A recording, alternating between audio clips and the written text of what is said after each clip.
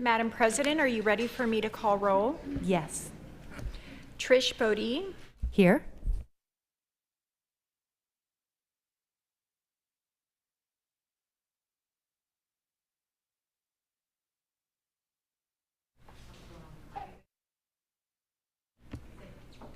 Anna Smith,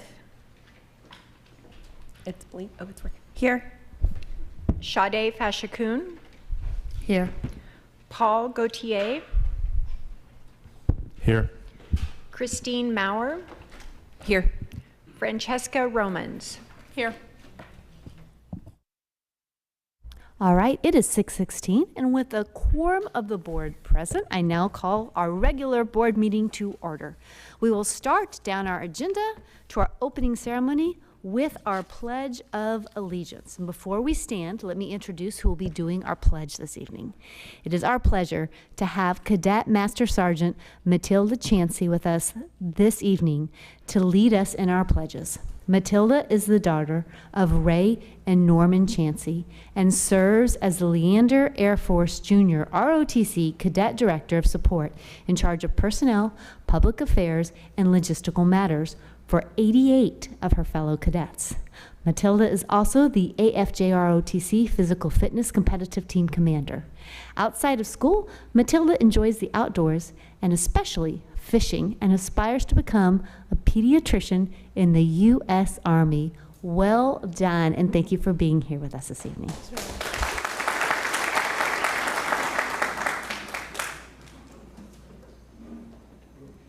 I pledge allegiance to the flag of the United States of America and to the republic for which it stands, one nation, under God, indivisible, with liberty and justice for all. I honor the Texas flag. I pledge allegiance to the Texas, one state, under God, one indivisible. If you'll join me in a moment of silence, please.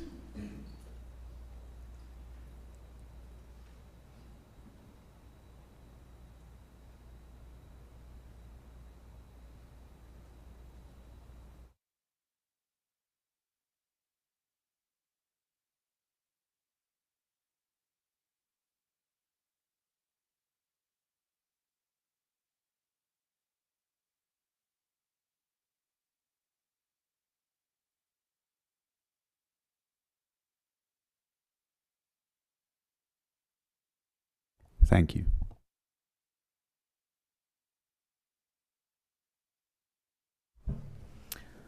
All right, we will go ahead and move now to our recognition.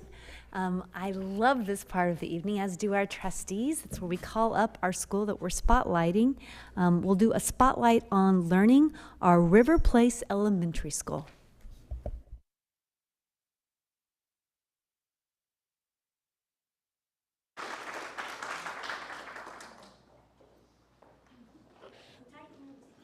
Yeah. See, yep, right there. Good evening.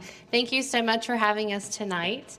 My name is Dr. Amy Sharp. I am the proud principal of River Place Elementary. And we're going to go ahead and do introductions, and then we'll start talking about how awesome our school is. Hi, this is the Amy table. I'm Amy Owens. I'm a PTA board member and have 2 kiddos at River Place Elementary. Good evening. My name is Mark Grace. I am the assistant principal at River Place Elementary and hallway walker. I'm Ben Corbell. I'm a 5th grade student at River Place. Hello, I'm Kenzie Hansen, and I'm a 5th grade student at River Place. Okay. I do have a presentation that I was going to go through. Oh, there we are. I wanted to start off with the way I started my school year with my staff, telling our story. I use this picture book because literacy is a big part of what we do in general in education, but the book really spoke to me because when we start a campus, we have a foundation in our vision that we start off with, and we start building a community around it. Throughout the years at River Place since 2007, there's been a great foundation built, and in the picture here, you'll see the little girls building her sandcastle and with her vision and really working alongside other people at the beach. The next picture, she starts having people join her in making this wonderful sandcastle, and this vision starts growing from other people coming into that picture and really helping her make her vision come to life. And then a wave comes and it kind of takes everything away. I started the year off as a new principal with my staff this way to show them that that wave really has been the pandemic and has been COVID. And I don't want us to feel this way, where we're looking at what we lost and feeling extreme remorse and things that we don't know what to do, and we're just staring at a blank slate and really feeling blue. And I sat on this picture for a while with both my parents as well as my staff to remind them that we need to get out of this space, because we do have people who still want to work with us and partner with us. They just don't know how to show up anymore. And me being the principal is to really guide that vision and that partnership, because if I don't, then who's going to do that with me? And the picture book, the next page, really tells that story, because the people that were helping her build that beautiful sandcastle came back and said, we can do this, I'm gonna do this, we. And she turns around and says, we? And she realizes she has people around her. And a lot of the beginning of the year was trying to show that in the past we didn't have a we, and if we had a we, it didn't feel like something we could touch. And now this year we really can, and there is a new way to go about it. And so tonight, what we talk about is really how we've re-engaged our families to be who they need to be for our students.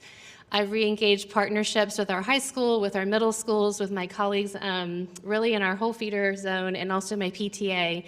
And tonight you'll have a chance to look into that and see that. We'll go through the campus improvement plan and that focus that I share with my site-based committee and letting them know they're part of it too, because I can't do any of this work and our vision as a campus if I don't have that partnership there. And so when we talk about these, I do want to know that's part of our campus improvement plan that I know y'all know really well as a board, and how it connects to our campus. And the first part of it is re-engaging our parent and teacher association. Amy has been a huge asset and part of that too, and our counselor has been a great part of it as well, Miss Randall. I sat with her for a while, asked her what are some of the things that we've done in the past that are Leander and the way we engage into our families, and then what is something that's specific to River Place.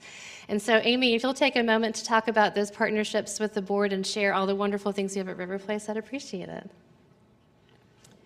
Hi, once again, it's Amy Owens. I have two kiddos at River Place Elementary, a kinder and a second grader, but I also have an 18-year-old stepdaughter who's at Vandergrift High School, so this is my second time around with PTA. So it's been interesting this year to kind of get re-engaged and kind of have a perspective of pre-pandemic, during pandemic, and now this after. It's been really exciting to engage and grow our membership. I'm the VP membership with the PTA. We've switched over from our Zoom meetings and hybrid meetings last year to going back to in-person. And it's really been nice. We've partnered with some local restaurants that sponsor to kind of encourage more families to come to the general meetings. We've also partnered with NJHS to provide childcare, so we can encourage more parent interaction to come to the meetings and they don't have to worry about their children. It really is my goal to have one voice for every family to get everyone really engaged and interactive in our school. Some of the programs that we've worked with, Run Club is a good one. We offer a Run Club in the mornings. It's like right after drop-off from about 7:10 to 7:45, and we encourage volunteer parents to come and take an extra eye, make sure everyone's being safe. And one of the things from the pandemic is that a lot of parents work from home now, so they can volunteer for a Run Club and then log in by 8 a.m. every morning, and the kiddos love to see their parents. Another thing, again, with the advantage of some parents working from home, at the beginning of the school year, we had some staff shortage with the cafeteria. And then, as you may or may not be aware, the Leander cafeteria menu expanded. And so that put extra stress. We had a group of fantastic parents that were able to come and volunteer, help with food service so that the kids were getting more than 10 minutes to eat during lunch. My husband was supposed to come tonight, but he had to work out of town. He's been a big part of Watchdogs, which is a program that he did back when my 18-year-old was at River Place Elementary. And that's really getting more dads involved, more male figures up at the school, whether it's reading to kiddos, extra hall monitor or recess time. And that's a really good program that we have working there. So that's just a few of the many things that PTA is working with and encouraging volunteers to come up to the school. And Amy's being very modest. Our district is now #1 in growing our PTA membership, and I know she's been a big part of that too. But the partnerships that we have and the committees through PTA and the committees in our campus really do grow those partnerships. And that work does look very unique, and I want to make sure we have our students' perspective too to show the impact of the systems that we have in place in our campus with our parents and our businesses to help support them. Excellent, thank you. So we really felt it would be important to bring the student voices out because everybody who came up to us told us, A, this is your favorite part of the meeting, but also that it refocuses on what we're here for. We're here for the students. So we've asked our 5th grade students to talk a little bit about some things that Ms. Owens has brought up. And so I'm just going to turn to them. We're going to have a conversation. You guys can listen in, all right? All right, so Ben, you heard talk about Watchdogs and we heard talk about PALS, which are Vandergrift High School students who used to be at River Place and come back and they then serve the students. So what have you seen PALS or Watchdogs doing around on campus? I've seen them helping out with kids who might not be having the best day. They can cheer them up and just help them through their day. And how does that make the campus feel when you see all of these volunteers around coming to help out? Makes me feel happy that I know that there's people that actually care and focus on us. Yeah. I love that, and I'm gonna echo what that is. So River Place has become kind of a second home to me, and one of the things we really love is the embrace of the community out there. There's nothing that where we ever feel like, hey, we're on our own. We love that.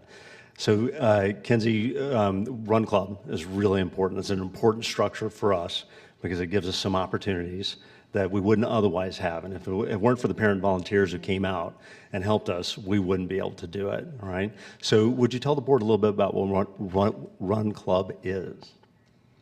So Run Club is a thing where you, in the morning when you first get to school, you get to run laps, so you're getting physical activity. Then afterwards, we go into the cafeteria and have a lesson about our mental state so we can interact with others better. And so having that opportunity to talk about things like empathy and inclusion, right, which we've done this year, and conflict resolution, how does that help you as a student? I feel like when we first got back from COVID, there was a lot more fighting and stuff. And then when Run Club came back, I felt like we got much happier and there was less arguing and more happiness just in our community. Either one of you want to add anything to the board? I feel like it helps resolve conflicts in our school. Absolutely, I love that very much. And we did not have a pal who come out with us, but I was at a middle school, out at Canyon Ridge Middle School, and it's been, and I saw them when they were in 8th grade, and now they're juniors and seniors, and they come back, and every time I walk in the hallway, I say to them, thank you for working with our kids. Thank you for being here and being part of this larger community, because it's important that as they give back, and the skills that they're giving our kids, whether they're the mental skills or whether they're just helping with the academics, like they're setting a vision for our students in the future. And so when you hear our students reflect, as well as our parents, I'm hoping that you're able to see the slow but steady impact that we're making in our community, because together we're trying to get back to the vision of not just making what we had in place still in place, but also making sure that we're working together to make it even better. Thank you so much for your time today. We really do appreciate having some time to really showcase what River Place is and how amazing our community is. We appreciate all the work you do and have yet to do for us. Thank you.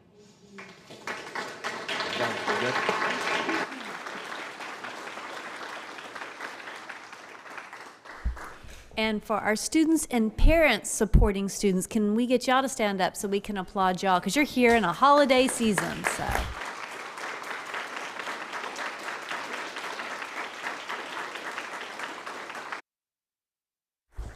Thank y'all for making this time and for giving us that tremendous update. Board members, as usual, if you have any questions, follow up individually.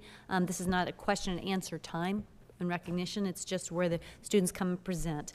We'll now hear the following recognitions on video. UIL State Cross Country Medalist, Cedar Park and Vandergrift High School. UIL State Band winners, first place Vandergrift High School, fifth place Vista Ridge High School.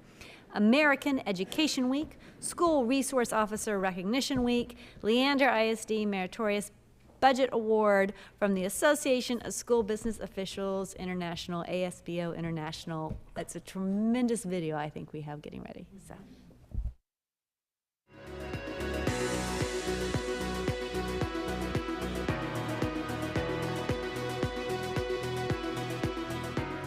Hello everyone, my name is Charles Corson and I'm from Cedar Park Middle School. And I'm Linnea Hagan. We're thrilled to help recognize some amazing people in #OneLISD. In November, we celebrated American Education Week. Here's Superintendent Gearing with a special message to our administrative and campus leaders. Hello LISD. Our principals, our assistant principals, our deans of instruction, and our other administrative leadership team are some of the most important people in the district. They make sure that the environment is right for our learners to do what they do best, and that is learn. So we want to say a huge big thank you for the timeless effort and energy that our leaders put into making our public schools what they are, the best environment for our community kids to learn. Yep, we think our principal is pretty awesome too. Thank you, Dr. Morgan, for making our school environment fun. This week, we're highlighting our partnership with law enforcement through School Resource Officer Recognition Week. Let's hear from our Director of Security, Russell Bundy. Hello, I just want to come to you and thank our school resource officers for what they do for our district and the true dedication that they have to protect and serve our students and the passion they bring to our district. And again, we want to thank you. On behalf of CPMS Middle School, we would like to thank Stephanie Cash for helping support our campus. In other good news, we've seen some great runs of success for Leander ISD, from band to cross country, plus the district's finance team make a statement. With pride and excitement, we're celebrating success at the highest levels of competition. At the UIL State Cross Country Championships, we can now call 2 LISD student athlete medalists. Cedar Park High School junior Isabel Conte de Frankenberg placed second, making it to the podium 3 years in a row. Vandergrift High School senior Kevin Sanchez defended his 2021 6A championship, bringing home the gold medal yet again. Overall, the Vandergrift boys team earned silver. Congrats to these amazing athletes chasing greatness. Marching toward victory, LISD's 2 6A high schools played on a UIL State marching band contest. The Vista Ridge Ranger Band placed 5th in competition at the Alamo Dome. Ultimately, the Vandergrift Vipers notched 1st place in San Antonio, capping a wildly successful showing for LISD bands. Congratulations to Leander ISD's Finance Department. The team received a meritorious budget award from the Association of School Business Officials International for excellence in budget presentation for fiscal year 2022 through 2023.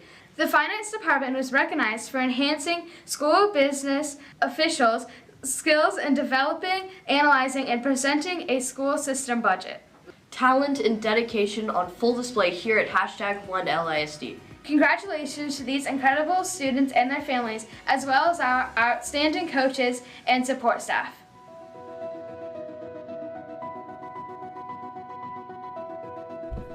So bored, not only am I getting all weepy because of all the great things the district has done, it's also seeing our student voice and our students, you know, sharing that with us is amazing. So not only do we have our student voice with our Pledge of Allegiance, and we had it with our Spotlight on Learning, we saw our student voice full front and center as they brought those recognitions, and we're gonna see student voice again as they introduce the next item on our agenda as we move to citizen comments.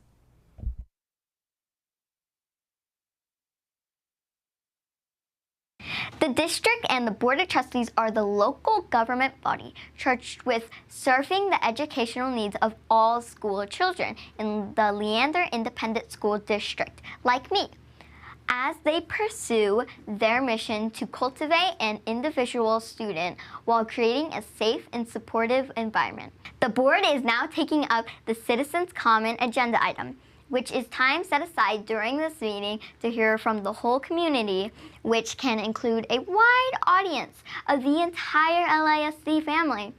Still, remember that there are other ways you can communicate with the board.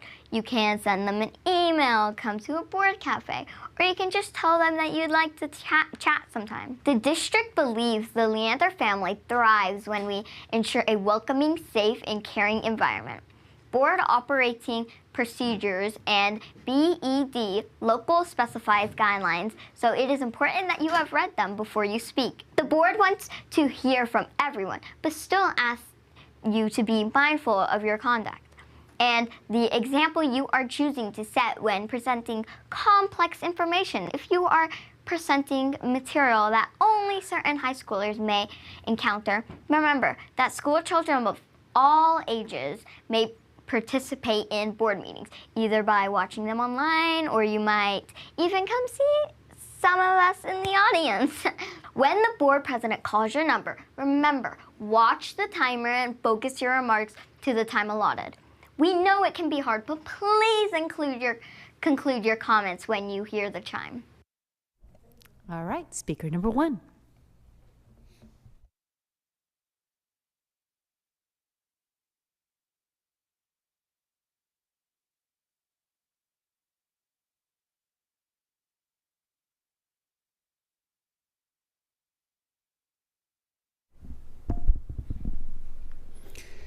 Good evening, board members.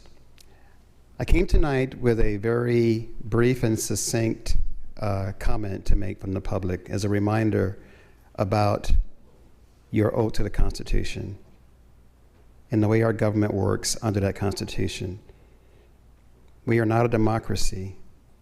We are a representative republic, which means that you've each been elected to represent everyone in the community, not just the people who agree with you. That Constitution also has very strict guidelines, including punishment for not keeping that oath. I'm here as a community member of this community and a parent with 6 children that have gone through the school system to remind you, you represent everyone. You've got a public meeting item tonight coming up on financial integrity. I found that very interesting. I didn't sign up to speak, but in my last few seconds, I'll remind you of one thing that many parents have been talking about. How much money did this district spend on this past election using taxpayer dollars? Thank you. Thank you. Speaker number 2.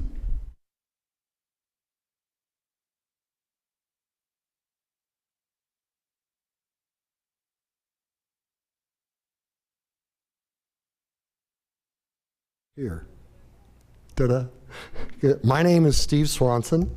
I'm a grandparent, retired business executive and engineer, and with 30 years of volunteer experience in Texas public education at campuses, school districts throughout Texas, TEA, and the legislature. This 30-year experience was inspired and informed by my time with Leander ISD, time with Jim Plain, Ellen Scoviera, Tom Glenn, Monta Aiken, Jimmy Disler, Tom Blackwell, John Gupton, Grace Barbara Jordan, and others during the creation and implementation of the Leander Way.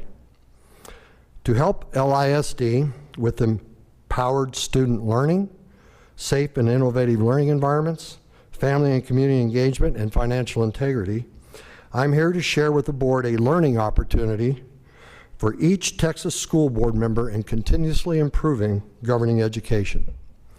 This opportunity aligns with the Leander Way.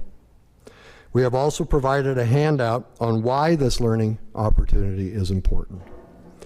A video describing why will also be shared by email. We look forward to hearing your thoughts and questions, and you should see a letter that has a learning opportunity attached to it, and you should see a handout on why this learning opportunity is important. Thank you. Thank you, speaker number 2. Speaker number 3, you're invited to come up. This is not yet the public hearing. This is just the general citizen comments portion.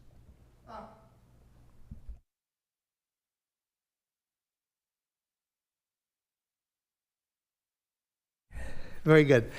So on the general comments, I'd like to say something about the fact that in our recent election, there was a lot of disinformation that was sent out by our school district regarding the propositions A and B, and claiming that, you know, the big claim was that our tax rate was being lowered, and there was no mention of the fact that our taxes were being increased. And of course, it was what this board decided to do was to play with the buckets of INS and M&O and move taxes from one category over to the other category with the full plan and intention of raising taxes in the other category here within a few months. For several months, this board has talked about an additional $1.4 billion bond issue coming up for vote this next year.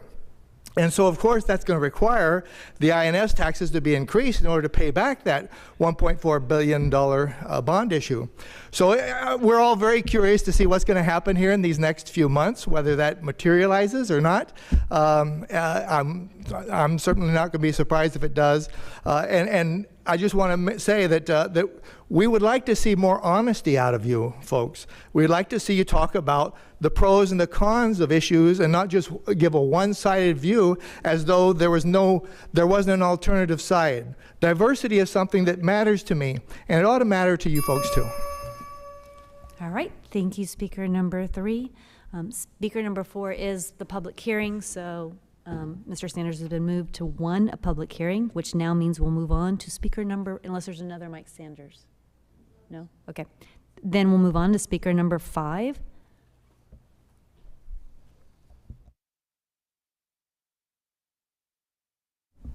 Good evening, and thank you for your service.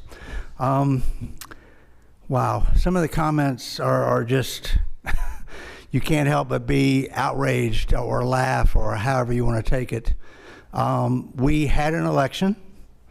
The majority spoke, and 4 moderate candidates won that are pro-public education. 1 candidate won that was involved with a gang of people that spread all kinds of misinformation, disinformation, falsehoods, whatever you want to call it. I was there at the polling places. I saw it. I heard it. There was even physical assaults that occurred. So anyway, I was happy to see that the board spent some time talking about team building and teamwork recently. One of the issues, I've worked in that field as a facilitator in the federal government and the state government and in private industry. One of the dysfunctions with teams can be truth telling and building trust. So that's something that I hope that the board is able to get through. But remember, the majority of the people have spoken, and we've elected you, we trust you, we have your back. We thank you again for your service, and happy holidays. All right, thank you very much, Speaker. All right.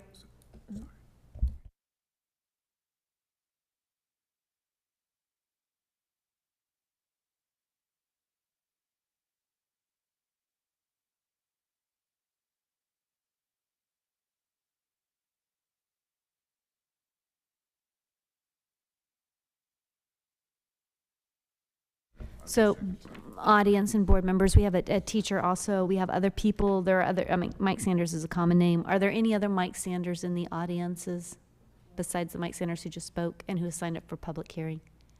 Okay. Thank you. Yes. All right. So we're now going to conclude our citizen comment portion and open up our public hearing. Is the intent to go ahead and have our public hearing present, and then we'll open up for our speaker? We have 1 person, Mike Sanders, signed up for public speaking after we have our presentation. So we'll go ahead and move to the public hearing. Board members, I have put on the leading on my board book. So for our new board members, if you want to follow, we will be skipping around possibly a little bit tonight in the agenda, so you can follow along. We'll now call up the public hearing school for first, the Financial Integrity Rating System of Texas.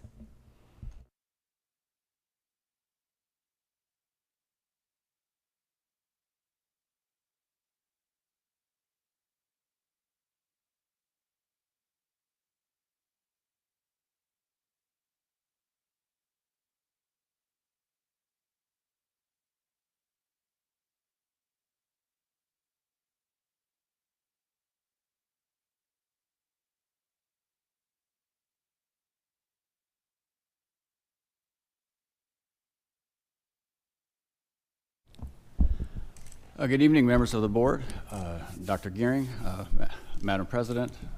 My name is Pete Poppy. I'm Chief Financial Officer at Leander ISD. I am here partnered tonight with Dana Paulson, who's one of our executive directors. She is going to give the presentation on School First. We'll have a little couple clarifications at the end of the presentation, and then if there's any questions from the board or community, we'll go from there. Thank you. All right. So good evening. Tonight, Mr. Poppy and I are pleased to present the 2022 rating for our Schools First rating. Oh, yeah, go ahead. So first, of course, is our Financial Integrity Rating System of Texas. It's our statewide accountability for Texas school districts.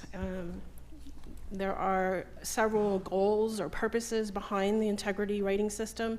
And first and foremost is to hold districts accountable for the quality of the financial management practices within the district.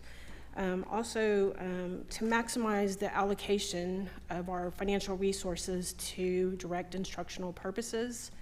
And last of all, it creates transparency and discloses the quality of the decisions that are being made by our board and administrators to serve our students.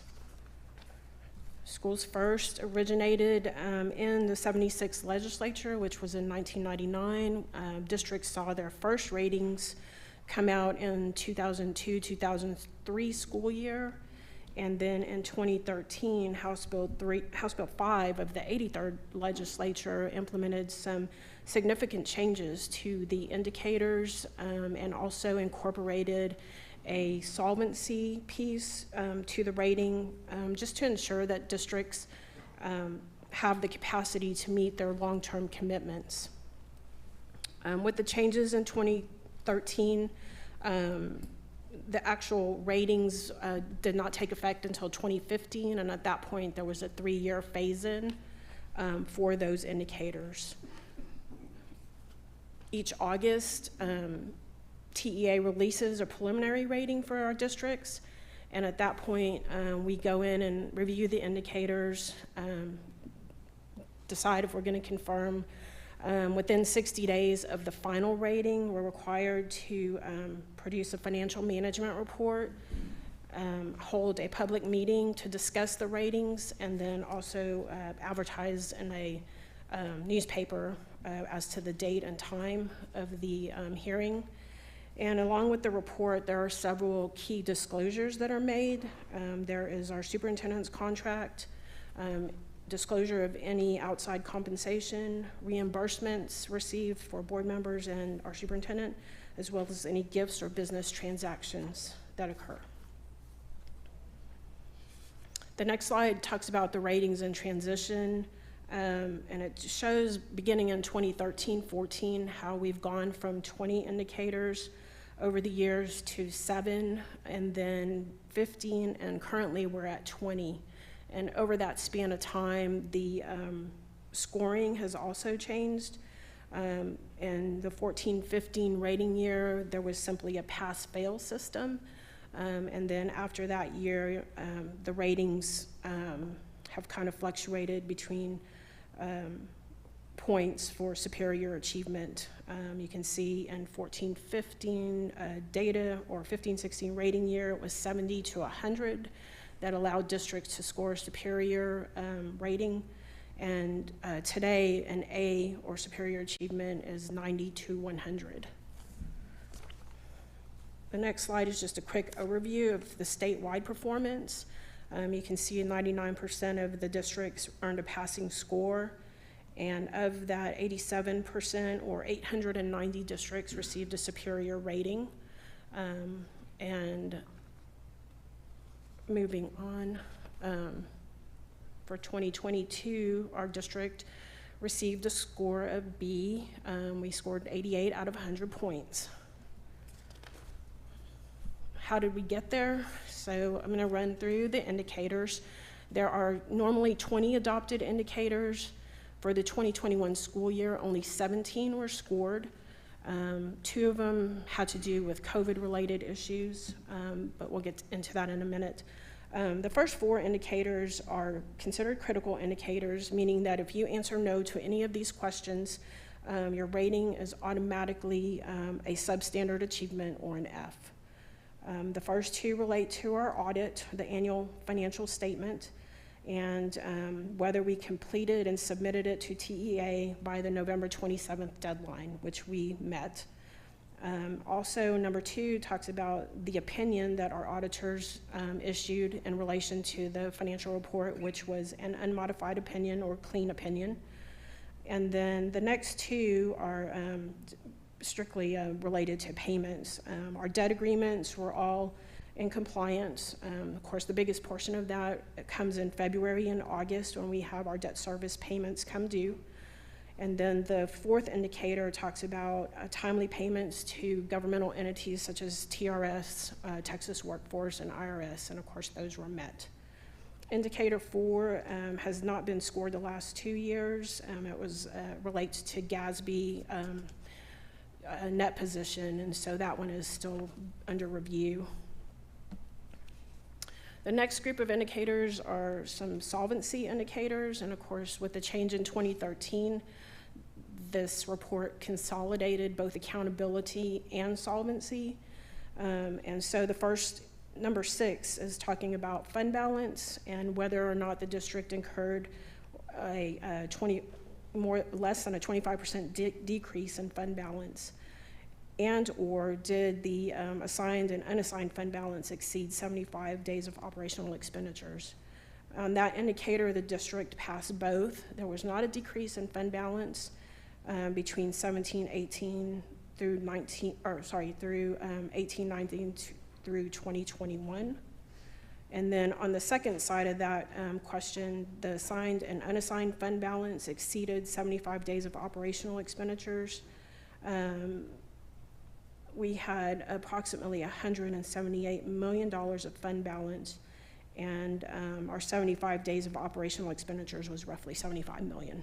So we were well in excess. Indicator number 7, 8, and 9 pertain to liquidity and the ability for the district to meet its short-term obligations.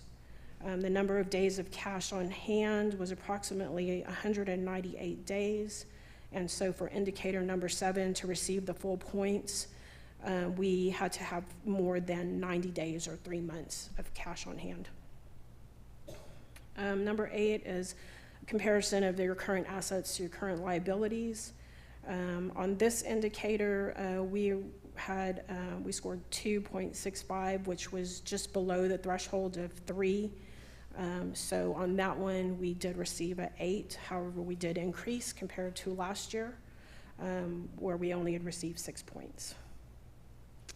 And then indicator number 9 is just looking at, did we bring in more revenue than what we spent? And so that one, we received the full points. Our revenue was roughly $368 million compared to our expenditures at $364 million. And then same thing, there's also another piece here, was the school district's number of days of cash on hand greater than or equal to 60. And as I mentioned in number 7, we were at 198 days of cash on hand. So we exceeded that 60 days.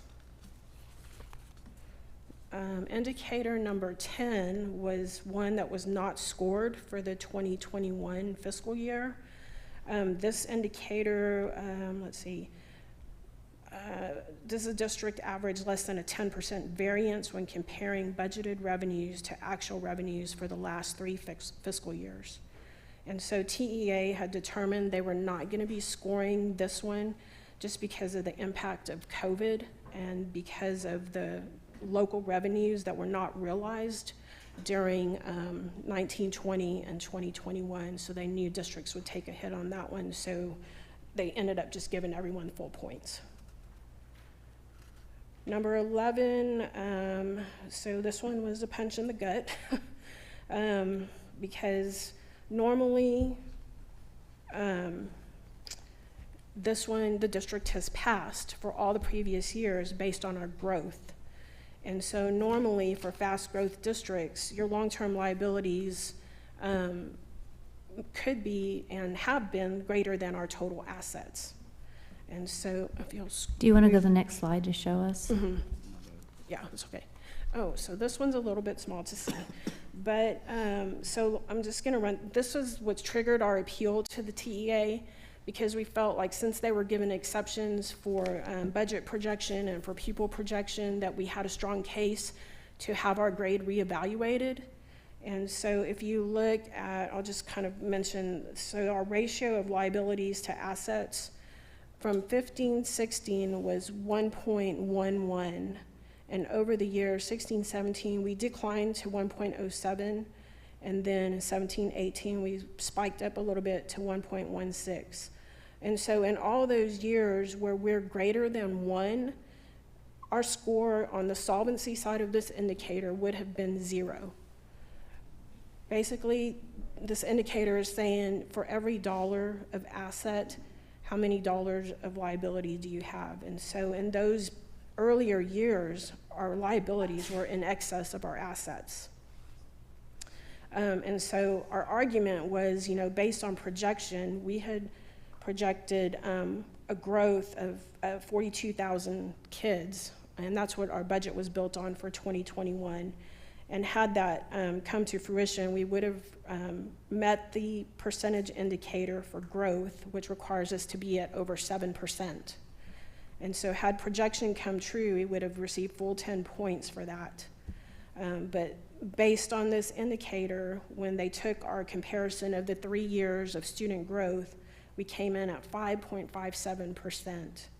And so since we did not automatically meet the 7, then they turn around and look at that solvency indicator.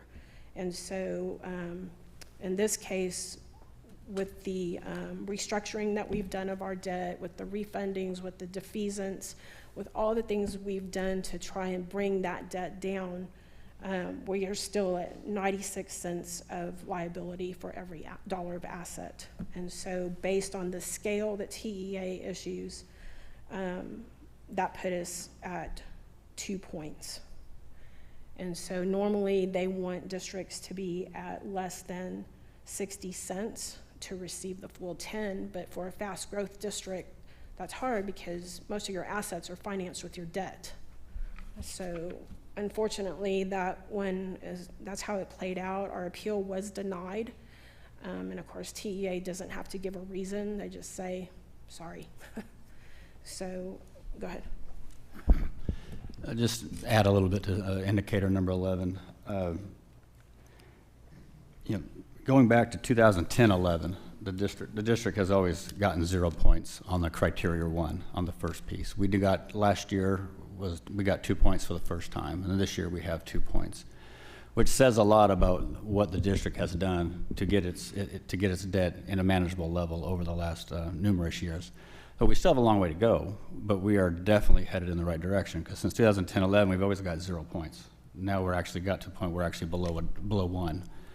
And then, if you really look at the question, the state realizes if you are a fast growth district, you have to, if you're planning, you're doing things right, you're going to have bonds, you're going to have debt while you build the infrastructure, and that's going to be built prior to being fully grown out. You're going to be running at a negative. That's why the state built this indicator in this manner, with giving you 2 criteria. So you can meet it one way or the other.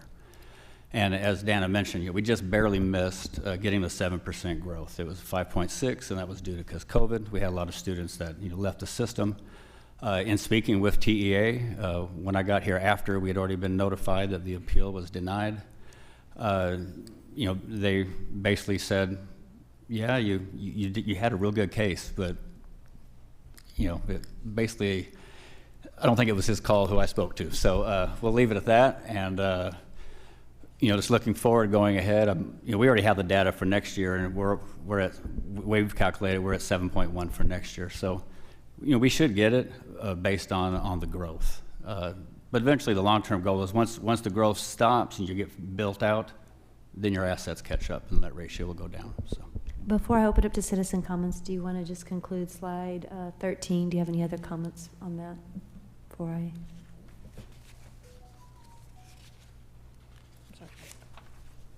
You want to finish? R12, R13, sorry. Oh. Say indicator 13? Do y'all have any other thing? Do y'all want to say anything else, or are we done and we'll go ahead and move to citizen comments? Oh, yeah, we have a couple more to go through. Okay. Okay, so indicator 12, can you go back? Sorry, my bad.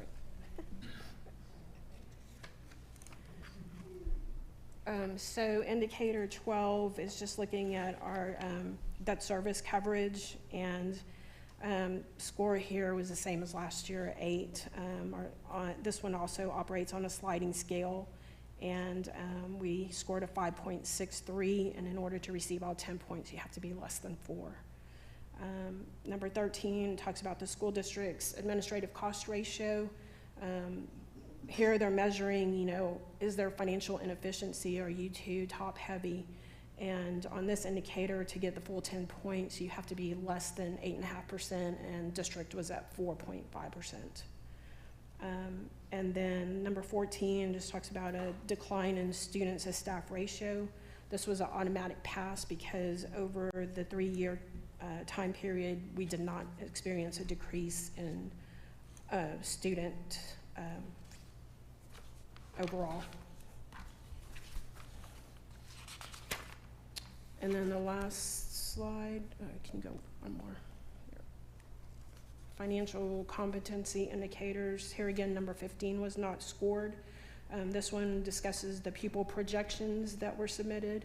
And for the 2021 biennium, these projections would have been submitted in the 4th quarter of 2018, which was well before the impact of COVID. And so TEA again here agreed to waive the requirements on this one. And then the last 3, is there any discrepancy between the PEMS data that is submitted compared to our annual financial report? There's a 3% allowance, and for us, this was 0.00126, so a very minuscule variance. Number 17 and 18 also refer to the annual financial report. Were there any weaknesses in internal control or non-compliance with grants contracts? And both of those repassed. And the last one just talks about, number 19 talks about are we posting the required information? And so, of course, the Financial Transparency website has these required postings as far as budget information, annual financial reports, check registers. And number 20, did the school board discuss the district's property values at a board meeting within 120 days before the district adopted its budget? And we passed on this one. That was a discussion that occurred in April of 2020, and the budget was adopted on June 18th. So we were within that timeline. And so overall, that gave us the score of 88. And we will go back, we'll take our 22 audit that we just finished and presented last month and put them into the template to see where we come out, and then see if TEA will address any changes or waive any of the indicators again for the 21-22 year based on COVID. Before we go to board member questions, we need to go to our citizen public hearing. So we have 1 speaker signed up. Speaker number 1, same rules apply as before. Good evening, board and superintendent. My name is Mike Sanders, and I want to say a little bit about our financial integrity rating from the TEA. We have a rating of 2 out of 10 in the area of long-term solvency, which is test number 11 out of the 20 tests that were applied to every school district within our state. There's been some talk here about the fact that in previous years our rating has been a 0, and in fact if the test was applied right now our rating would again be a 0 because we have added, since in the last few months, an extra $100 million of debt. And when this report was calculated, it was calculated on the difference of only $52 million between what we owe and the value of our assets. So in other words, our debt was 97% of the value of the assets. We're now underwater. With adding this extra $100 million in debt, we now owe more than the value of our assets. Typically, when families are in that kind of a situation, like, for example, in a home mortgage, you say that they're underwater. Right? They owe $500,000 on a property that's only worth $400,000, so they're underwater. Well, right now, LISD is underwater. We owe more money than the value of our assets, and in addition to that, this board has already talked about adding another $1.4 billion in debt next year with new bond issues. All right. Board members will share the mic and try to each ask a question if we have one. I do want to address one question. So if the tests were applied, I think citizen comments, it was said that our result would be 0. Is that correct, or can you clarify? Well, the statement was if we took the numbers from 2 years ago and added the debt, the bonds that we just sold, it would be 0. But that number, again, if you're going to add the debt we sold recently, you probably need to update your assets and everything as well. So if you update everything, then... And that will be in the next year. That information will be in there. But this is as a moment in time, as of the 2021 school year.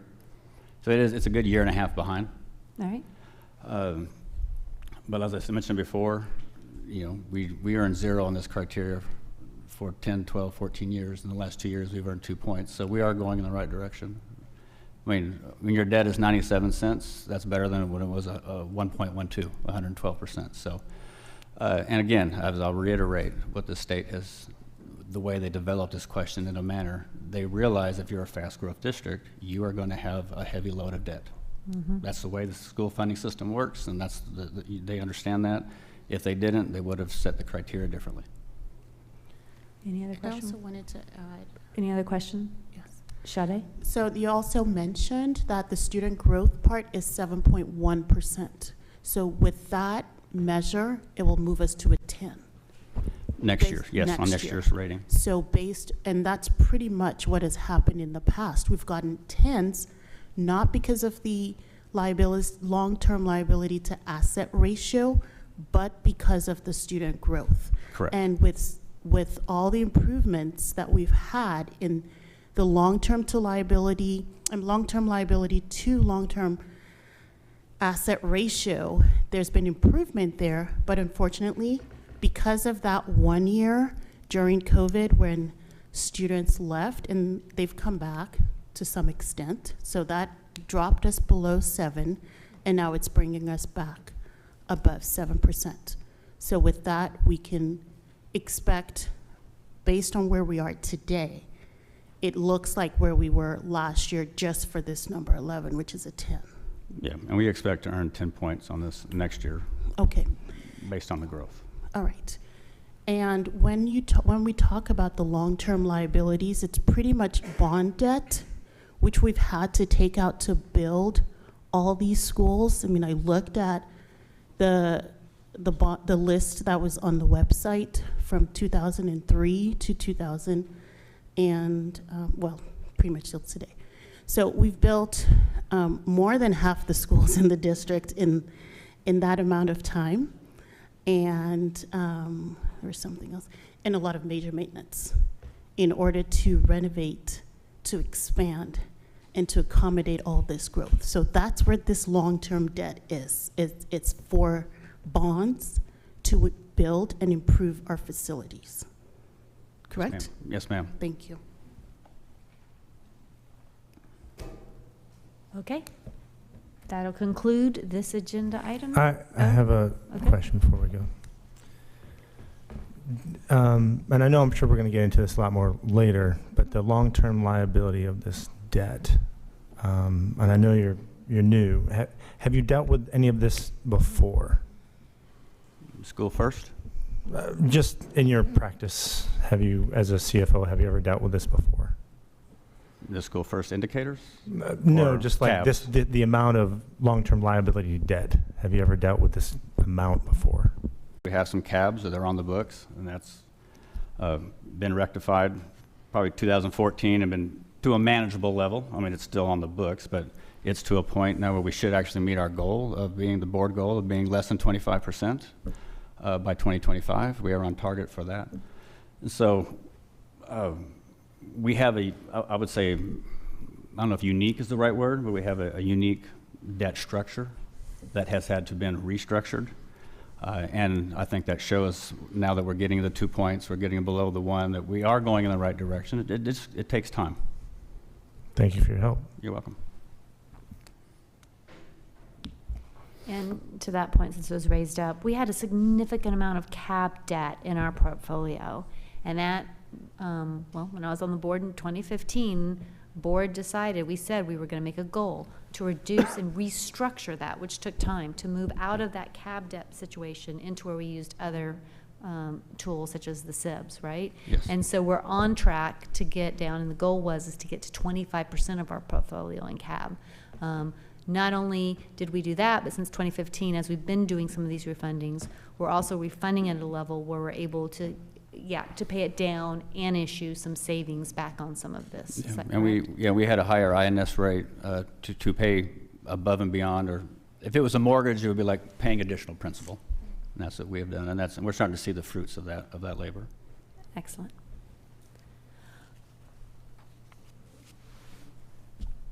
Okay, just making sure I'm looking at the light, looking at faces. We're moving on then. We're going to close this agenda item out, and we will now be moving to, we're going to do our consent agenda.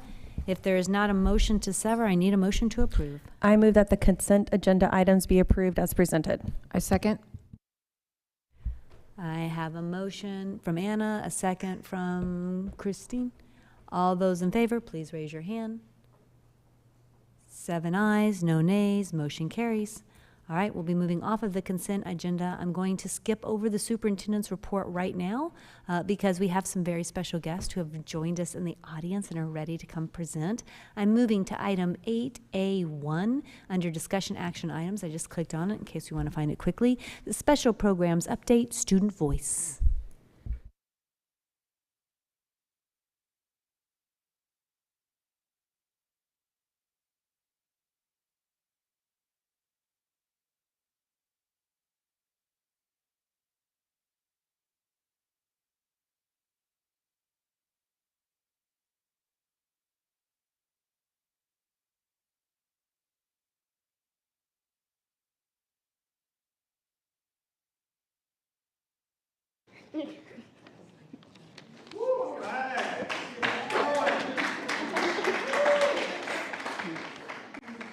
Good evening, Madam President, board members, and Dr. Gearing. I am, for those of you that are newer to our board, I'm Kimberly Waltman. I'm very proud Executive Director of Special Programs and Services in our district. And I have the opportunity tonight to present about our student experience. There's nobody better to present about student experience and special programs than our amazing students. So I have the easy job tonight, and we get to hear the voice of our students. I often tweet or I'll say in my presentations that student voice is the best voice, and when they speak, we need to listen. And so they are going to help me present tonight, and we're going to start with the first question of tell us who you are, what campus you attend, and why you receive additional services in Leander. Hi, I am Kira Phillips, and I am I come from Cedar Park Middle School, and I have dyslexia. Good evening, everyone. My name is Steven Smith. I am a senior at Leander High School. I qualify for services because I have autism and an upper limb birth defect. Hello, I am Madison Totaro. I am from Vandergrift High School. I am a sophomore, and I qualify for special ed services because I have ADHD and dyslexia. I'm Zia Momin. I'm from Vandergrift, and I qualify for SPED services for reading and math disability. Hi, I'm Kirk France, and I'm in 18-plus transitional services, and I qualified due to my autism. Awesome. So talk to us about your favorite thing about school in Leander ISD, and what do you wish people at school or those listening knew about you?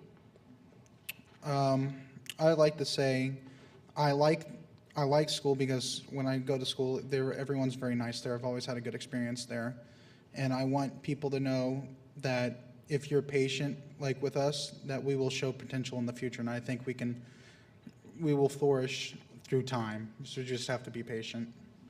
Kirk, I'm going to put you on the spot. You talked about school.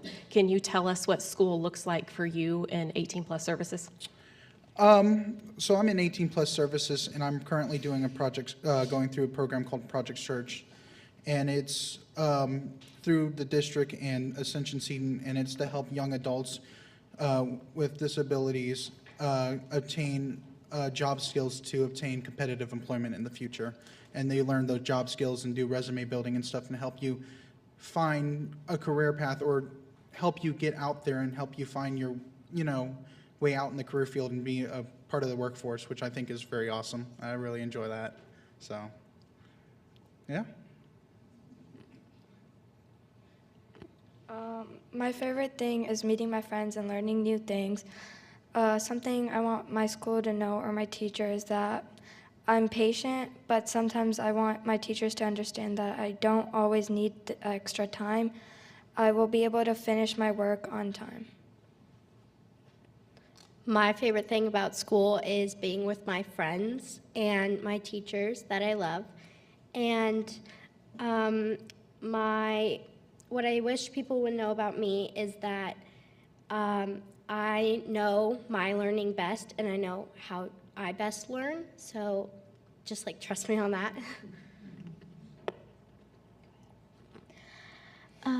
My favorite thing about school is seeing all my friends and all my teachers, I guess everybody else here. And I want people to know about me that I am sometimes not so patient, and since I'm not patient, I get overwhelmed easily. So sometimes it's just easier for me to take breaks through class and, have my mind reset. I like meeting new people, talking to them. I like making and seeing my friends. I like learning new things and also participating in lots of my classes. As for things that I wish, I don't feel that I have anything that I wish people knew about me. I feel that I'm very open, honest to others. Most of my peers are very aware of some of my disabilities, and they also know that I can succeed despite having them. We talk a lot about inclusive practices and inclusion in Leander.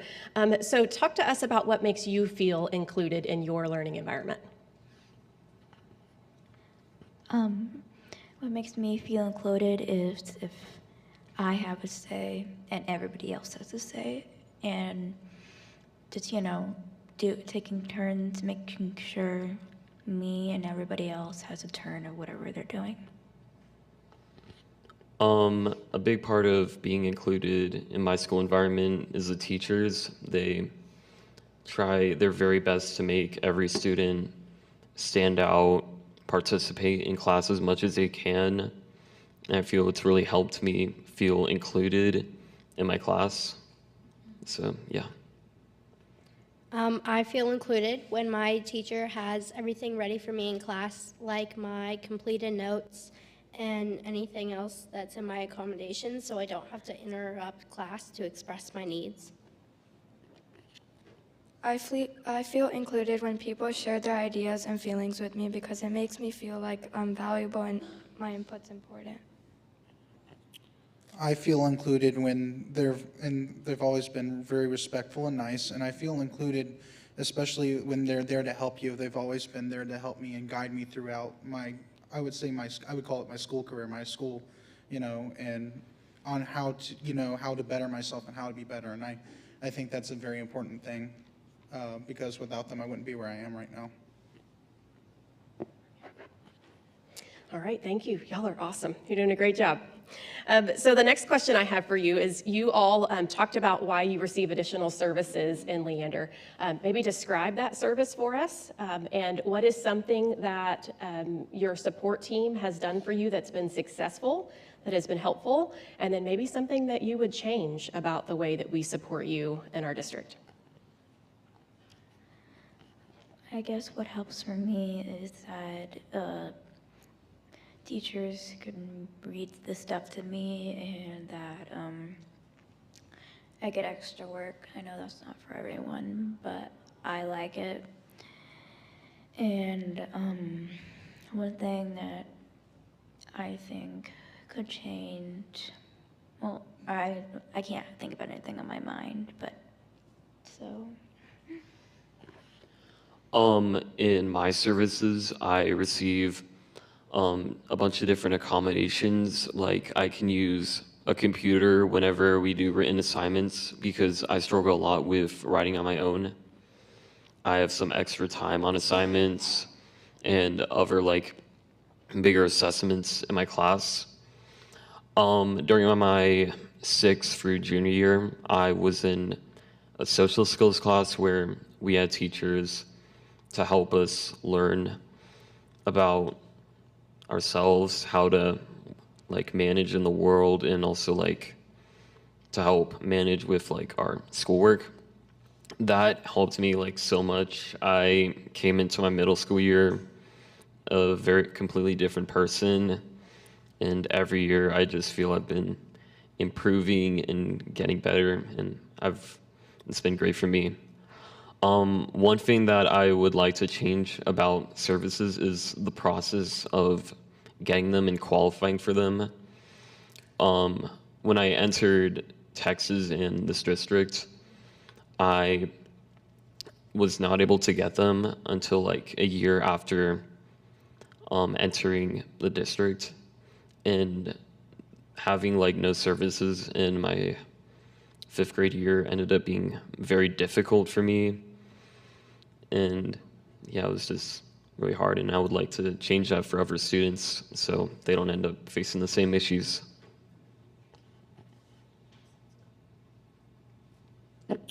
I would say, for me, I get services like extra time and like accommodations. Like if I were to do writing of long things, like a very long list or an essay, I'd use my computer to type that out. I rely on a calculator to do a lot of math because I'm a dyscalculia, but general accommodations like that. One thing I would change is knowing about some of these, knowing more about these services that you guys can provide, and after transition, like after getting to there. So I think if earlier, and maybe right at the beginning of high school would be a great time, where I felt like, or at least maybe middle school, because I feel like when you're in that transition, like going to middle school to high school, you really start to try to think of what career you want to do or what path you want to do, and try to find the right fit for you so you know where to take your life. And I think if I would have known a little bit sooner, I could have planned out a little bit and see where I could have gone. Other than that, all my services has been excellent. One service is when my inclusion teachers check on me to make sure I'm understanding everything. It helps me feel secure so I can use their help when I need them. One thing I would, there's nothing that I want to change about my services. I help to plan my own accommodations and what feels right for me. One of my strengths is advocating for my needs. A support that has helped me be successful is having test questions read to me. It's very difficult for me to comprehend when I read, so that makes it a lot easier.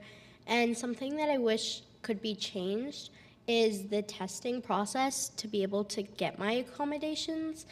They're extremely long. I have to be pulled out of school for them, so I'm missing what I need to be learning, and then I get far behind. And it's just not helpful to me, because for me it stays the same. And So, yeah, that's it.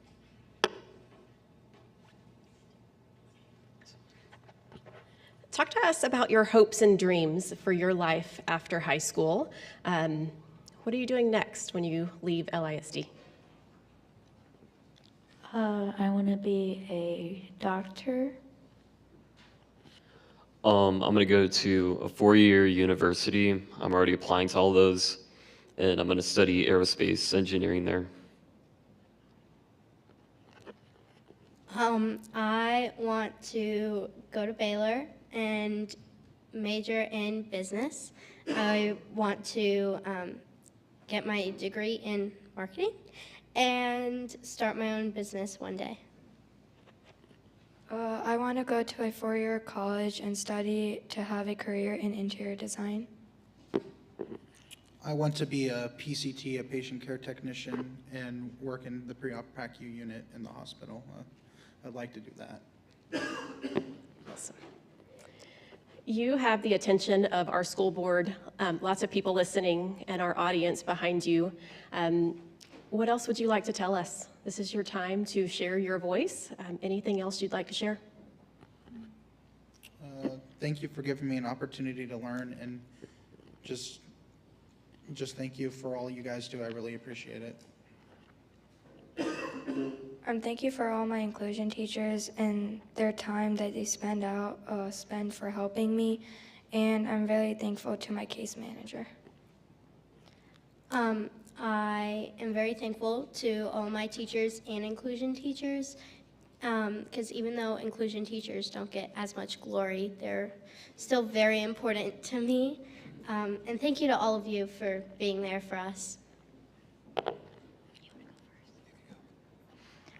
I would like to say just thank you for everybody that's putting money into the school and everybody that's helping us learn, and and all the teachers that stay behind and stuff. I know it's a lot of work, and I know that sometimes it's very hard to do their jobs, and I know sometimes we have these to help them and the students, and I'm also very thankful for that. Big thanks to all you guys here for helping support me. I feel I couldn't be here without educators and community members. Big thanks to everyone here tonight for hearing all of us out and giving us this great opportunity to advocate for ourselves. And another thanks to the students here for sharing and providing their very strong voice. I agree with what Ms. Waltman says about the student voice.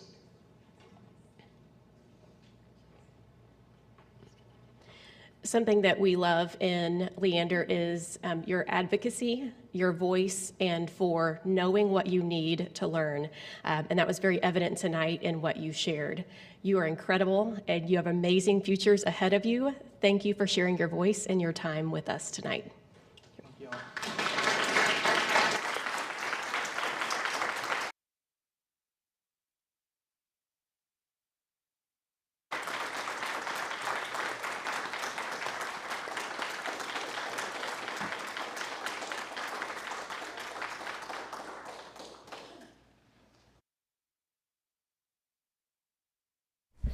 All right, so board members, this is our students here this evening. I want to tell our students thank you, each and every one, for being here this evening to share your voice.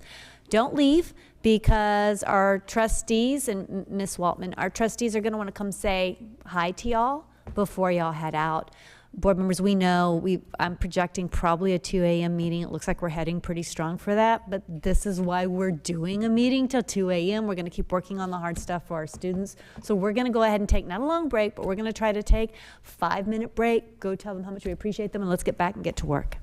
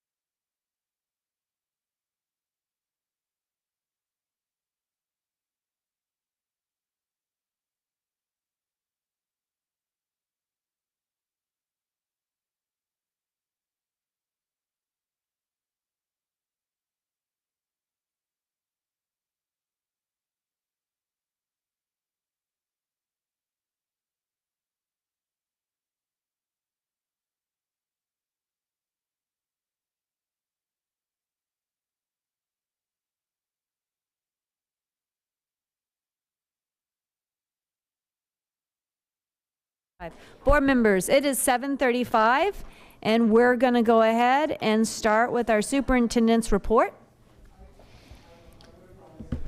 Thank you, Madam President. Just a second, let's get our trustees back up here.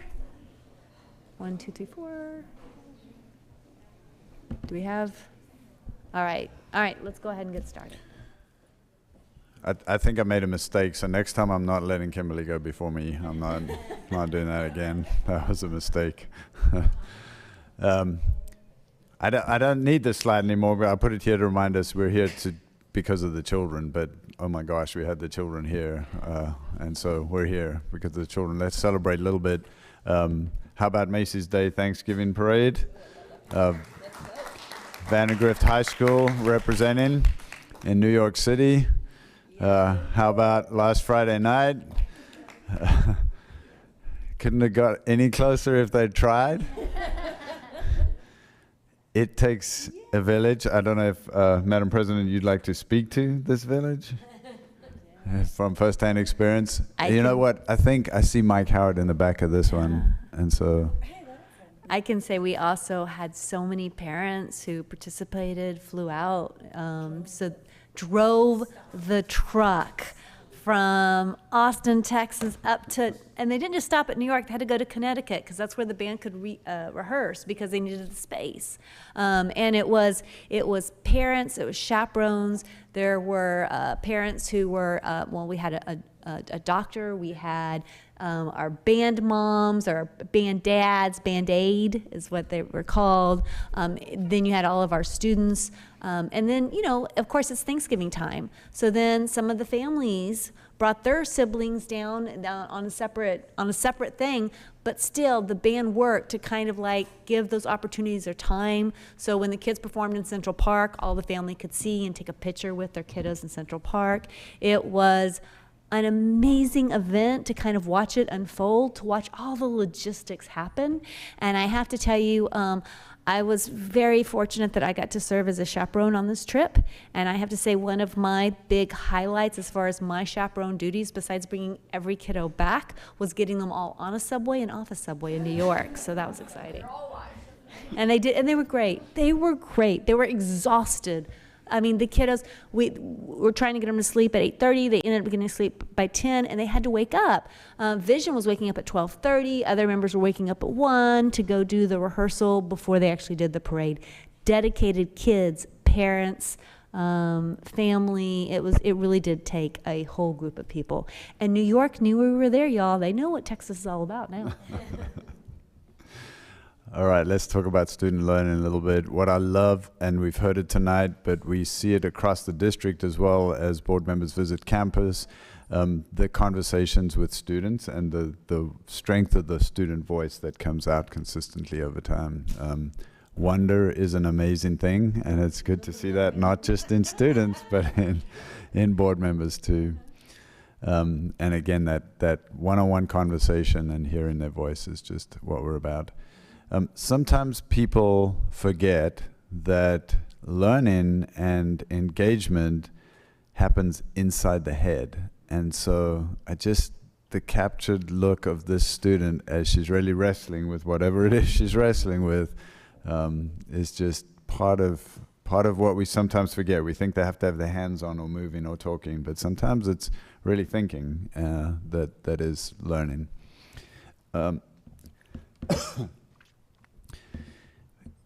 I want to give a shout out to SCR who did this really amazing social media push for our principals. And so these, I hope you've seen this, and so we'll just run through a few of these. Not only who they were and who they are now, but the little fun facts are really cool. And the history that we have in this district through its people is something quite amazing to me. And so to know that Chris's grandfather is William Winkley, and we know we have a campus named after Mr. Winkley. I love this. You met Amy Sharp tonight, and I love her fun fact. I wanted to be a teacher, and if that didn't work out, I thought becoming the president or an astronaut would be a good backup. And that But that to me really puts in perspective who we are as a profession, right? So thank you, Amy, for that. And don't mess with Maggie is all I can say. She knows wrestling, so. All right, coming up this Saturday at the Alamo Dome, state semifinal, Vandergrift High School. It's going to be amazing. And Vista Ridge Ranger Band going to the Rose Parade in Pasadena, California. Similar experience, lots of parents, lots of logistics, great things happening. You take your time. And we started with little kids, we end with slightly older kids. These are early college, high school kids, and just the diversity of this group and the incredible work that's happening over there at the ACC campus. Fun things. Thank you, Madam President. Board members, any questions?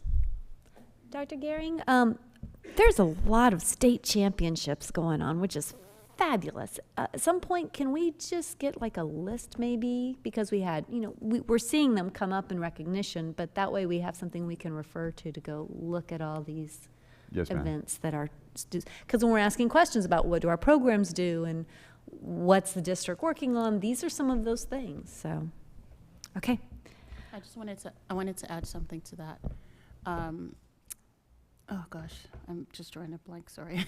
You know what, I'll just send you a message after that. There was another group of recognitions and that I've been reading about where some people said was missed, so I'll send those to him when I go get the list. Yep, thank you. Yeah, we love our recognitions. They're awesome. All right, we will go ahead and conclude that item. I'm sorry, I told y'all I would be leading and I didn't go up to the superintendent's report. I'm now clicking on superintendent's report. I'm moving down and we're going to go to our next agenda item, which is the student experience impactful family engagement formative review. And the question was asked, and I'll just give you all a heads up. You know we have a late meeting, that if there's the stuff we already know, we'll kind of highlight that and move to the meat of what it is we need to know, because we're going to have questions, I bet. We will try to move through as quickly as possible. All right, so good evening, Madam President, Board of Trustees, Superintendent Gehring. Thank you for having us this evening. My name is Christina Hardy. I'm the Chief Communications Officer, and we are going to go through and take this time to give you a progress report on year one of our district improvement plan as it relates to our 5-year strategic plan.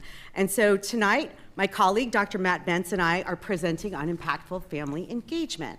So as we mentioned before, we are aligned with the district. We've created a strategic plan. Our core missions, values, our core beliefs, vision, and mission are all designed to work together. We used that hopes and dreams community conversation, which we'll revisit here in this presentation as well. But all of this, and in producing this presentation, we had the opportunity to see how this work has really come alive in keeping our reimagined graduate profile as our North Star. Good evening, everyone. So we continue to emphasize that all our endeavors are grounded in the mission, vision, and the core beliefs and aim towards the embodiment of that graduate profile. So the graduate profile is not designed only for students, it's also designed for us. And so that's what we're talking about today. What we expect for our students, we have to model for ourselves. So for impactful family engagement, there is a definite focus as an organization on contributing to our community through that skilled communication and collaboration piece. All right, so in looking at our 5-year strategic plan and thinking about that 5-year roadmap, our goal is to engage our diverse community by fostering positive relationships through reciprocal communication and collaboration, echoing what you've just seen in our graduate profile. And then our impact, students will experience support for academic and social emotional success through strong schools, family, and community partnerships. It's a beautiful thing to see that the beginning portion of this meeting is already a testimony to a lot of the work that has been done. And I just want to, I really appreciate that we've already seen that really come alive tonight. Christina, you are freaky fast, so I'm not sure if I'm gonna be able to keep up with you. But I know, I'm rocking. So this is an important. It was impactful. This, and I'm just getting tongue-tied already. This is an important goal, as you heard tonight from our folks at River Place, right? In fact, 22 of our LISD campuses have chosen one of the system responses within goal number 2. So you got the 3 system responses, and I was going to read them, but I'm not going to. I'm just going to move on and just say the structure of our presentation tonight will dig into these 3 areas, and I want to just direct your attention to the bold verbiage.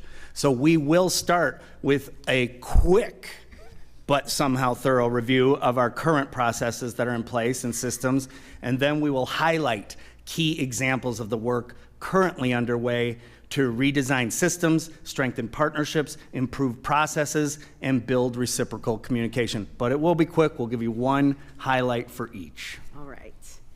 So when we started to begin this work, we really began this deep dive into impactful family engagement, and we tried to define it, but realized very quickly that we needed to define what family was first. And so we really consider everyone with ties to the district as a part of our hashtag #OneLISD community. So that includes our staff, our parents, our students, and our taxpayers. And that's families who have chosen different school options for their students, our empty nesters who live here but don't have students that are in the district, and even our younger couples who don't quite have school-age children yet. So how do we reach them? How do we continue to engage them? And we want to realize that with everyone has a different lens through which they view and interact with our district. And remember, being this in year 1, we are still learning a lot about what our community looks like and the best ways to create meaningful relationships. All right, so we'll begin with a review, or maybe I should say an overview, of the practices that are currently in place to address Goal 2. So as Christina pointed out earlier, it all goes back to the hopes and dreams conversations, the community conversations that we had a couple of years ago, as that's a perfect example of what bringing this hashtag #OneLISD family together can look like. More recently, we can reflect on the development of this strategic plan that we're talking about. The process brought together so many different members of our hashtag #OneLISD family to collaborate and contribute in an impactful way to set goals, the goals we're talking about and working on for the coming years for this district. What do you know? They built in a goal that emphasizes continuing family impactful engagement. So that's why we're here talking about it today. All right, so now we begin to do that big review of our systems by examining our family. And so I thought about depicting our impactful family engagement. I thought about how deeply relational this focus area is. And so that had me thinking about our vision.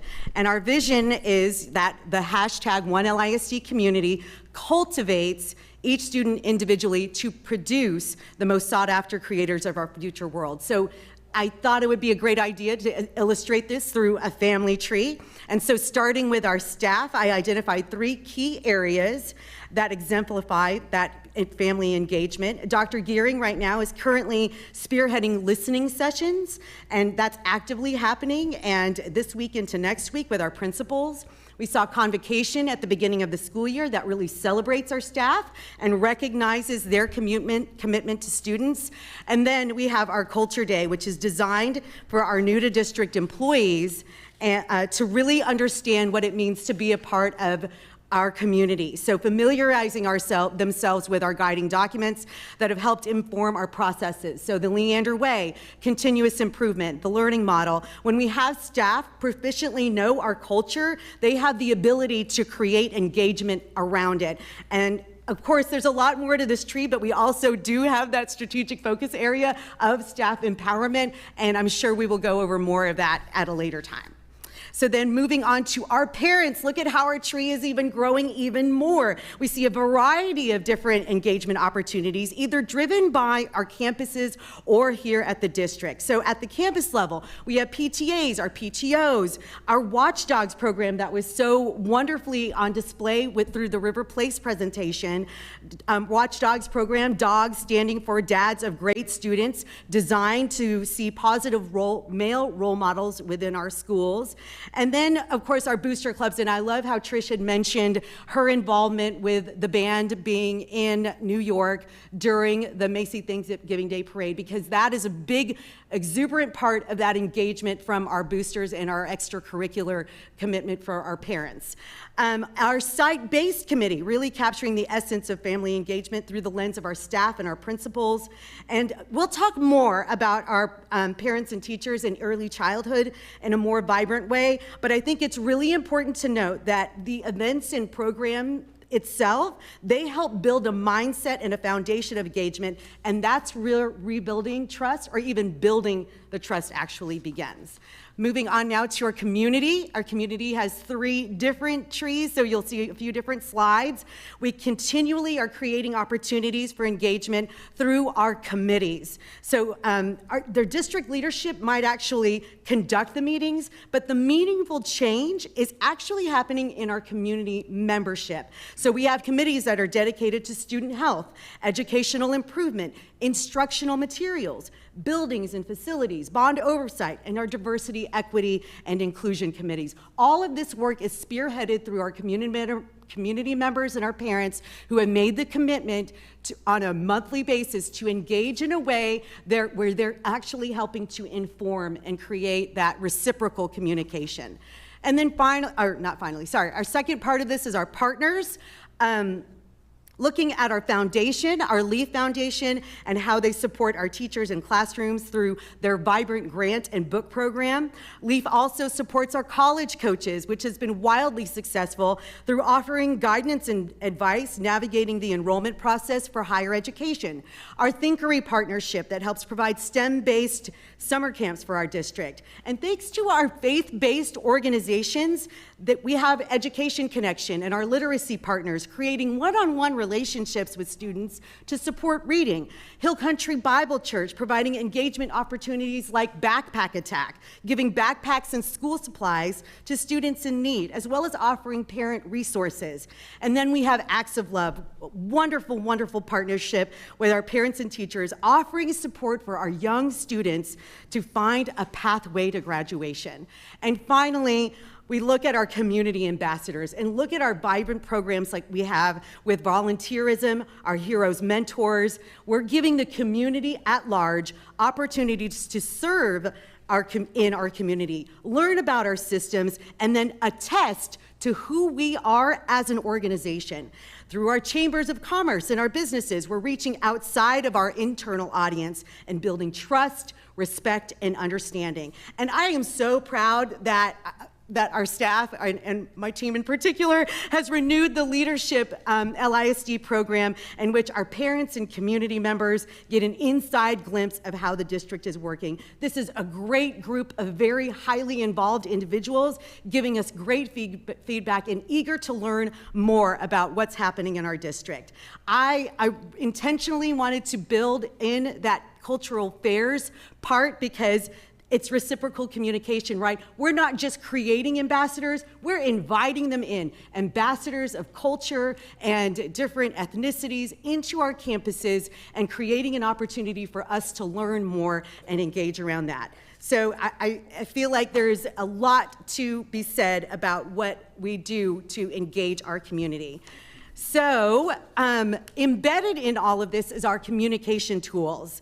And so what we are trying to do as a team is to ensure communication that is transparent, sustainable, student-centered, and inclusive. And so our tools will provide the material, the words, the pictures, the stories. That's what the tools are. And then we share that material through social media channels, newsletters, videos.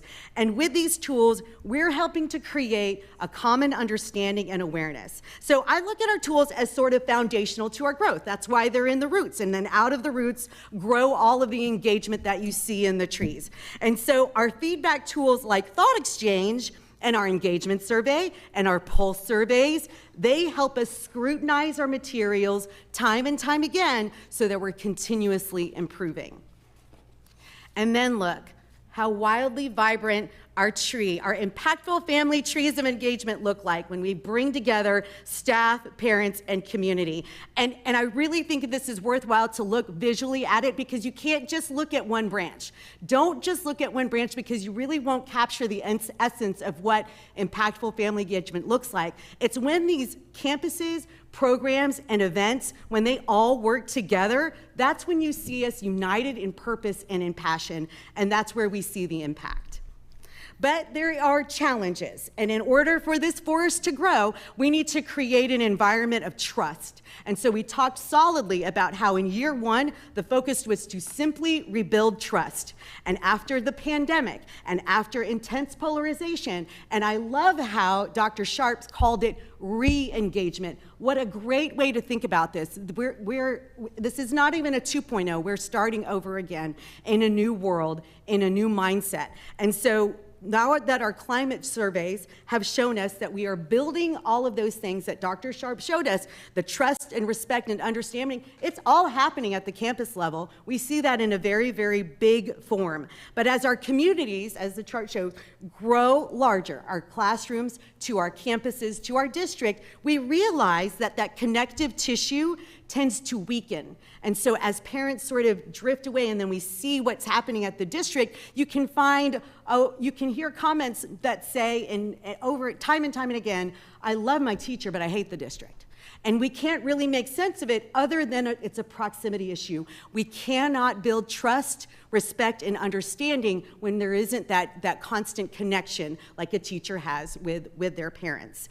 And so I bring up these illustrations because I think that they're important to note. We have the incubator program, and it's a wonderful, vibrant program. Why? Because we have one-on-one meaningful relationship between a mentor and a student that's regular, it's repeated, and it becomes meaningful, and it gives them a path forward. And then I look at what we produced with our Empowering Parents Summit. This was the first time that we did this as a district, and when you look at the message and the meaning, it was wonderful. Everything was there, but our turnout was low. And so we look at that part where we're feeling like, where are there opportunities to continue to reach out to parents and show them they're invited to the conversation, and we want you and we welcome you. Okay. Oh, did I? No, I think that's it. Or do you have one more? Nope, you're good. Okay. Okay. All right. So now we will quickly highlight some prime examples of initiatives in process being undertaken to address the system responses. And I'm just going to have to slow that down just a little bit. But academics is an area we've heard about, so I will breeze through this a little bit, but where we're working to put strategies in place that strengthen that reciprocal communication between parents, between students and teachers. So we've talked to you about reporting and sending home those math and reading achievement and growth reports 3 times a year, hard copy to parents. We've talked to you about standards-based reporting and how that gives families that concept and skill level information, gives families and their students that information that they need to really engage in conversations with their teachers and campus level folks about what their students need, how they're doing, how to support them to move forward. All that information, it needs to be in hand and understood in order for us to continue to gain traction with student-led conferences where students own their learning. Students set their own goals, and they're goals that make sense to the teacher, to the student, and to the families. You've seen so many great student voices today. I was not prepared for how that group was going to impact me. I was not looking at you, Anna, because you were really making me have a hard time. But those student advisories, it really did start with the superintendent advisory, and now I've talked to you before about the advisories on campuses, and students are just dying to share their voice, and when we listen, it improves our programs.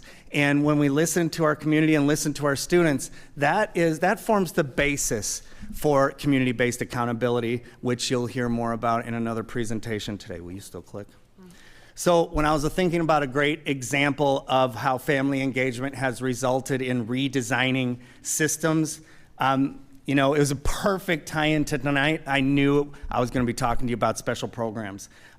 It began back with LISD and a commitment to listen. We brought in that third party, the COPIA organization, to hold parent symposiums where they talked to parents. We didn't talk to parents. We didn't put words in parents' mouth. They talked to parents. They took feedback from hundreds of family members and brought it back to us 7 recommendations. And based on this process, the special programs department was reorganized, and we went to work. Kimberly and her team went to work on every single one of those recommendations. So I'm just going to touch on a few things that have really blossomed and are blooming this year. This year a SPROG parent advisory has just recently been formed. We've got parent workshops that have been revamped with more voice and choice in topics. And hey, what do you know? Hundreds of parents are attending. Our ARD process has been overhauled with a major focus on student and parent voice. Students now attend their ARDs. Parents and students are asked about their dreams, about their aspirations, about their goals. You can tell they're being asked about that. They talked about it tonight. They talk about it often.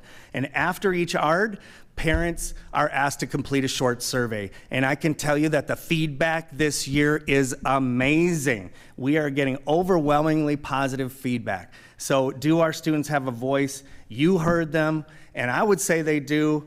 You heard from one of our students in the 18 Plus program. We have 160 young adults engaged with 45 different community partners in work-based learning, in volunteering, and in gainful paid employment. So I'm excited that I was able to share about that system redesign. When we look at strengthening partnerships, our early childhood program, I have talked to you about that before, so I will breeze through this. But that's a prime example where partnerships have been sought out, they're being developed, and they're being strengthened. I'll start with Child Find. Revamped to connect more effectively with families, to identify our youngest students for services. We got a lot of information from families and a lot of feedback that we could do better, and our team went to work on that. Acts of Love, Christina just chatted about. It's in a beautifully renovated portable of ours right across the street, and it's for our teens that have children so that they can be successful in continuing their education. As those babies grow, as all of our children grow, our families connect with parents as teachers, providing instruction and support to both the kids and the families. I have chatted so often with you about our early childhood programs, including pre-K, how they're organized into communities and how that really brings together all types of early childhood programs. Our students are brought into that inclusive environment. Our teachers are brought into that collaborative environment. This year, one of the big new things was a half-day parent-teacher orientation. And so that was, open house is pretty overwhelming with K through 5, hundreds of families, hundreds of kids. They set up time, we set up time, a half day where they go into the school and they meet with teachers. They spend time in the learning environment in the classrooms. I just want to point out that picture on the far right under communities. You'll see one of our early childhood students and their parents being led around and being shown the school by fourth grade ambassadors. And that was it's an amazing, friendly, nurturing, loving, communal environment that is being created for our earliest learners. And so that's it. I'm gonna just end there and hand it back over to Christina and that great voice from the student recognitions. So our final system response is improving processes for reciprocal communication. And I believe that our latest selection is really a great example of improving processes. We learned a lot about what we did in November 21 that helped us shape how we wanted to approach November 22. And so starting with a great communication tool, we created the Smart Money site and then transitioned it into an educational tool for 2 propositions. And with that solid product, we were able to build presentations that explained, informed, and created awareness. Now, these next 3 photos really show the strategy, and I really believe that a key component to rebuilding trust is to physically be in person and highly engaged truly contemplating the issues together. So our district leadership conducted more than 120 presentations for staff and for parents. Now that's our staff empowerment, our staff taking on a very challenging subject and walking our staff through it. Remarkable. That's engagement. Now, our student-run media became engaged in telling the story. And as we progressed through this journey, we quickly realized how much we needed to go beyond these internal audiences and reach outside of it.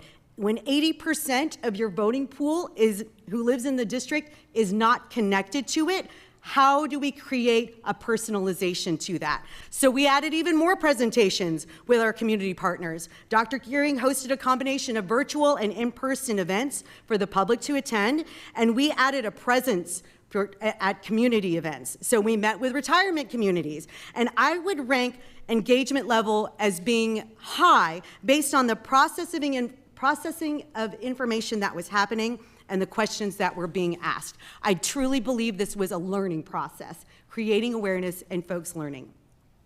So if you remember, when we talked about who belongs in our LISD family, it's our students. There was a branch that was our students. And when you talk about it, we're looking at through their lens, we see students not only participating in impactful family engagement, but they're also the heart of it. So from their representation on the Superintendent Student Advisory Council and during our student panel discussions, much of like the one you saw tonight, their input on school mascots for our brand new campuses. We see that they're contributing valuable feedback to our system. But we also see the impactful family engagement around celebrating the students through homecoming parades, through celebration, and most importantly, we're seeing them impact younger students with our PALS program, our peer assistance and leadership teams, going in and talking to our younger students, creating that cycle of reciprocal communication, and helping other students experience that support of academic, social, and emotional success. And why is this all important? Well, it goes back to that graduate profile. And this leads to that defining event that incorporates all of that impactful family engagement. Look at it. We've got our staff there, our families, our community partners celebrating that graduate profile, serving as a constant reminder in our core belief that each and every student is at the heart of our decisions. Now, I love this photo because if you know this, that at the HEB Center, the students are in the middle and you've got that beautiful support system that's surrounding them. We very rarely get to see the parents in the audience because we're all looking at the students. But look in this rare shot, we're able to see smiles. We're seeing pride. We're seeing photos being taken. People want to connect and capture these moments where we're watching our students achieve and get to that next milestone. And this photo really helps us never forget our why. So what's new? Ahead, we've got some work to do. We really do. And in our impactful family engagement, we are going to depend on our family and our community to give us feedback about our long-range plan. We have a vision for future growth, and we have a lot to consider with a long-range plan. But I believe it's imperative that we understand the needs and wants and the willingness of our family to really give a direct impact to how do we utilize our buildings, how do we rezone, how do we address our needs. And if we make that engagement so impactful, we will be able to, at the end of this endeavor, see us united and working together, moving forward together. Secondly, our Human Resources Department is conducting stay interviews for teachers, with teachers to help us get a better understanding of what the needs of our staff are. And you'll hear more about this effort in the formative review for staff empowerment, but I do feel like it was worth mentioning because they are a part of our family. The district is adding membership to the DEI Advisory Committee. Our chief, Dwayne Street, is leading this work and creating creating yet another opportunity for impactful family engagement. We had remarkable interest, and we're so excited that that process is moving forward.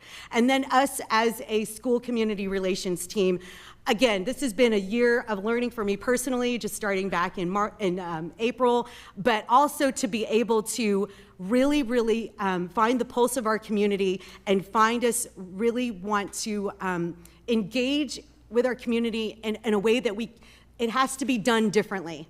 And so that requires a lot of our team to rethink the ways that we've done it before. And so the thing that we're grappling with is creating a better connection between our campuses and our district. We should be synonymously thinking about Leander ISD when you're thinking about your child's campus. And I don't think that that's happening on a grand scale. And so how do we do that? How do we accomplish that?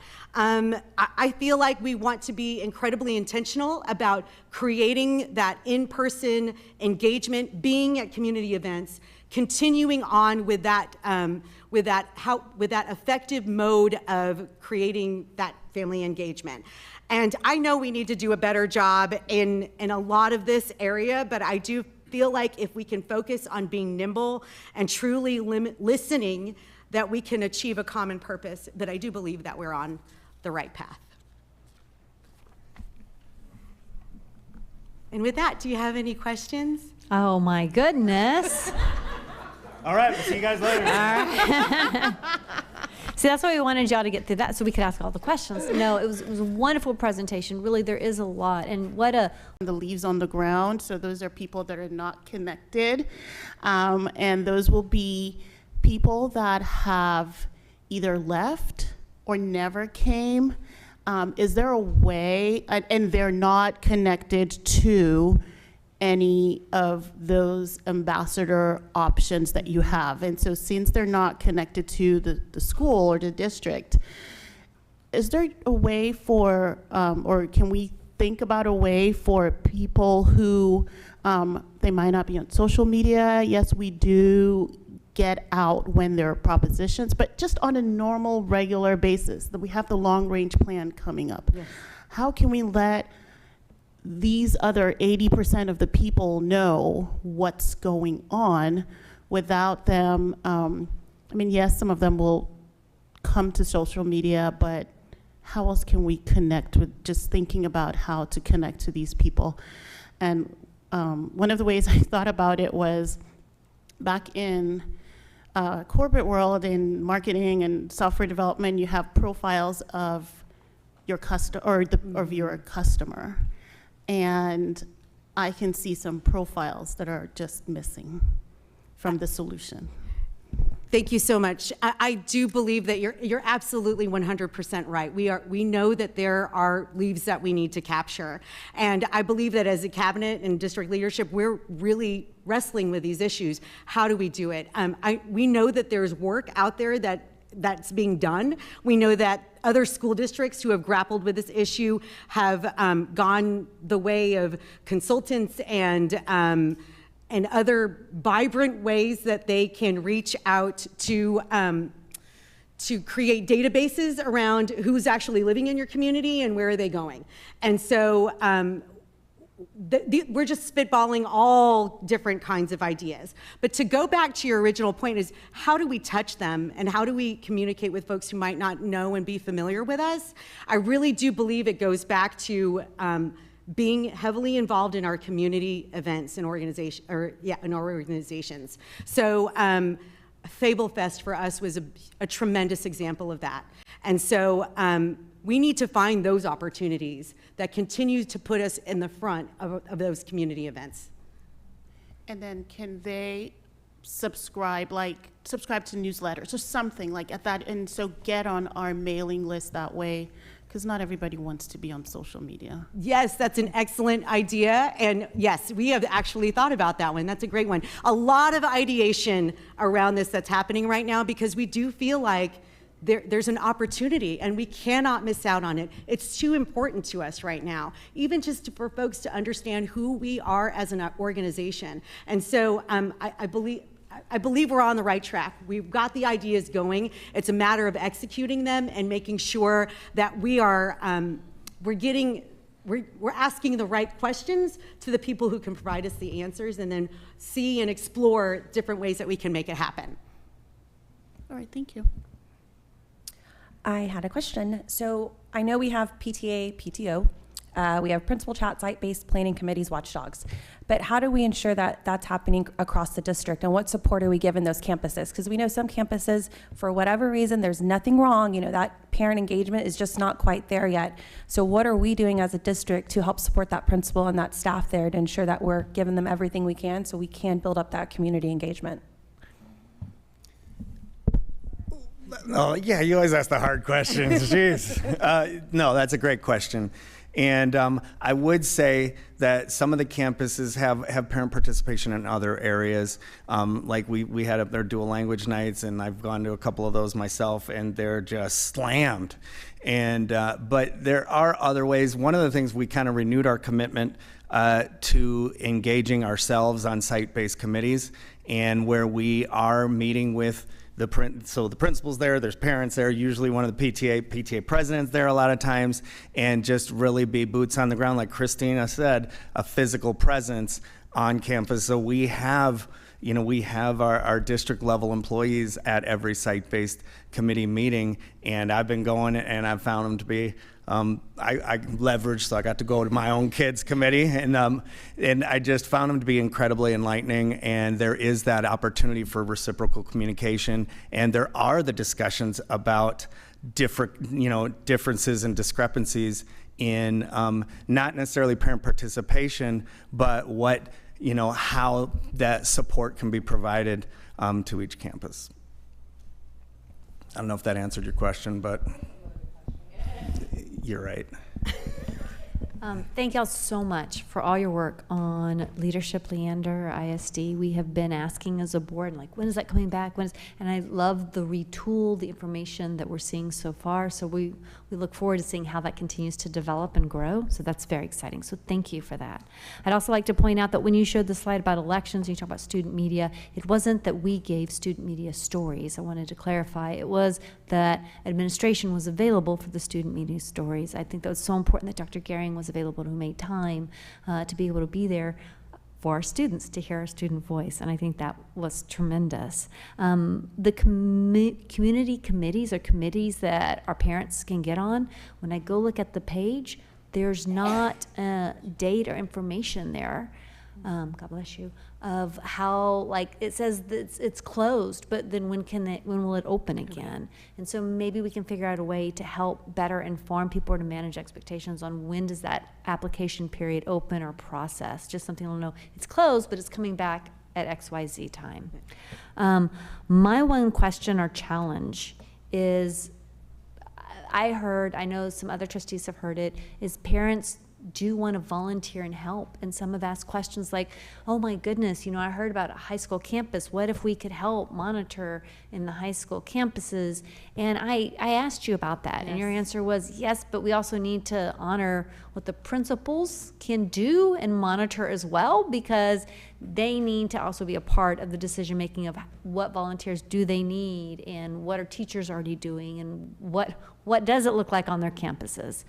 That being said, can I ask the district or ask this group to kind of challenge to see, for those parents who do want to get engaged, who do want to volunteer, sometimes our volunteer form only has, like, it looks like you're only on one campus, or you're just checking completely, like you can go, my kid's on this elementary campus and there's this campus.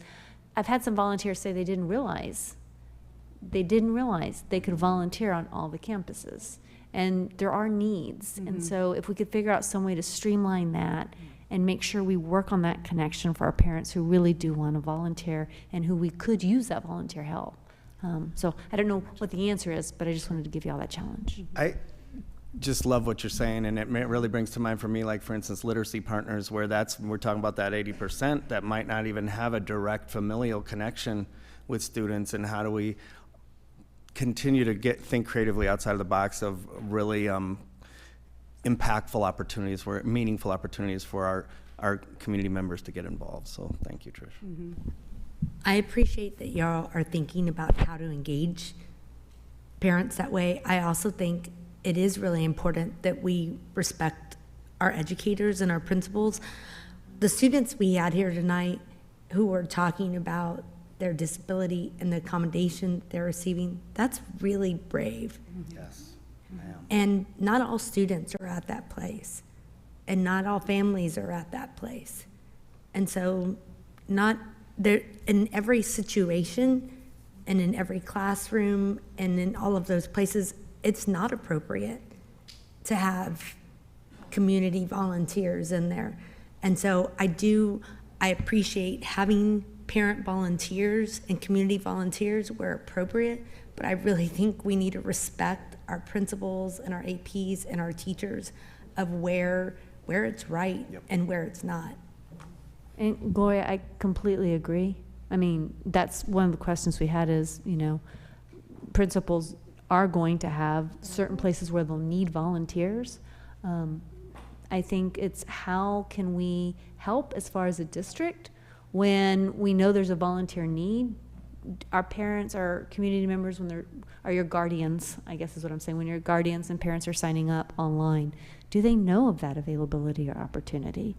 Because sometimes we'll hear, oh, XYZ campus had all these volunteers, but we didn't have any for this event, and I wish we had more.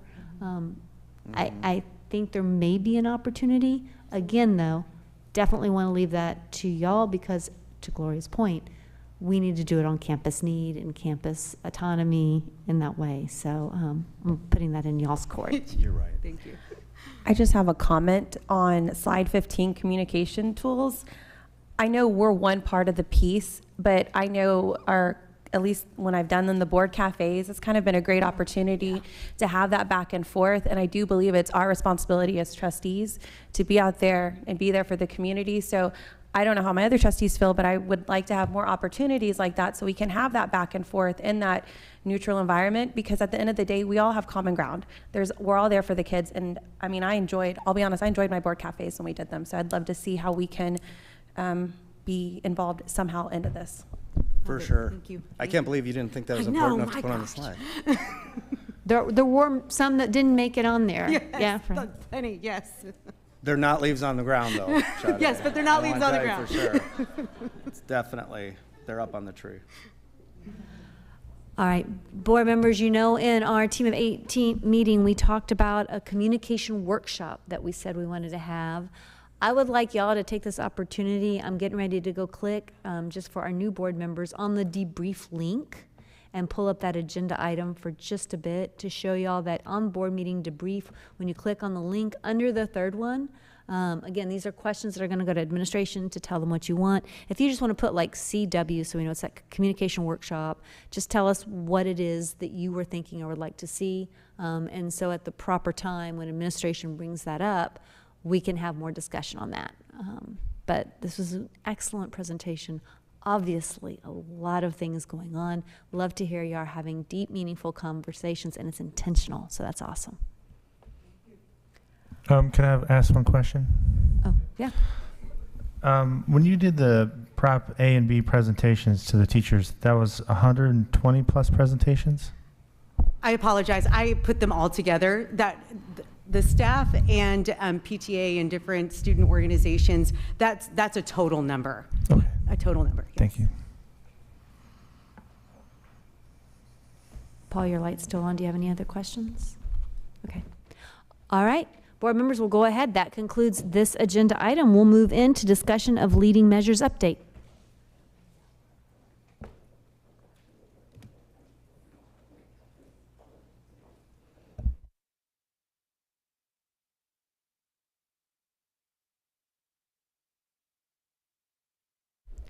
Board members, this is part of our superintendent evaluation. So after this item, we will be going in closed for further discussion of the superintendent evaluation. I'll be reading the language for that when that follows this agenda item.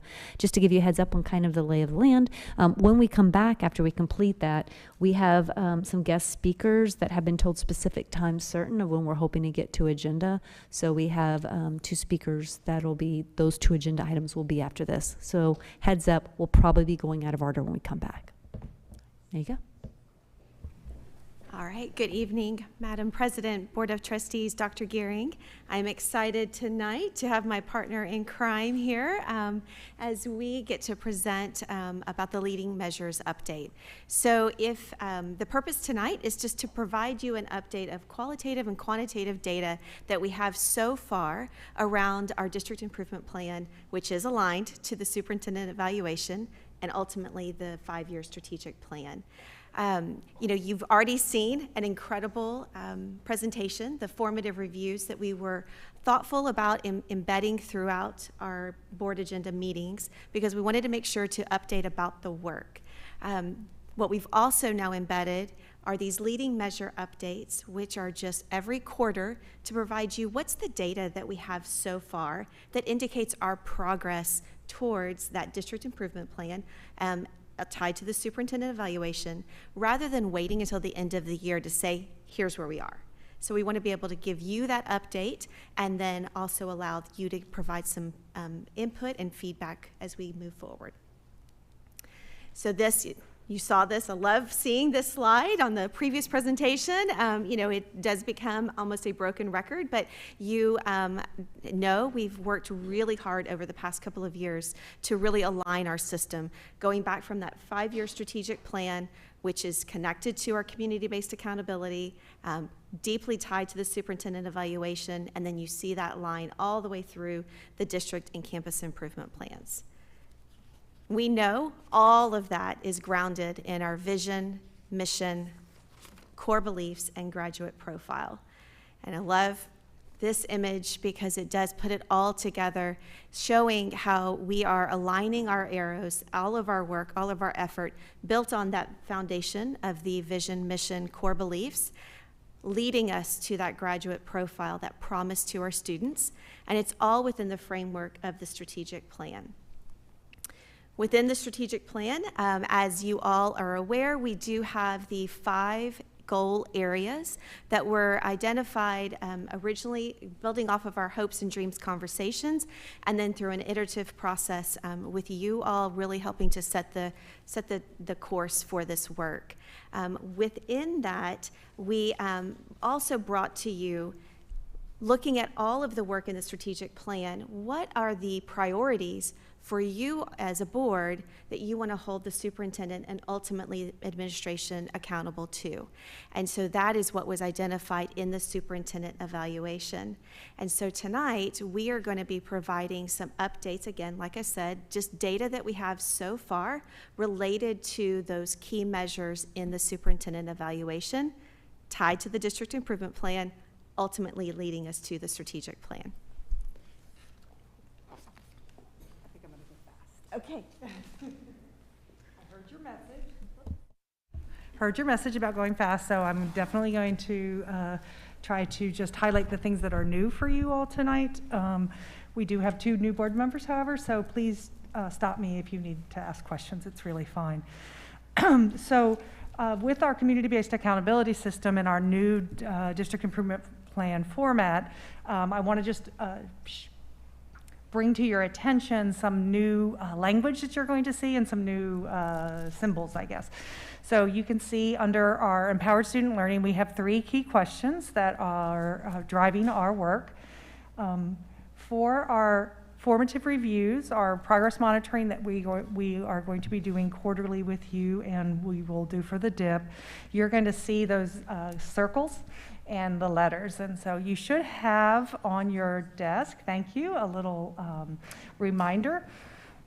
So we've created that legend for you because this is something you're going to be seeing considerably through in the future. So in this case of the empowered student learning, the color of the circle reflects the initial signal around that key question that was established when we developed the district improvement plan back in the summer. And so we have the light yellow is a minor change and the darker orange would be a major change. And so you can see in Empowered Student Learning 1.1 and 1.2 were considered minor changes in that it's something that the district has been working on for quite some time, and so we're continuing that work. Whereas 1.3, where we are introducing the graduate profile, which is relatively new to the system, we have coded as a more major change. So in November, we were able to engage with all of our campuses as well as at the district level with some progress monitoring around each of those areas. And so you can see the OT refers to on track. It could also be A, meaning adjustments are taking place, or let's see, C, which would be crisis. We're hoping we don't get a whole lot of those. We sometimes will have an E, which means we've achieved the effects that we're trying to achieve. And then there's an S for supports needed. And so you'll see that throughout this presentation. I just want to orient you all. So basically, we are on track right now in all 3 areas that we're focusing on with empowered student learning. We're going to focus tonight on 1.2, which is the academic and personal growth for all of our students. The next several slides are slides you have seen before, so I'm just going to go through them pretty quickly unless you have questions. We do provide or conduct sorry, I have a little brain fog right still, so so we have a screener that we're using both in math and in reading, universal screeners, and using the ISIP and the MAP. And so we are tracking our students' progress in this area. And so what you see, the bars you see is 4 years of, this is reading on grade level in elementary and then in middle school, as well as our new MAP scores we have 2 years worth now in elementary and in secondary. Overall, what we wanted to make sure that we brought up to you is that as a system, Leander for a long time has been a very stable system. We have definitely seen effects of COVID, and we are excited to bring you the middle of the year, which will happen in January at our next quarterly review. So we did want to make sure that we included this information though, because of the academic progress of our students is of course paramount for us. Do you want me to just report? It's fine, you can keep it. You can keep it. Okay, so also we just wanted to take a moment to highlight this notion of student ownership of learning, which is really deeply embedded in the empowered student learning goal. And just highlighting, and you heard actually Dr. Bentz mention about goal setting and even learner portfolios. And so what we are seeing, while we have not said that every campus has to, we are seeing so far 12 campuses that have already set up systems for goal setting and learner portfolios. And so it's so exciting to see this work that is organically coming from the efforts of the strategic plan and what's been laid out. And so we know that other campuses are engaging in this work and laying foundation. And so we'll continue to bring you updates of what are we seeing around this work throughout the course of our leading measures updates. Also just wanted to highlight something super exciting that we're engaging in, our graduate profile affirmation walks. So we have staff from central office who are going out to campuses and just affirming what we're seeing related to the graduate profile indicators and giving feedback to teachers. And again, their affirmation walks really just praising all of the connections that we're seeing. Okay, so moving right along, we move into goal 2, which is empowered staff. And so as Dr. Martinez did point out, we do have the signaling here for these 2 key questions. So both of these were indicated as an overall minor change. They were things that were already in place in our system. We're just making some minor adjustments. You can see for 2.1, it has been marked as that we are actually making adjustments to the plan. So we set forth a plan at the beginning of the year, and as we are monitoring things, we just make adjustments. And so related to this, really what we're seeing as we're trying to think differently about how we are recruiting staff. And so you'll see just different efforts that are in place in that way. And then 2.2 is on track. So I wanted to highlight a couple of things. So this actually is a snippet from our community-based accountability system, which that report came out late in the summer, right at the beginning of fall, and it just highlights all of the ways that we have been able to recruit and attract a variety of staff members. This is a testament to not only our recruiters and our HR department, but also our campus leaders and department leaders as we are really looking at different ways to attract and recruit. This is actually data that we're super excited to share with you because definitely a focus of retaining our incredible staff that we do have. And typically we look at retention and these turnover numbers at the end of the year. So at summer, while everything has already happened, but what we're doing now is actually monitoring that throughout the year, and you can see year to year as you look from the same time periods, we're seeing actually a drop in our turnover rate, which is super exciting. That speaks to what our campuses and our department leaders are doing to really support teachers and staff to make sure that we're taking care of all of the great employees that we have. And directly related to that retention is the issue of our staff feeling connected and valued. And we know that that's been a struggle over the last several years with COVID. And so one of the things that we've done that's new that we wanted to be able to share with you tonight is that we are engaging, this was our first attempt at doing what we're going to call pulse surveys. So you'll be hearing more and more about pulse surveys. This is where we're using a sampling, random sampling technique so that we can be more efficient and not try to survey everyone and kill everyone with tons of surveys. But we random sampled our staff.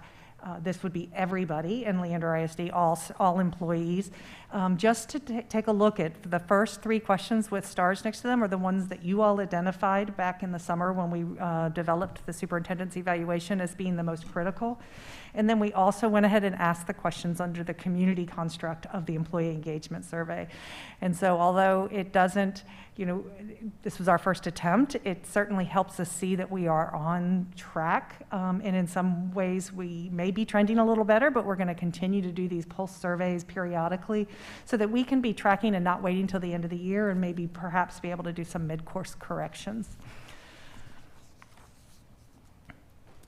So under impactful and family engagement, you probably have heard all you need and more, and there's no way I can do what Christina just did. So I do want to let you know that we are on track with both of our impactful and family engagement key questions and the system responses that we're currently working on in our district improvement plan. Although this is not directly in your the superintendent's evaluation, we did not want to just not include it because it is so important as to what we're doing. One of the things we did want to highlight today, though, was just the amazing number of opportunities that we have for significant engagement with our students, our staff, and our community and parents in terms of the committees. Having been in Leander ISD for a long time, we have lots of sticky notes and lots of committees. So if you have a question or a problem, we're going to take it to a committee and we're going to create something and try to get lots of voices. We really see the power of this happening this year, and so we just wanted to sort of highlight that for you. Our goal 4 is around equitable access. And there's some exciting work that's happening on this. Again, this is deemed as being on track for right now.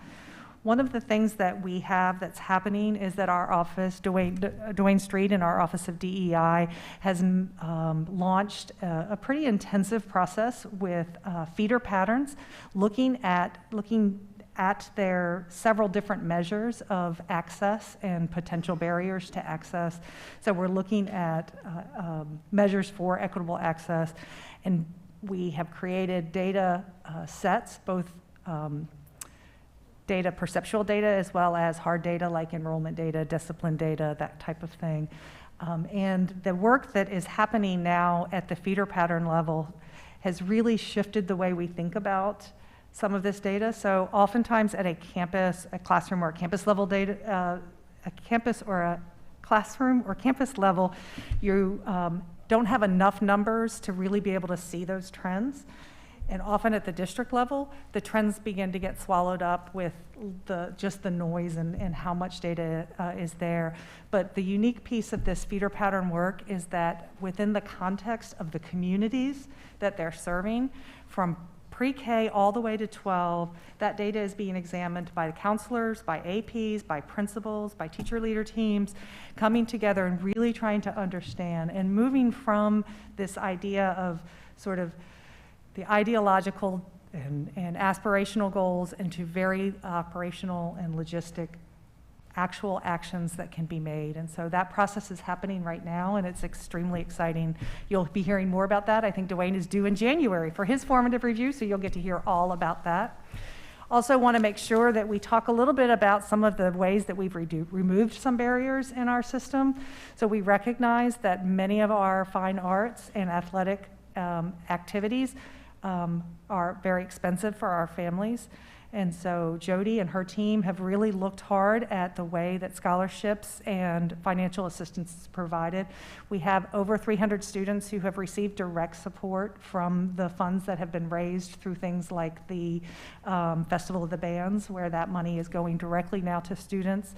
When we talked to Jody about this, she said it's particularly helping our families with multiple students so that they can offer opportunities for all of their students, and particularly at the middle school level, where we really want them to get engaged and to see what they can learn from the fine arts and from athletics. And so we're seeing improvement in that area, and we're going to continue to work through that. And again, the plan is to launch some pulse surveys around issues of equity so that we can come back to you guys in our next quarterly review and let you know what the perceptions are of many of our stakeholders. All right, and then final goal, safe and innovative learning environments. We have two key questions that you see when you look at all of our improvement efforts. We are on track with the plans here, noting that 5.1 was maintained with adjustments originally planned, and then 5.2 is really with major changes, but again, we're on track for both of those. What we wanted to highlight tonight was really the work around the long-range plan. You know, as you've engaged in many conversations around this, and the work that has gone into not only just the thought process and the planning, but also looking at how do we reach out to our community and engage with CFAC and the feedback loops that are happening or will be happening as we continue in this work. So definitely a lot that is going on there, which you have definitely been a part of. And then also just highlighting, as we are continuing to look at the right learning environments for our students, just wanted to highlight again some of the schools of choice that those conversations and the survey that we actually went out to our community, went out to our students asking what is your desire and how that is going to help to feed this conversation with the long range plan. And then also just pulse surveys. So one piece of this goal is that sense of belonging and making sure that we have inclusive environments. And so we have pulse surveys that actually are going out for our students and for our families to make sure that we're monitoring our progress throughout the year rather than waiting until the end of the year when all of the surveys come in.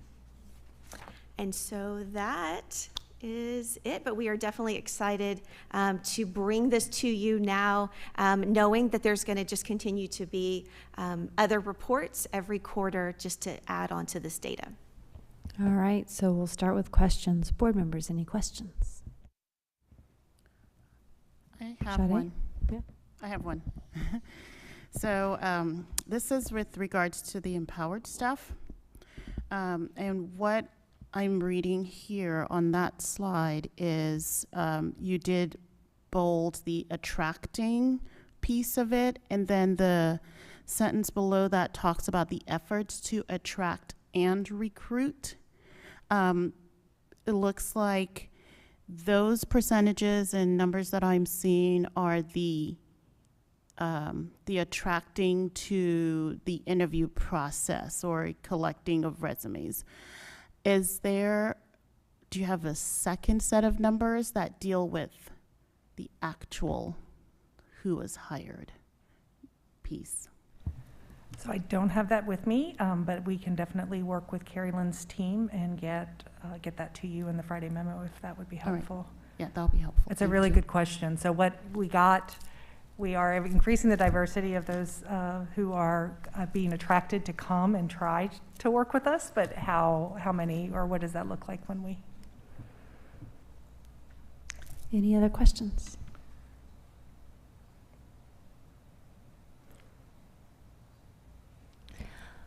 All right, board members, we're going to go ahead and conclude this agenda item. I was going to move us straight into close, but it's 8:44 and we have our two speakers in the audience. So we're going to go ahead and pull up our guest speakers and then we're going to go into close. So we'll wait, and Dr. Gehring has his light on. Just a second. Yeah, sorry. So just related to this item, if I can make one observation. So there is an additional attachment to this item in your board book, which is the actual superintendent evaluation tool, which has kind of a bigger narrative in it. So this is a presentation, but there's almost like a self-report like you've seen before at summative time, but for formative time. There are links in there that take you to a lot of detail, so you can go to as deep as you want to go, or you can remain, as surface as you want to. But I just want to make sure I pointed out that was there as well in addition. That's an excellent point, Dr. Gehring. How about this? We'll take 5 minutes for those who want to take a quick break to go take their break or to read through the links and prepare for the closed session. And then when we come back, it'll be 8:50 and we're going to have our two speakers come up. The first one will be Colby, and then we'll go into the Leander High School Master Plan. All right, we'll be back. It's 8:45. We'll be back at 8:50.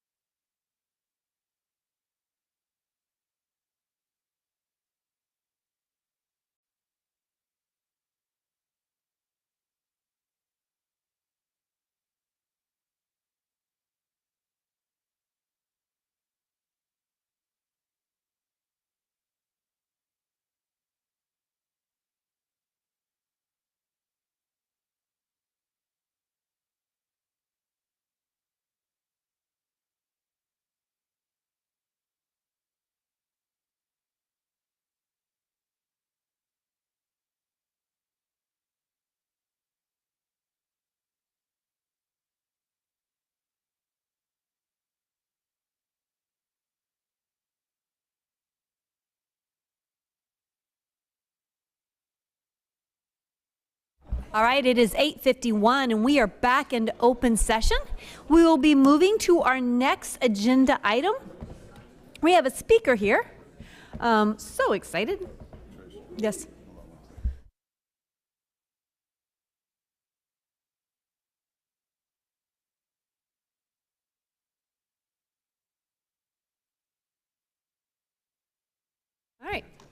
All right. And so we will back in open session, and we are now going to our next agenda item.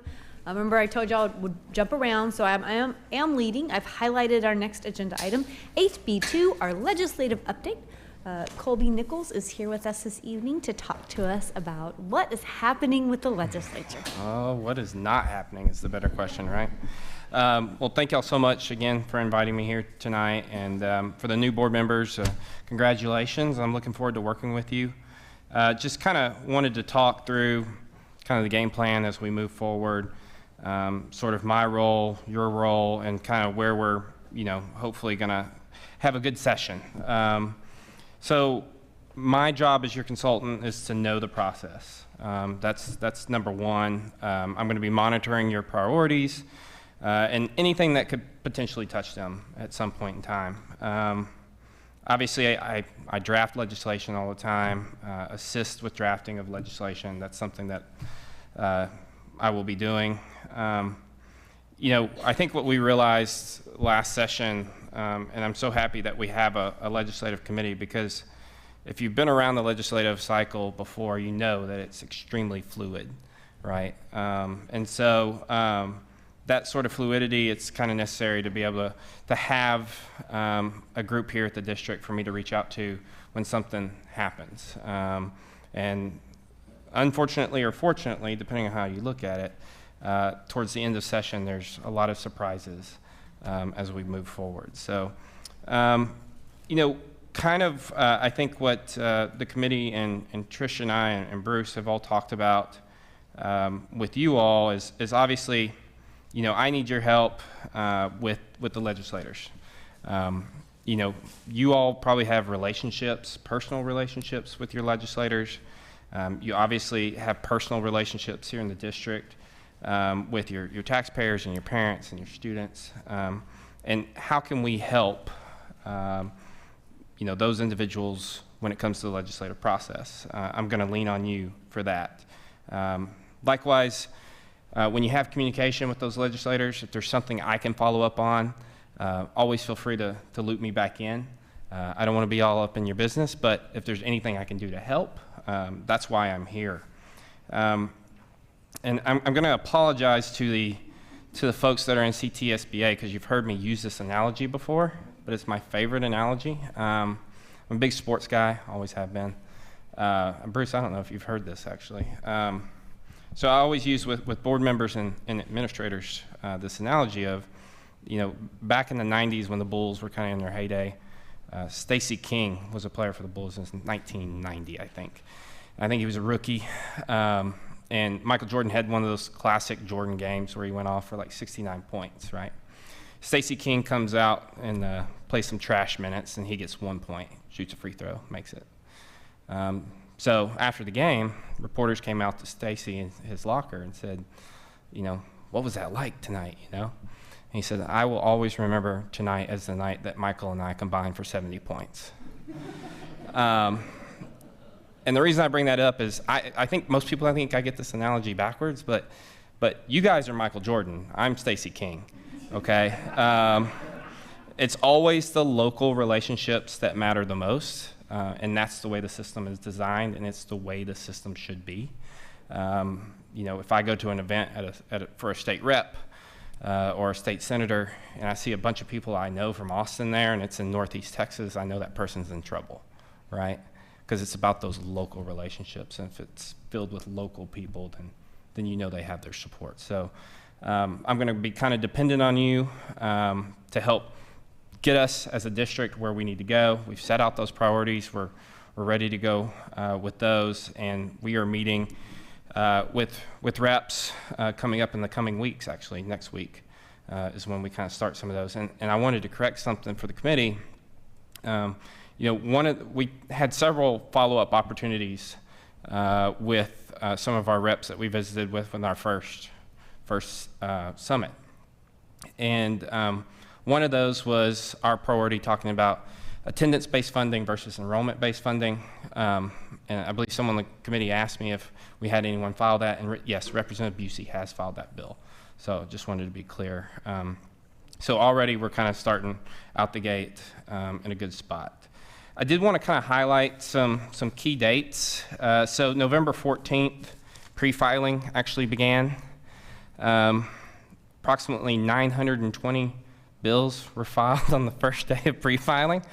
I have made it through all 920 bills, and that's a record as far as I can tell. I haven't seen any other legislative session where we've had that many bills filed.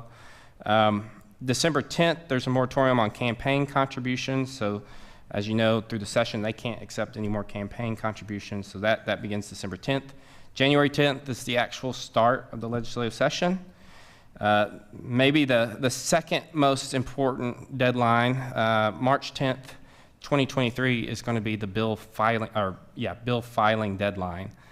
So that's the last opportunity we, along with everyone else, will have to have our bills all filed.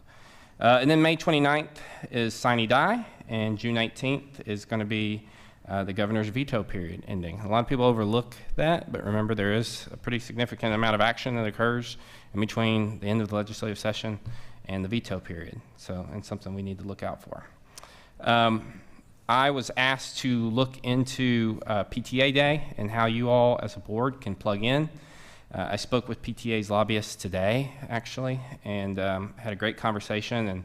And to say they're excited that the board wants to be involved, I think is an understatement. He offered up that apparently on their website they do have some webinars on how to be involved. He recommended we watch that and that we work with our local chapter here, but he also offered that if the board wants, he will reach out to the state officers as well to help get Leander involved. So however y'all feel that needs to go. And there's also some backgrounds and fact sheets that they're going to be putting out, so I think that's going to be very helpful as well. We have a lot of new faces in the legislature. You all have some very familiar faces, a lot of continuity there. We were talking at the committee earlier today. One of the new faces on the Senate side that's actually served before but will be new for Leander is Senator Pete Flores. And he actually has 56% of the district.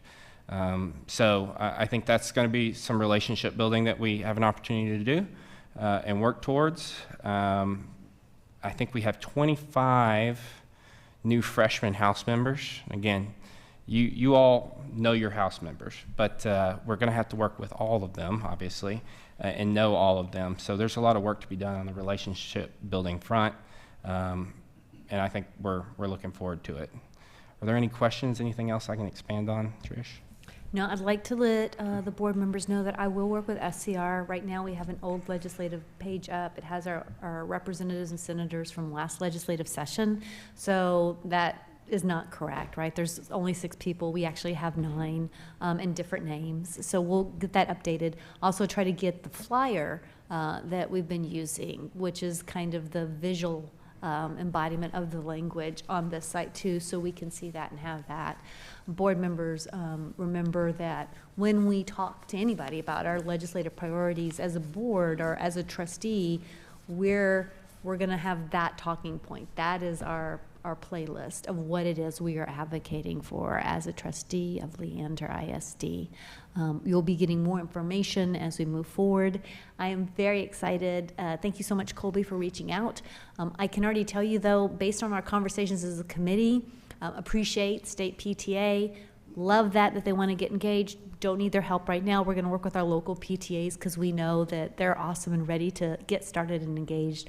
I appreciate also the committee's discussion on having a meeting where we can all get together. Again, that goes back to what we talked about as we adopted our priorities. There will be some things that we will need Colby to go do and be a voice for LISD, but there's other organizations that are working on things that are also in our priorities that we've adopted that we can amplify our voice with, and this will be a great example and model of that kind of partnership working with other organizations.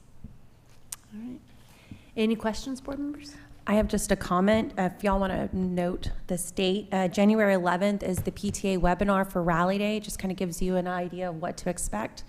And then February 27th is the actual PTA Rally Day. And like Trish said, the committee is going to be working with our PTA council. If you have any questions, you can direct them either to myself as chair, or you can also direct them to Bruce's office. And while Colby's here, do y'all have any pressing questions about the legislature, the 88th session? Fabulous discussion. You're doing a great job, Colby. Well, That's what you. it is. Thank you so much for your time, dedication. I just had a quick question. You put us on the map before with some of the legislation we passed, so exciting to see what we'll do this session. Sade has a question now. Yes. Basic allotment. I know that everybody's, well, excited or anxious about that. So did you see some bills on that? Say the subject again. Basic allotment. Yes. I haven't seen any specific legislation yet, but we do anticipate, there's been lots of legislators discussing like indexing it or doing something to adjust for inflation. And again, we talked about this last time. It's the most equitable mechanism we have.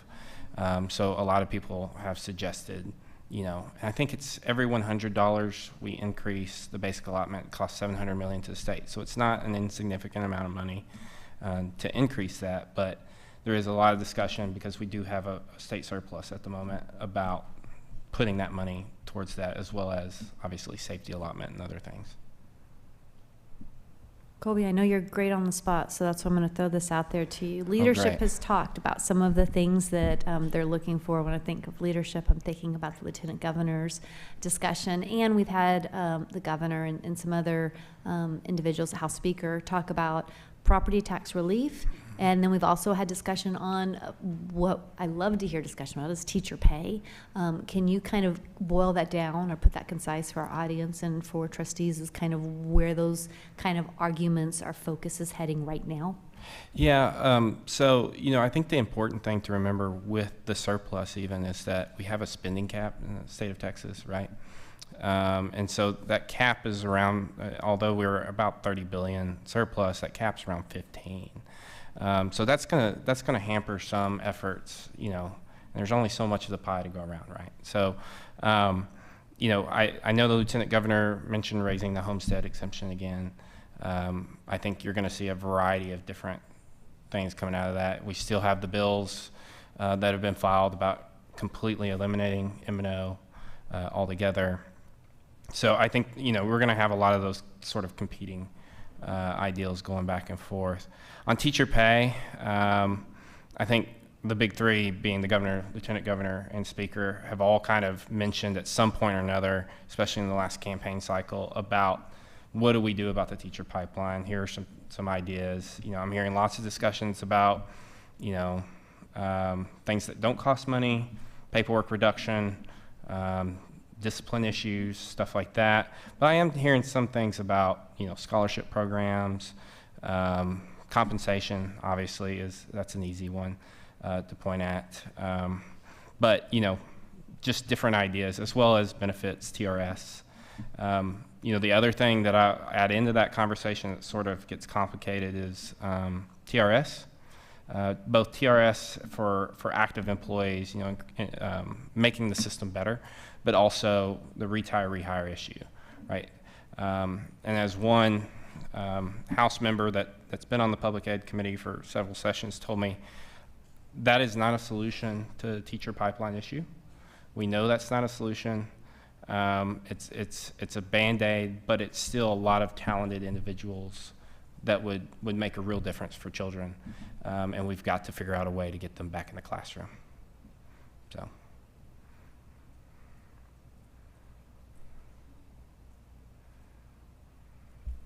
Waited, maybe not as long as the Sarah pause, but pretty long.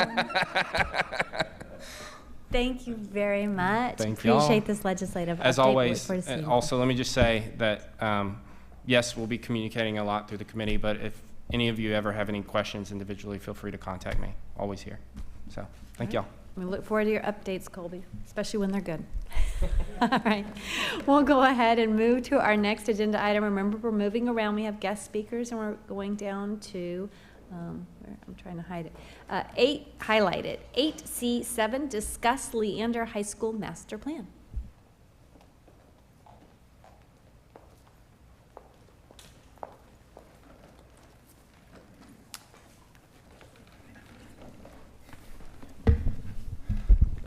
Good evening, Madam President, board members, Dr. Gearing. Tonight we're here to talk about the LHS master planning process. If you remember back in June, the Bond Oversight Committee came with a recommendation to reallocate up to $100,000 for the master planning process at LHS. And so we have started the process, and so tonight we have Chris Simpson, of course, which is the principal at Leander High School, and then also Jessica Moulter from Pfluger Architects that will be spearheading the process at Leander. And what we're going to do tonight is try to explain why we need to do the master plan process and the story of Leander High School, and then Jessica will get into the actual process. So, Chris. Good evening, board members and Dr. Gearing. Congrats to those in the election season. I know that was exciting. So, all right, so I get to talk about my home. It was my home from 1989 to 1993, and we're going to talk a little bit about the history of the conglomerate that is Leander High School. So, that's my high school. Doesn't look anything the same as it did. The tennis courts up front. Band practice field has moved a little bit, but that was my high school. The two buildings you see with the white rooftops on it were the additions that came in 86 and 87 when I was there, but prior to that, it was just the blacktop roof that you had. So here's the overall site plan if you've never been. Like I said, it's a conglomerate. We've got a couple different parking areas. I'll talk a little bit about that as I get through this. Our tennis courts have moved to the back, those types of things. So there you go, that little tiny kind of figure eight looking thing from 84, 85 is the high school that Mr. Charlie Rouse opened up. Actually have had the pleasure of talking to him about laying that plan out to teachers over at Leander Junior High and telling his teachers to imagine what it's like to be teaching in your classroom and just showing them that floor plan. So a lot of history there. It opened up with about 1,200 students. I was still at Leander, actually I was at Giddens Elementary in this building. I tell the students at Leander High, I spent 6 years in Leo because it used to be Giddens, but that's another story. So, all right, so 1986, 1987, those two additions we talked about, currently they were where Mr. Rouse's office were, their counselor offices, AP offices, and what was known as the little theater that was renovated. We'll talk about that shortly. And then, as Jimmy calls, the 300 and 400 wing, back when it was built in, is there on the to the north. That's where I had government with Mr. Jack Bell. So, all right, so this is after I graduated now, so we added a bunch of stuff in right after I left. We didn't do the damage. Jimmy just decided it needed to get a little bigger. So anyway, nonetheless, they added a parking lot to the back. We also had the addition of a brand new band hall, a space for the Bluebells, and then what we now call the 1100s and the 1200 wing.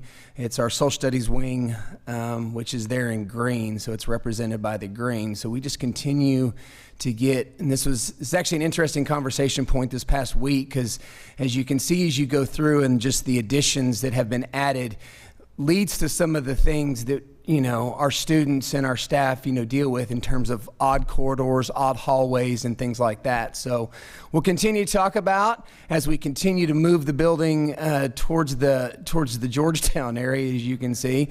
So in 97, 99, we added our competition gym and the Performing Arts Center, the Don 2 PAC Center, which is a district facility that is it's used by pretty much a lot of the North schools, but we do sometimes get a South school. All of the bands. Cool tiny purple building that pops up there is our machine shop. So we had machining at one point at Leander High School. We no longer have that. It is now our robotics room. So this is where we've converted that into our robotics space. but you'll still, if you go in there, you'll see remnants of the old machine shop. Actually, where I found a bunch of old pictures of Leander High School and original blueprints that I actually keep in my office now. It's actually pretty fascinating. All right, so then moving into 2003, you have ROTC and wrestling. So ROTC is the center building there. And then you'll see the 3 portables right next to that. Those have been removed. Those got removed, I believe, Jimmy, was that last summer, 2 summers ago, potentially, and we kept one. And then that's where you'll find right now that big open area in the parking lot is the Corps Cadets drill pad. So it sits right there with them, and then our wrestling room. And then 2007, the addition of the varsity locker room, and then weight room. And you can see it's just, you just kind of keep going in all different kinds of directions. It's awesome. It's great. Dr. Troxel asked me the very first day I was a principal there, a student asked me where the 5,000s were, and I just pointed a direction, and he said, you had no idea. And I said, absolutely have no idea where the 5,000s are. But he'll run into 17 more adults, and they'll get it figured out. So here we go. So I've learned since then, Dr. Gearing, don't worry, I know my way around. Dr. Gearing struggled last winter, but yes, sir, go ahead. Well, and you took great delight in leaving me I did. In the middle of the building. Absolutely did. I said, I took him 3 different ways and then said, now find your way back. So now followed him, not the other way around. All right, so these were the new practice fields that we had there at Leander High School that were added in 2008 and 9. And then the latest wing, which is now the front of the building, that's my home's up there at the very front. APs are still at the back. To the southwest, I guess you'd call it, that red is the chiller building where a lot of our air conditioning, HVAC stuff is housed. And then a lot of what you see that pops up in red mainly are just awnings and overhangs, with the science wing, the big part of that building that most people recognize as the front of Leander High School. So, at one point, that very, very back was the front. So, and then you kind of see just kind of the history of it, and then just kind of laid out to how we end up. So some of the things that we talked about is the fact that, as we've gotten bigger, we do have 2 district facilities. We have AC Regional Bible Stadium as well as the PAC that do create challenges for us. I did speak with the committee last week and very thankful to work with Jessica and Jimmy on this. But to tell you what the priorities were from my side of this were safety and security being the top priority for our students, equitable access for our programming. As you can see, we're pretty spread out. I would say that the next biggest thing, and I think Dr. Gearing can attest to this, is the flow. We got challenges with parking. We got challenges with how kids navigate the building. A lot of our areas, they need a facelift. I'd say even our, our functional learning spaces for our ICAP students just need a facelift. They've been around since 1984. So those are important areas. And I'd say the last thing is the nostalgia piece. I talked to Dr. Gearing about this just this past week. It's the original high school. It is Leander High School. So how do we maintain and retain some of that history that is Leander High School as you kind of go through and you think about some of the names? I was a student here. Charlie Rouse was a principal here. There's a lot of history in that building. So how do we maintain what Leander High School is, where it sits, maintain that while we hit those goals? So I think it's your turn, Jessica. All right, Jimmy, how bad was that? All right, awesome. All right. Chris is going to be a tough act to follow here. Thank you all for having us. Just wanted to walk you through a little bit of the process that we'll be going through with this. Oops, am I going in the wrong direction here? Yeah, I probably. think I am. Backwards. Okay. Oh. I'll get you. You'll get, okay. I got you. It's like I'm lost in I'll the building. drive for you. Just fast forward through it here. There we go. All right. There you go. There's your part. All right. Thank you. Is it this button that I need to hit? Yes, ma'am. Oh, thank you. All right. So as Chris had mentioned, we met on the 30th to sort of kick this off at the campus and with his staff. We're looking at a process that will take about 6 months. We've had the pleasure of working with you all in the past on the visioning processes for your elementary schools and Tom Glenn High School. So we'd like to bring something similar to this campus as well. And so we're looking at this as about a 3-step process here. And ultimately, we're going to get to what will be a roadmap for the campus development into the future. So from now until January, our team will be looking at the building and assessing it, looking at really documenting the existing conditions of the campus, making sure we conduct assessments, benchmarking the program of the building against some of the newer campuses, including Glenn, to see where there are disparities there, conducting surveys, and then the team will also be looking at putting together who is going to be on that stakeholder group that we're going to be gathering feedback from. That will go through January, and in February we'll be meeting with a large stakeholder group. Let's see, there we go. And the stakeholder group will consist of committee members, would be students, campus administrators, department heads, parents, community, district administration. We really want a really broad spectrum of people, because the more information we get, the better this is going to ultimately be. And so the first meeting we'll have together, we're really going to establish the guiding principles and the vision for the campus. We really want that to come from your community and from your ideals in Leander ISD.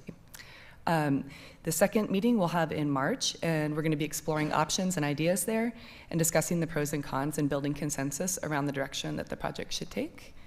And then in April, we'll come back and make sure that we confirm that direction and follow up on anything that anyone has questions on, make any little tweaks then.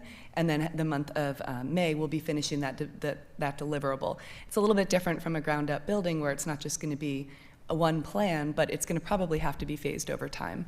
And so we'll be looking at how that will happen too on an active campus, maintaining that safety and security and student access throughout the process. So with that, I think we're all done. Does anybody have any questions? All right, board members, questions? How is this going to fit into our CFAC process? Because, and also the long-range plan. I'm trying to understand, looking at the documents, I don't remember this being brought up. So how are we going to incorporate this into the plan? With the schedule that we have, as Jessica just laid out, if you're going to do anything in May, you're going to have to call for the election in February.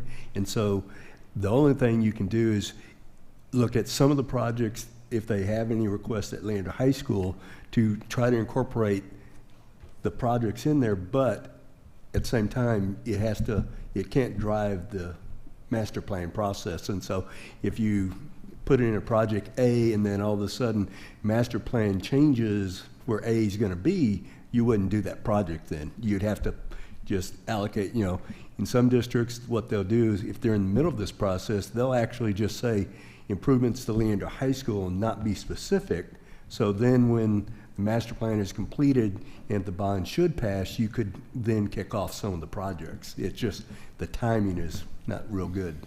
Well, I think my concern is, especially tonight, we're talking about secondary rezone and what that looks like. We're not exactly sure what those maps are. My concern is adding more students to LHS, considering the state that, not that it's bad, I'm just saying more students. How are we going to accommodate that? And I'm trying to see how these two are going to work together without this master plan getting forgotten.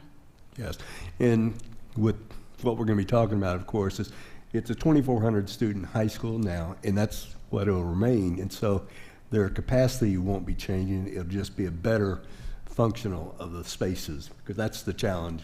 They have a lot of classrooms, but smaller ones, because at the time it was built, they had smaller classrooms. So that's a big challenge for Chris and his staff when they're scheduling. And so if we can merge some of those rooms together, it'll make life a lot easier for them. And my last request for my board members and possibly Mr. Simpson and Jimmy is, if possible, our board members can actually take a tour of LHS. Y'all know I have a kid there. I've been there 4 years. I know what the state's like. I think it would be beneficial for my board members to go and visit the first high school, see what it's like, get an idea of what the facilities look like. And there are like halls that just end, I'm gonna tell you that right now, and you will get lost. But I think it is beneficial, especially going into these conversations, because I mean, we are truly repurposing a school that is the heart of the community. I love my Lions, but I feel like I don't want this to get lost in the long range plan in our CFAC, and I just feel like it'd be really important for you guys to see firsthand what our students are learning in, what our staff are educating our students in, and just what, as a parent, and Francesca's a parent there, what we deal with every day. So, Anna, it's a great question. We've actually had a question about trustees. How do we put on the radar Or how does the process look to tour every single one of our facilities? I don't know timeline or what the goal would be of the board of how we want to tackle this. I think Anna said, okay, first, we're seeing this is going to be something that we're, it's addressing with the master plan. We see this is on the radar, so this would be the first one. I think it can serve as a good model of like, how do we expand? What is our goal as a board as far as touring our facilities, getting a better understanding? So I think this serves as a good model for having that. Board, can y'all also let the administration know your dates as we start lining up what a tour might look like for Leander High School, and then we'll go from there. Is this a tour as part of the school day, or Trish, when you're talking about touring all the facilities, is it separate and different from what we've been doing with the learning? It's So just to going. Anna's point, she has a request of like, look, this is something that we're going to be working on with Bond, the master plan. I think it should be on our radar. If I think what we're going to do is probably look at other campuses that we think will be on that and start implementing them in. And yes, there will still be those videos that we do, our learning videos with SCR, so that would be separate. That's separate. Okay, so is it more of the aging facilities, or? We're gonna have to see as we go along, because I think there's a couple of different requests that I'm hearing, and so we're gonna need to hear from board, and we'll try to start setting stuff up through administration. So from board, what I'm hearing is, well, I'm hearing Leander Middle School. Does that sound like a good place to target for our first visit? Leander High School, but what I'm looking at is just like a... Right, Leander High School, yeah. They just got new building. I'm looking just like, what we do to our CFAC committee. We give them a brief overview of the top thing. I know that when the high school subcommittee met, they had a presentation just kind of like, hey, kind of like what we had tonight, and then got a quick little tour. Like, it doesn't need to be a full-on ensemble, but I think it's, given the situation that this is unique, I guess, because it is, one single school we are singling out kind of per se. I just think, I don't know if any of my board members have walked the halls of LHS so they can get an idea of what it looks like. Board members, any other input, suggestions? Well, I'm one. I would love to see as many of the facilities we have, as we've got more discussions about the facilities in general. I would like to see as many of them as possible. The new ones, the old ones, all of them.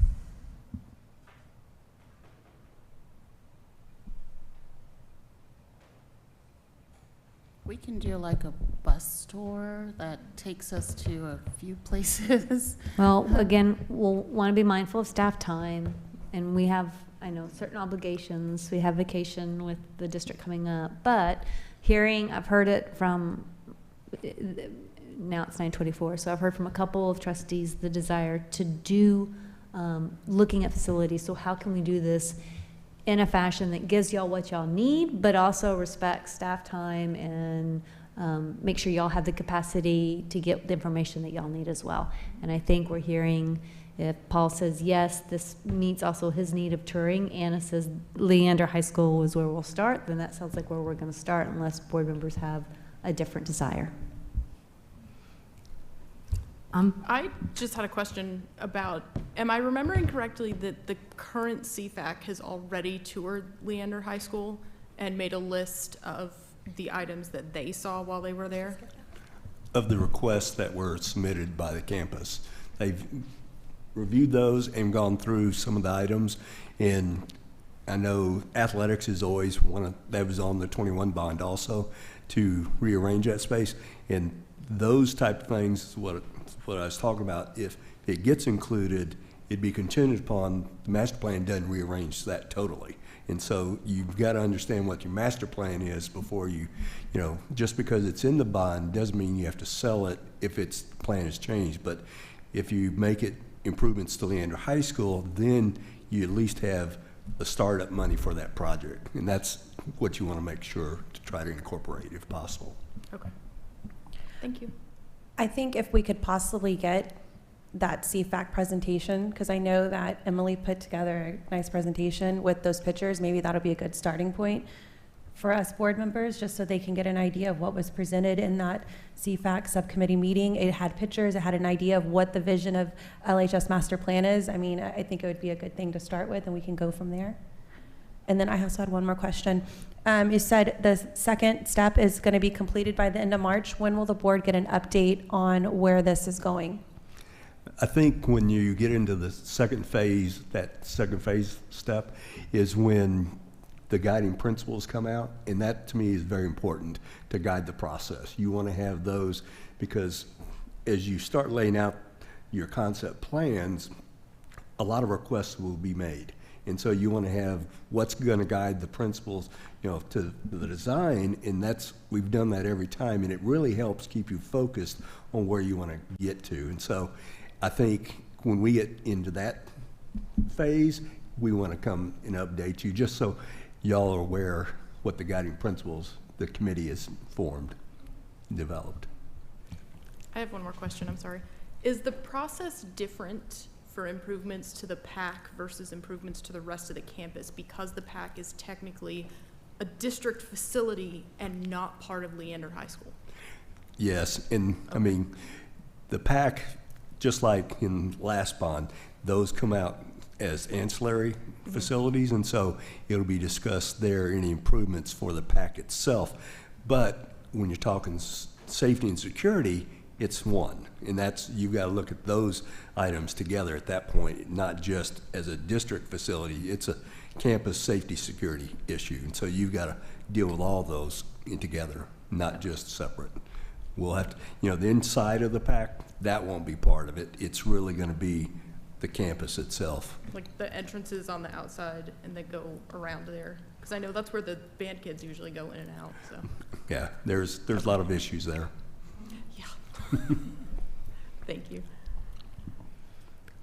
I'm happy to tour. I've spent many a days getting lost at Leander High School over the past 15 years. But I really do. I like this plan and that there is so much history at Leander High School, and I love that y'all start with really establishing that vision and making sure that we're preserving a lot of that history and those special pieces of Leander High School.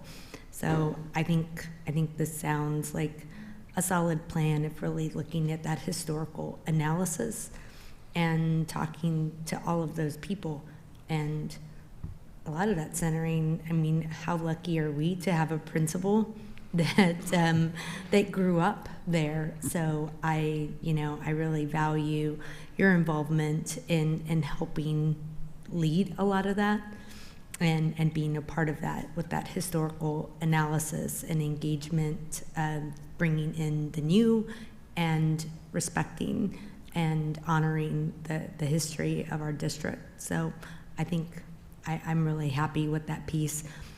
I like visiting all of our schools.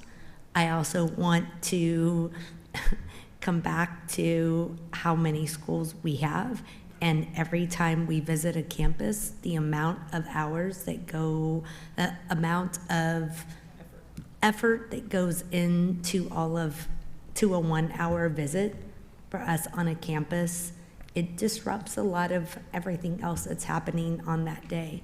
And so I just want us to be mindful and respect that process for our campuses. They have a lot of things going on right now, and so I want to make sure that I like, focusing on, since this one centers around Leander High School, it makes sense.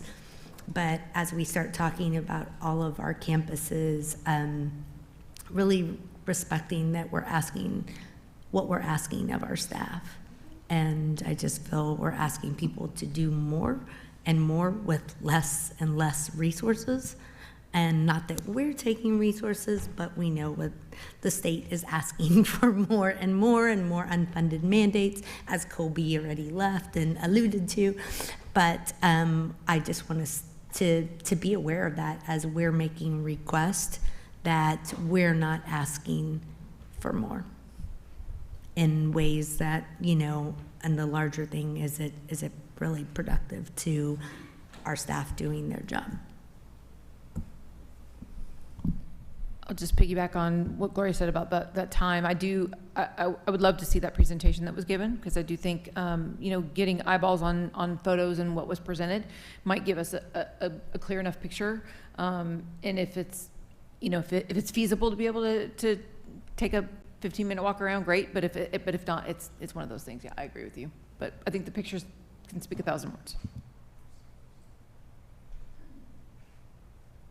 Francesca, anything? Okay. Hannah? Okay. Sade? Paul? Okay. All right, board members, well, this will give us a direction to start, and we'll continue to move forward. So that concludes the presentation, the agenda item. Y'all did a tremendous job. Thank you so much. We are very excited. Thank y'all for all the work. Thank y'all. All right. All right. It is 9:32, and as promised, and I'm sure eagerly you're all waiting for this, we are going into closed session. This is the first closed session. We will have a second one later tonight. This closed session is for purposes permitted. It is, 9:32. Purposes permitted by the Texas Government Code 551.074, the superintendent formative evaluation. There will be no action in closed. Any action will be coming back out into open if there were any. This isn't scheduled for action, though. All right. May I request that we bring devices back there, because we're going to ask you to give some input and some feedback. Okay. All right. All right.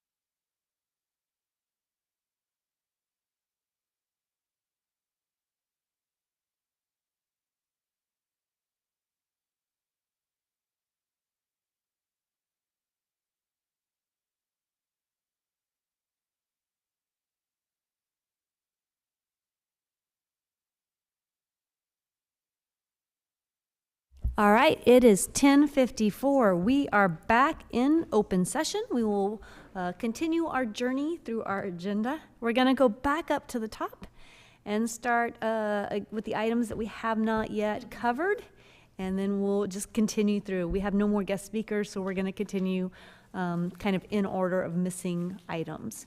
So we've wrapped up our student experience governance. We're in 8B of governance, and we're going to go to 8B1, consider approval of attendance zoning for secondary school relief process and charter.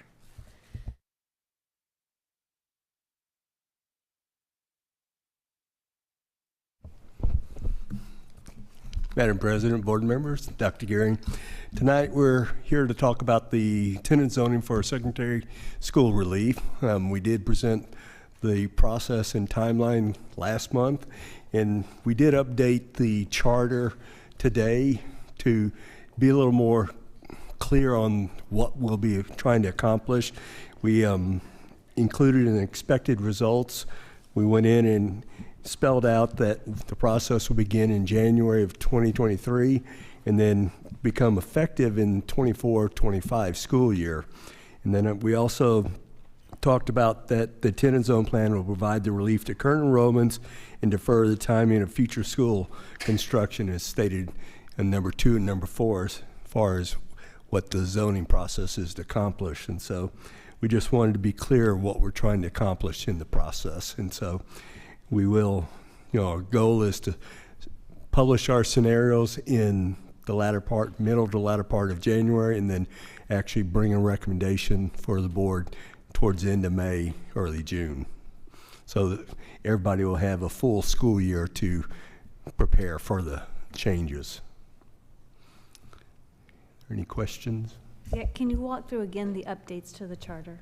I had the presentation up, it was in small print, and I realized there's actually the charter separated out, and I can just look at it in big print, so. Sorry, what were the changes you made to the charter? You said you updated the charter? Yes, ma'am.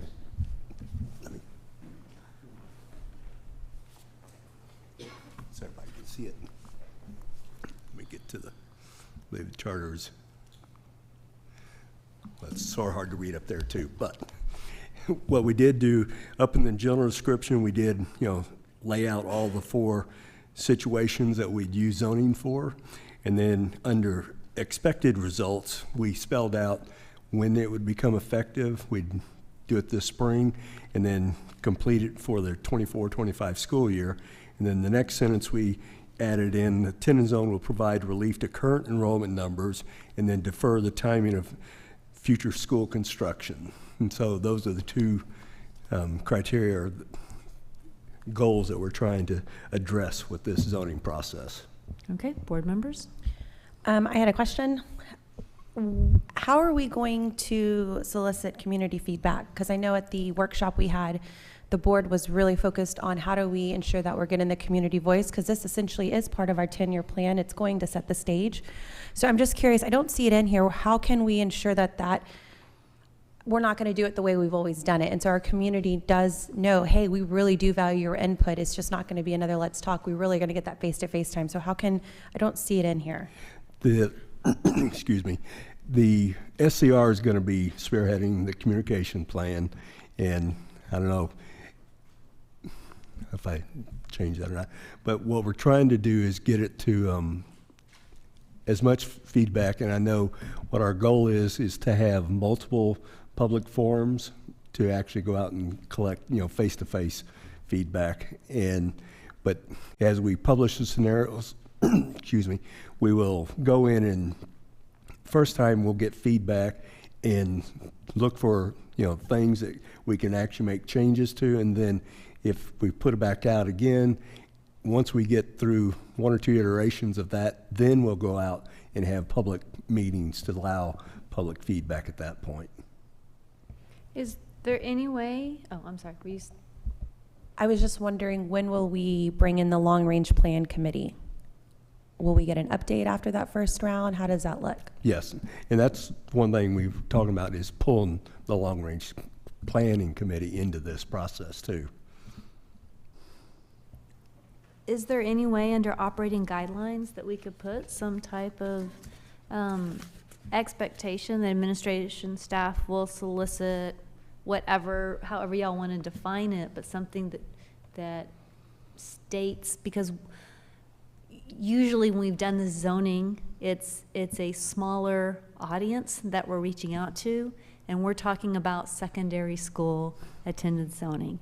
And so I think for our community, it would make them feel better. It might make the board feel better if we could say something in there about the administrative staff will, something about reaching out to our community. Well, I think it goes back to what we talked about earlier, that community engagement piece, right? How are we reaching out to our community? And I feel like it just taking a few key pieces or statements or whatever from that same slide we had. I mean, I feel like we're doing it, but for me personally, I'd like that extra accountability, because this is, like you said, this is going to affect quite a few students in our district, not just one campus. This is going in part of the long-range plan. So I personally, I know we are going to do it, and I know SCR, sorry, I'm going to say it wrong, Christina, they're going to do a great job, but for me personally, I think just because this is a new thing, I know as a parent and as a community member, I would just like to have that extra reassurance that they are going to value my voice. Not to say that we never do, but just that it's part of the charter now. I think it really put some emphasis into, hey parents, hey students, we want to hear, this is a big deal.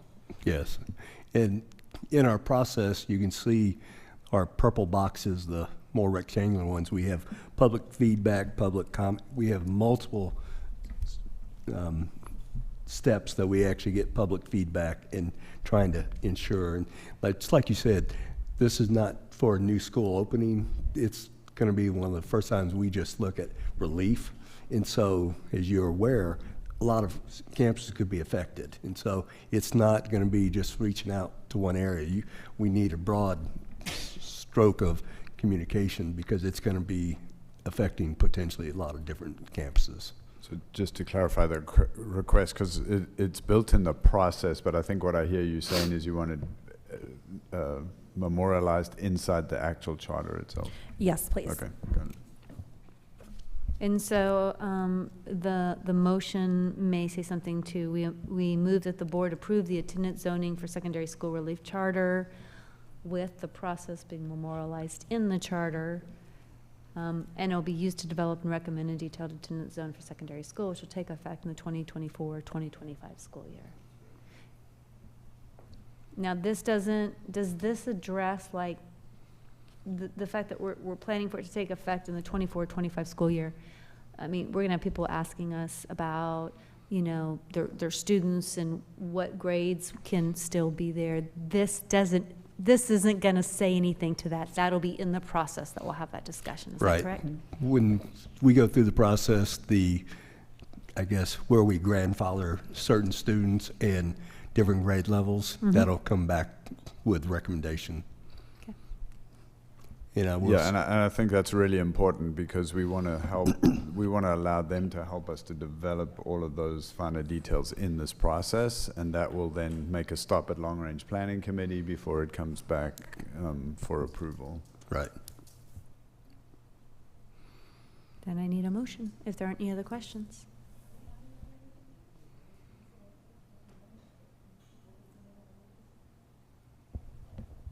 Just to add, so that we memorialize the feedback process inside the charter itself. Does that cover it?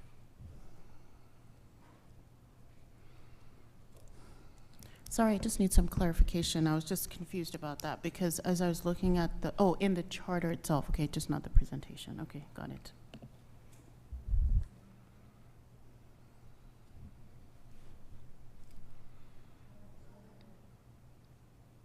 So it would be added in the motion. You would say, I move that the board approve the attendance zoning for the secondary school relief charter as amended to include the extensive feedback zoning process memorialized in the charter. Sure. Let's see if I can do this. And then read all the other parts. I'll have the wrong person reading this. I move the board approve the attendance zoning for secondary school relief charter as amended to include memorialize the feedback process in the charter itself from our community. Did I say that right? Okay. Which will be used to develop and recommend a detailed attendance zone plan for secondary schools, which will take effect in the 2024-2025 school year. I second. I have a motion from Anna, second from Christine. Is there any other discussion?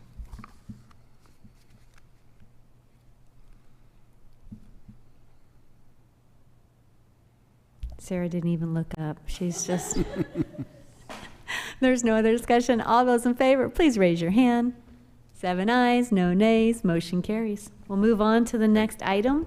We're passing over legislative update because we did it. Jimmy, thank you. We're moving on to Operations 8C1. Consider and possible action regarding approval of employee retention incentive and related action. My goal was to be here at 10 o'clock. We're here at 11. Not too bad.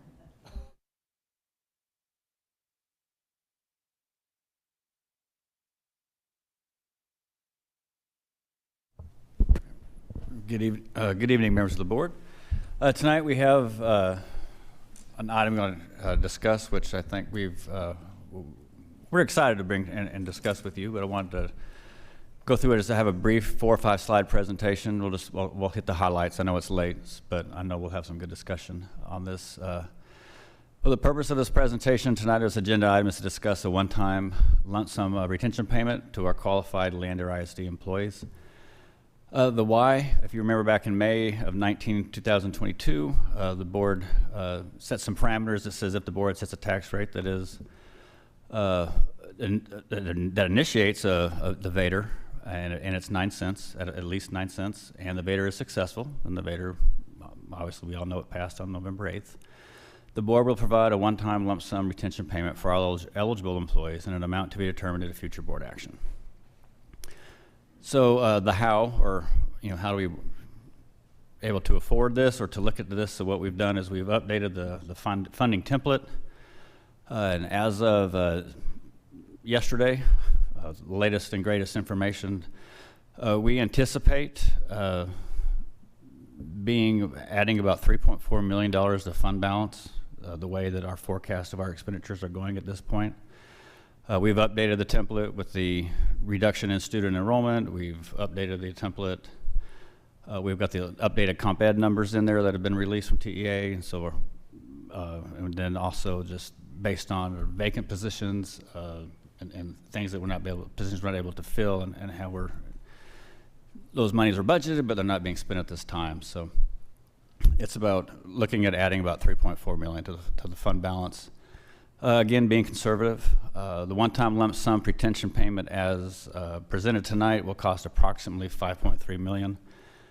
So that would put us probably in the $1.92 million dipping into the fund balance if all things remain as they have been forecasted. The district is planning to recommend a separate, just FYI, a separate one-time lump sum payment geared toward retention for special education staff. We plan on bringing that to the board in January. The district will continue to monitor the budget. And if at the end of the year we feel that based on the forecast as we get more data, if it looks like there's a potential that maybe we will add more money to fund balance, then we would like the opportunity to maybe come back and bring a separate one.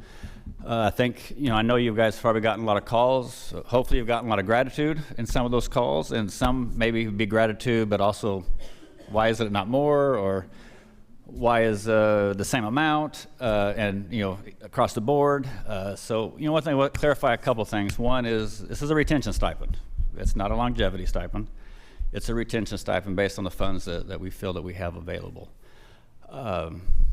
We feel, potentially there could be some funds coming in the available. We could do another one in the spring potentially, and if after some of the feedback you may have gotten, if we maybe want to look at maybe doing that in a different manner, we can look at that way and take that into consideration. But our main goal was to be able to get this out before everybody goes to holiday break. So the simpler that is, the better. Just FYI, throw that in there.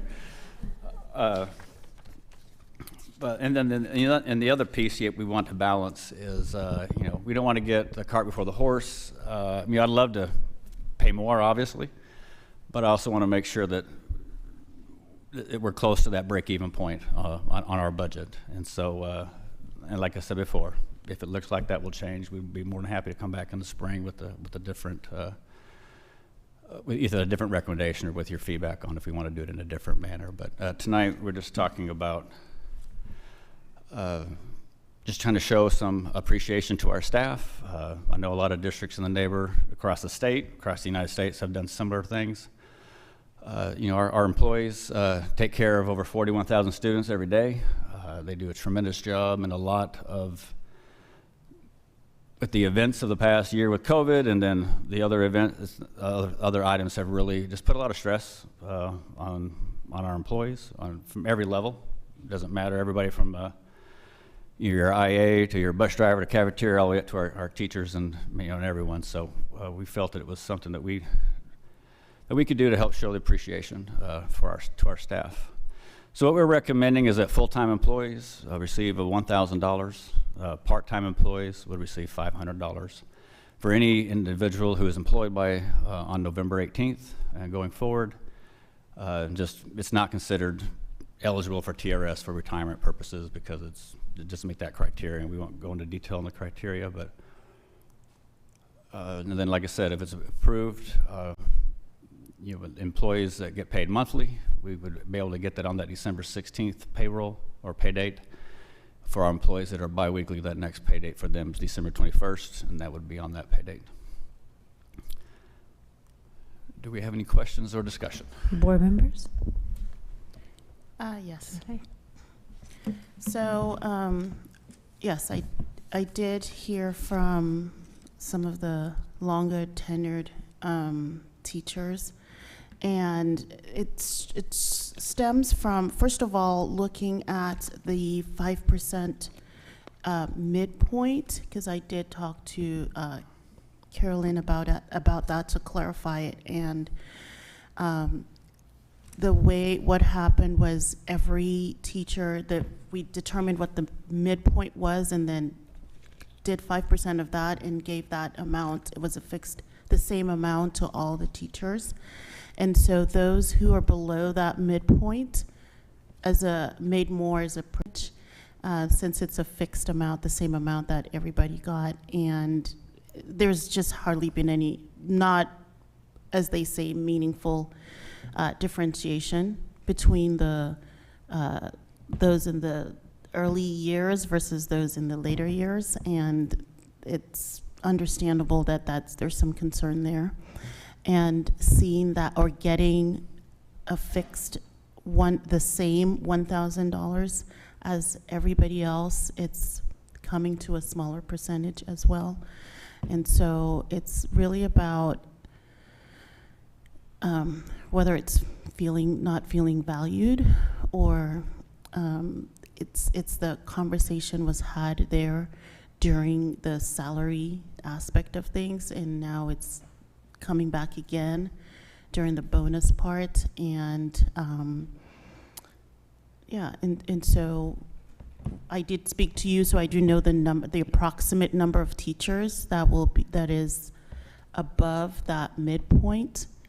And so I do know what the cost will be to increase that. And so the question is just what the appetite is for that.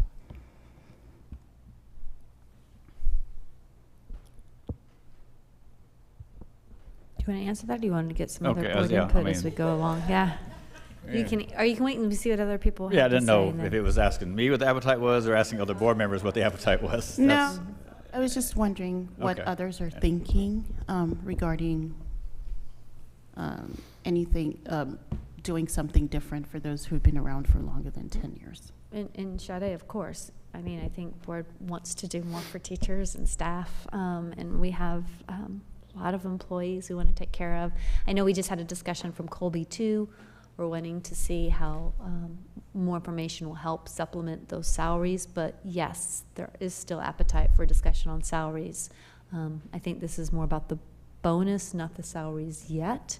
But curious, other board members have input before we turn it over, and then you can kind of hear after we noodle up here a bit. Okay.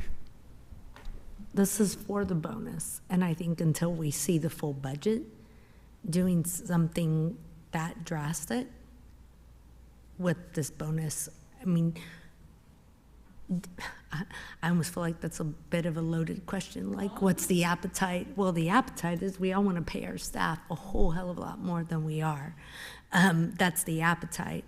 The reality is, what can our budget afford? We talked about legislative session and what that basic allotment is going to look like or not look like.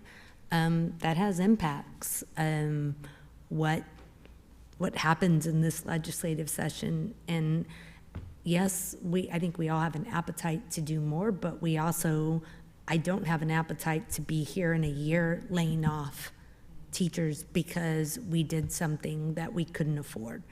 And so I'm going to look at the recommendation and, yeah, do I wish we could do more? Yes, I know I've been bugging you a whole lot with this topic for the last 2 months, for this and special education. And I mean, yes, the appetite is always there to do more, but it's a balance between what can we do and what can we do so that we don't find ourselves in a position where, okay, well, we did this, and now the consequences of this are going to have to be this.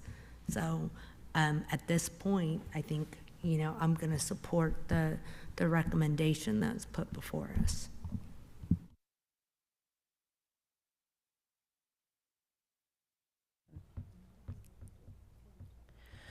So I have a question for you, Pete. Can you give us a little more information about the one-time lump retention payment for the special education? Is that just certain staff? Is it all staff? It said certain, so I was wondering about that. And I mean, I know it says in January. Is there any information you can give us? Because I mean, I'll be honest. We know that that's a position all over in the state of Texas. Our districts are having a hard time, but in reality, we also have a legal binding document for these students, and we can get in a lot of trouble for not providing those services or amount of minutes or whatever. So can you give us a little bit of just a little bit of a sneak peek what that looks like? I can tell you what we have, and it's still in draft form, but we're looking at, there's 2 parts. One would be increasing the stipends for the 23-24 school year. And our goal would be to have that come to the board April, May, so our employees would know what that amount would be prior to the end of the school year here, so they would know going forward to next year what their stipend increase would be.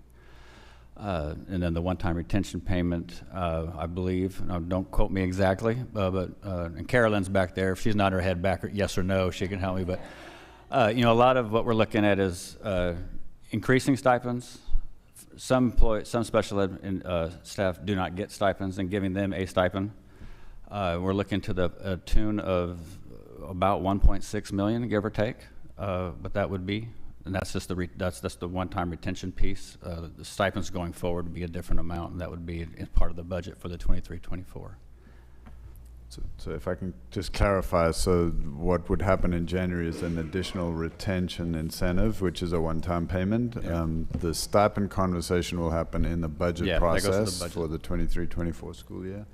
To address the certain employees, my understanding is this addresses all special education employees, teachers, at one level, IAs at a different level, yes. But it includes all of them in January. And does it include our LSSPs as well? Since yes. They're the ones doing the evaluations, they're holding yes. the ball. Okay. No, we've anybody under the SPED umbrella we wanted to address. And is that 1.6 million for both the retention and the stipend, or just the retention? That's just the retention piece. Yeah, those are separate. Looking at our bonuses in January, and then that one-time payment, and then looking at stipends for the budget when we have a greater.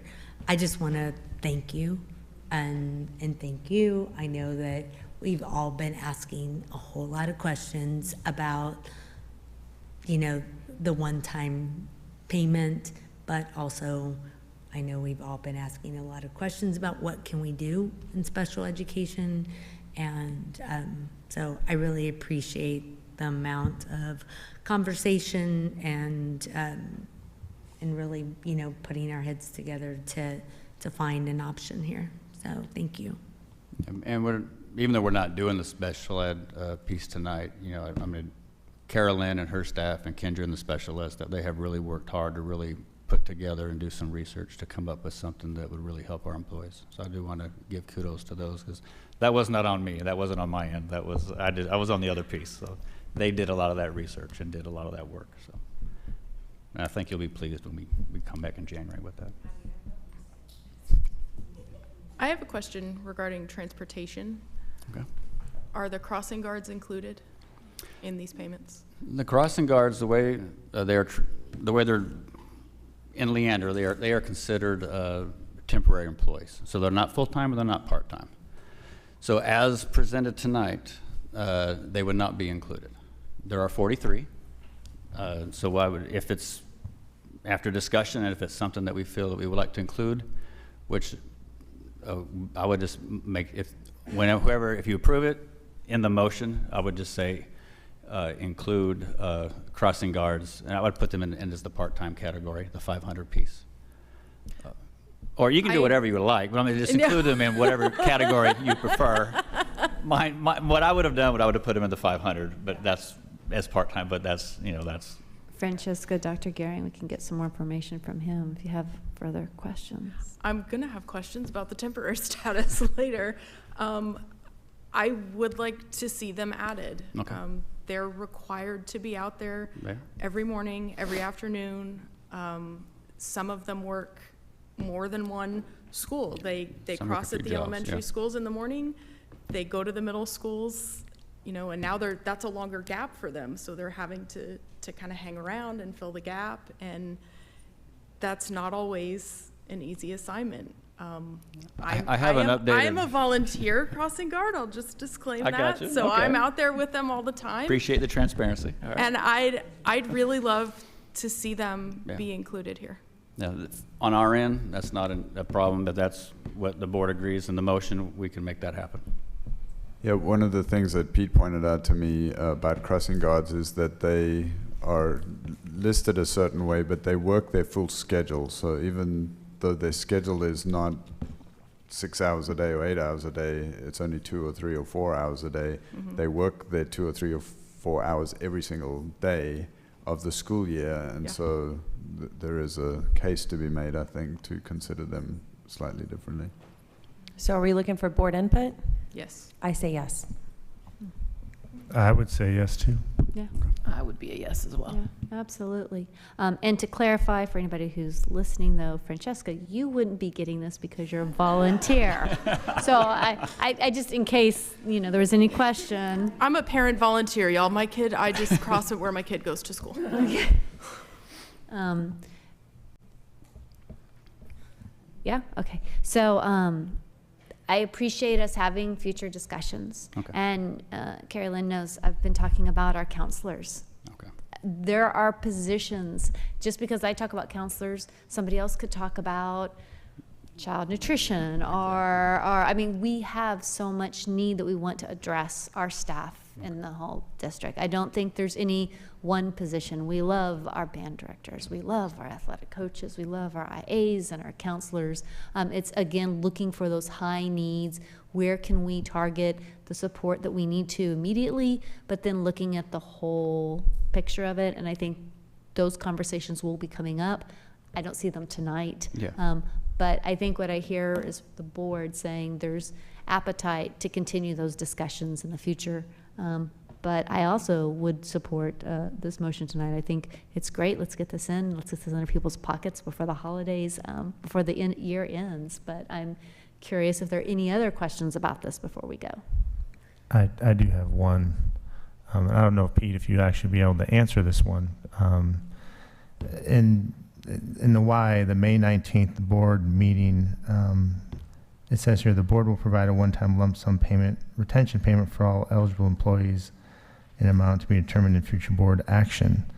Was that ever discussed when the Prop A and B presentations were given for the teachers? There was 120 presentations. Not to my knowledge. The few that I sat in on, it was just how the Vader worked and the gold pennies and the copper pennies.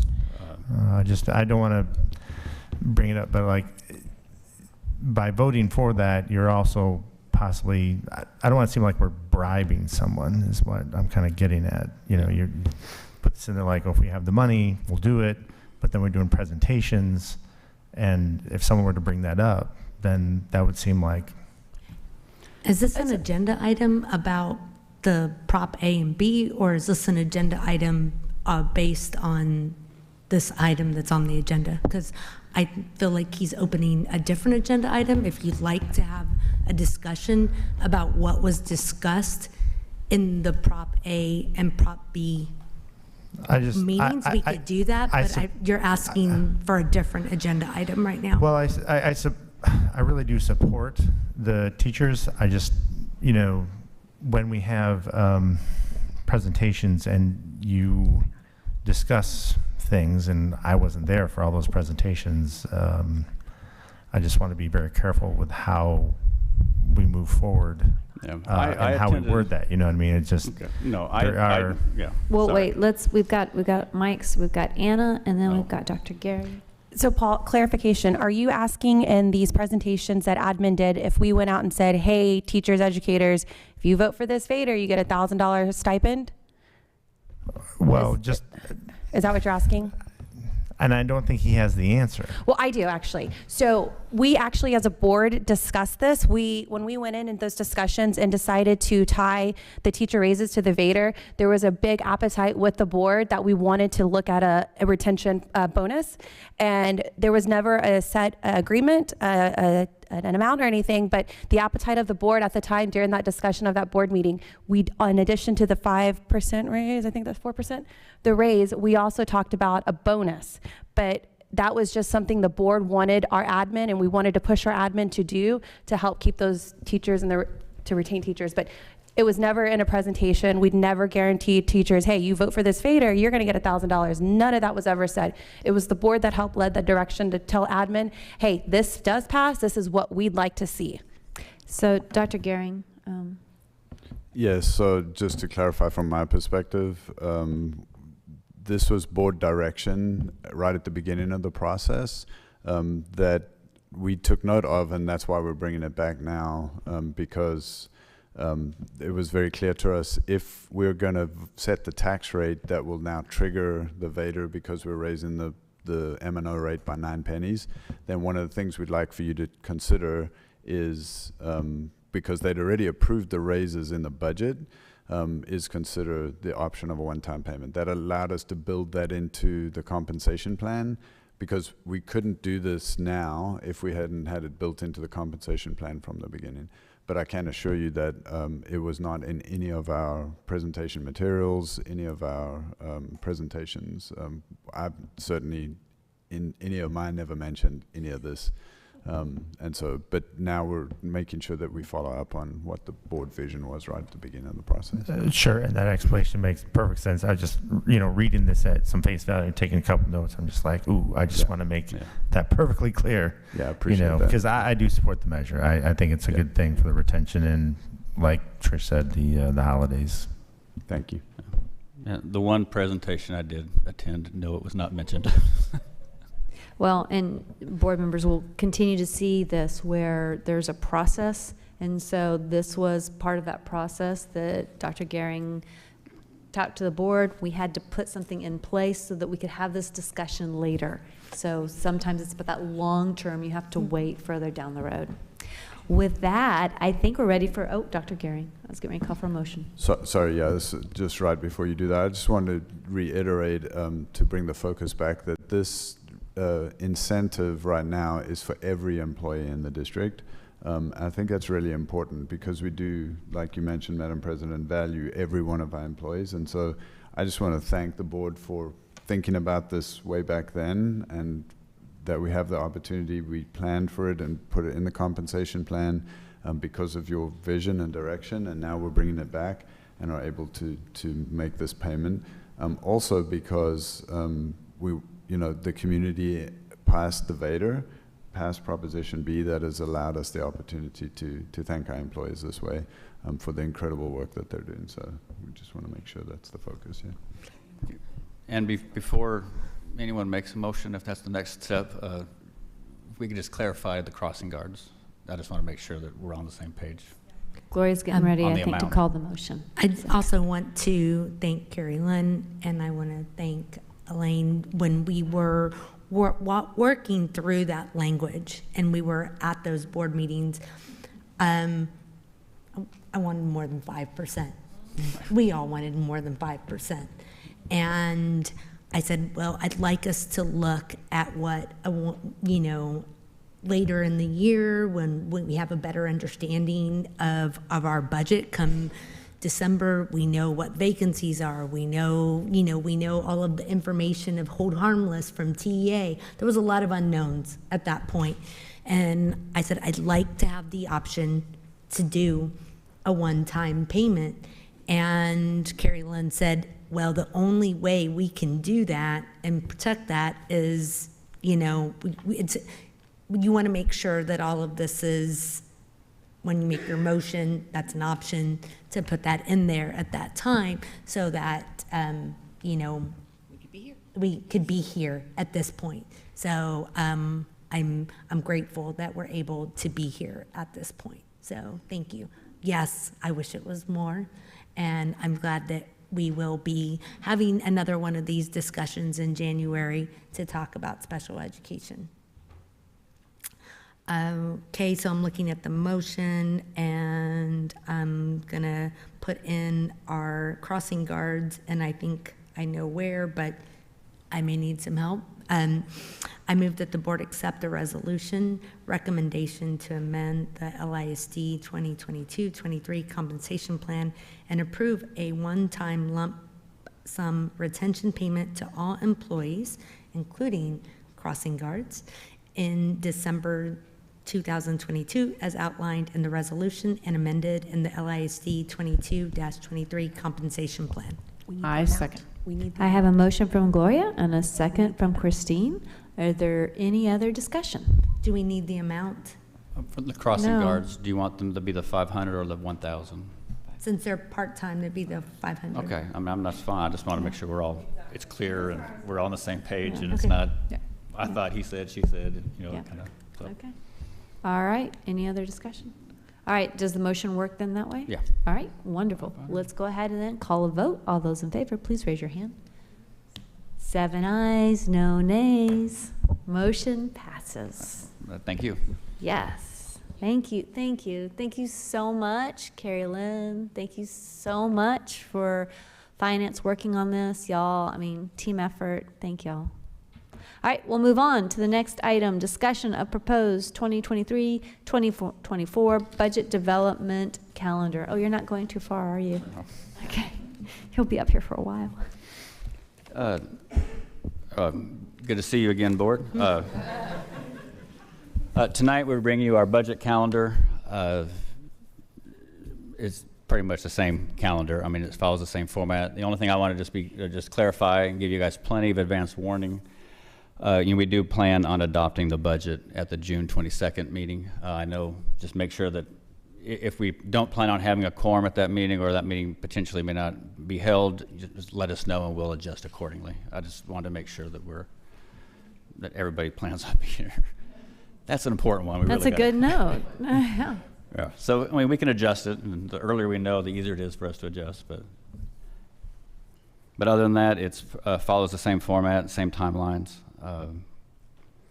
Last year we did the tax rate in August, and that was due to meet the election requirements deadline. And so we put August/September, but more than likely we would shoot for September like we have in years prior. Can I ask you about the compensation plan for May 11th? How do you target these days or pick these days when we know that sometimes it feels like all the districts are watching each other, and it almost feels like we all want to have a meeting at the same time, and then somebody will wait to have their meeting very last on that discussion. How are we picking this date, and do you feel comfortable with that date? Well, it's a legislative year, so that will be interesting. We'll have an idea, but we won't have anything set in stone. The main thing, I guess the main goal on ours, and it's fairly fluid. It could be May 25th. It could be, ideally we would like to have something approved prior to our employees leaving for the school year. There's always a potential We could amend it when we adopt the budget in June. We could amend it the very next month in July before it ever takes effect, based on whatever happens at the legislature. But I think it's just important why we shoot for that May, whether it's the 11th or the 25th, to shoot just the majority of our employees will at least know at a minimum what has been approved for the upcoming school year. If any changes were made after that, they would obviously be to increase it based on if funding changed or something happened different at the state level. But the main goal is just to have something set and finalized prior to our employees leaving for the school year. Thursday, June 22nd is the first day of Summer Leadership Institute for TASB in Fort Worth. Oh. So if that's something that we have to decide how many of us are going to be there. It's graduation for LTASB, so I know that I'm going to be there, but that is the Summer Leadership Institute at TASB in Fort Worth. Aren't there 2 dates, Yeah, 2 weekends, right? Yeah, it's the weekend before. There's June 14th to 17th is probably like in Right. San So, Antonio. but we're talking about, there's different SLIs, but she's going to be at this one graduating. And so that's important as trustees, if you can show up to a graduation ceremony. Well, like, I know I'll be there. So I know you'll be there. I won't be but- able to attend that board meeting that night, so I don't know if we want to. No, that's great. We'll try to make an adjustment, and we can make adjustments, or we'll look at it and talk about it.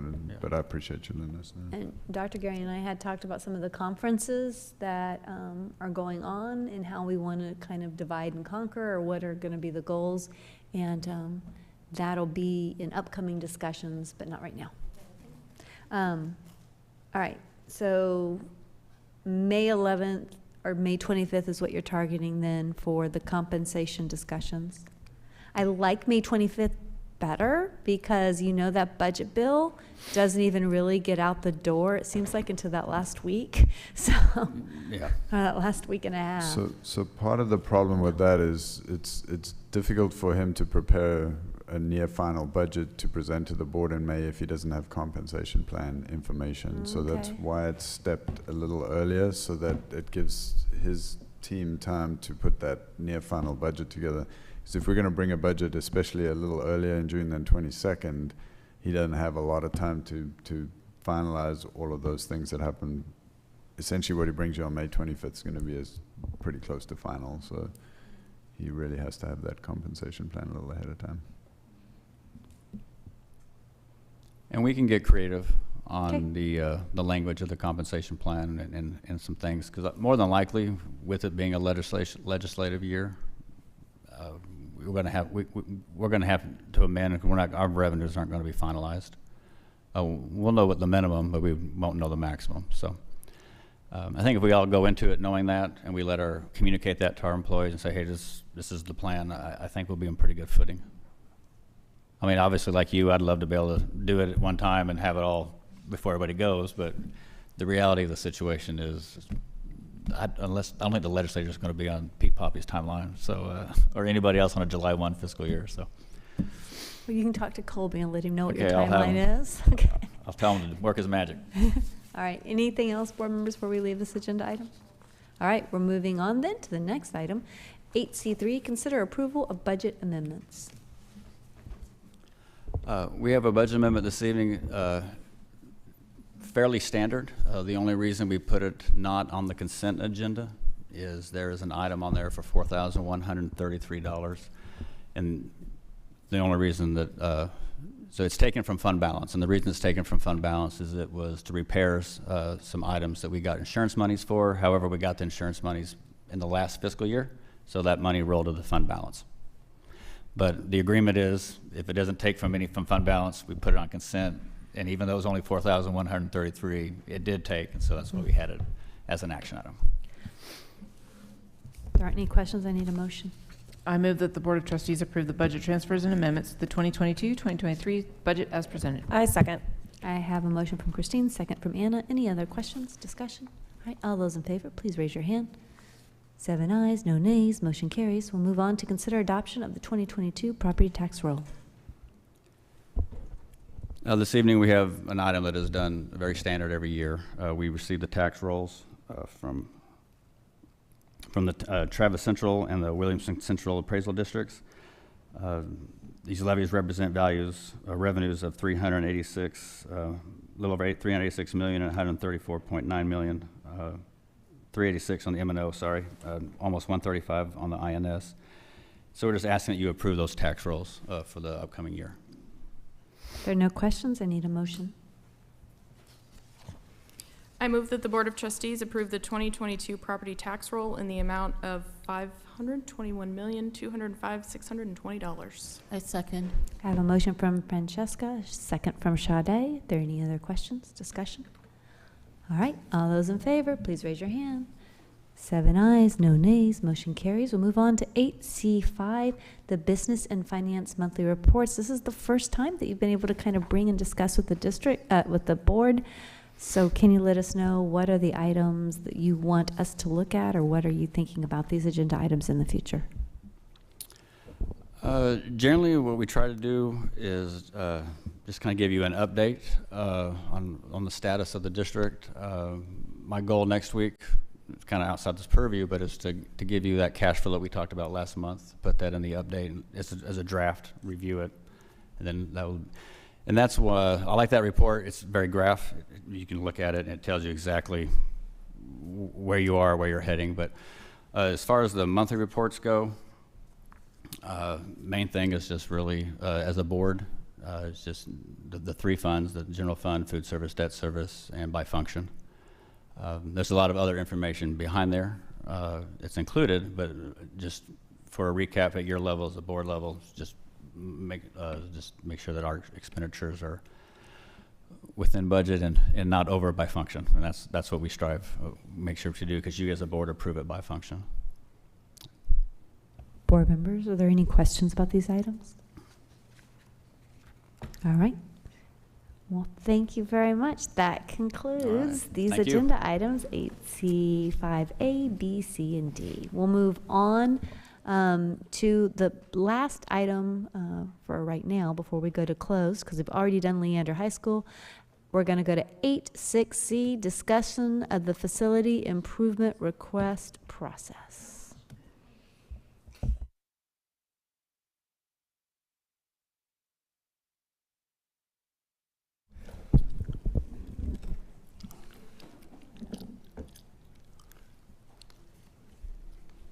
Madam President, board members, Dr. Gearing.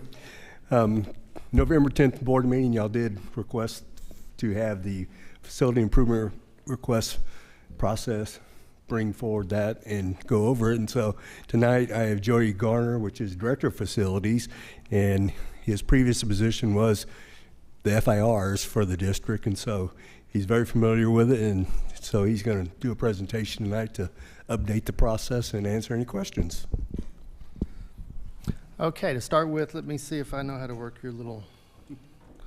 The main purpose for the FIR is to assist campuses, PTAs, or booster clubs in obtaining campus identified needs through a streamlined, equitable process to ensure that student and staff safety, while also complying with the building and safety codes.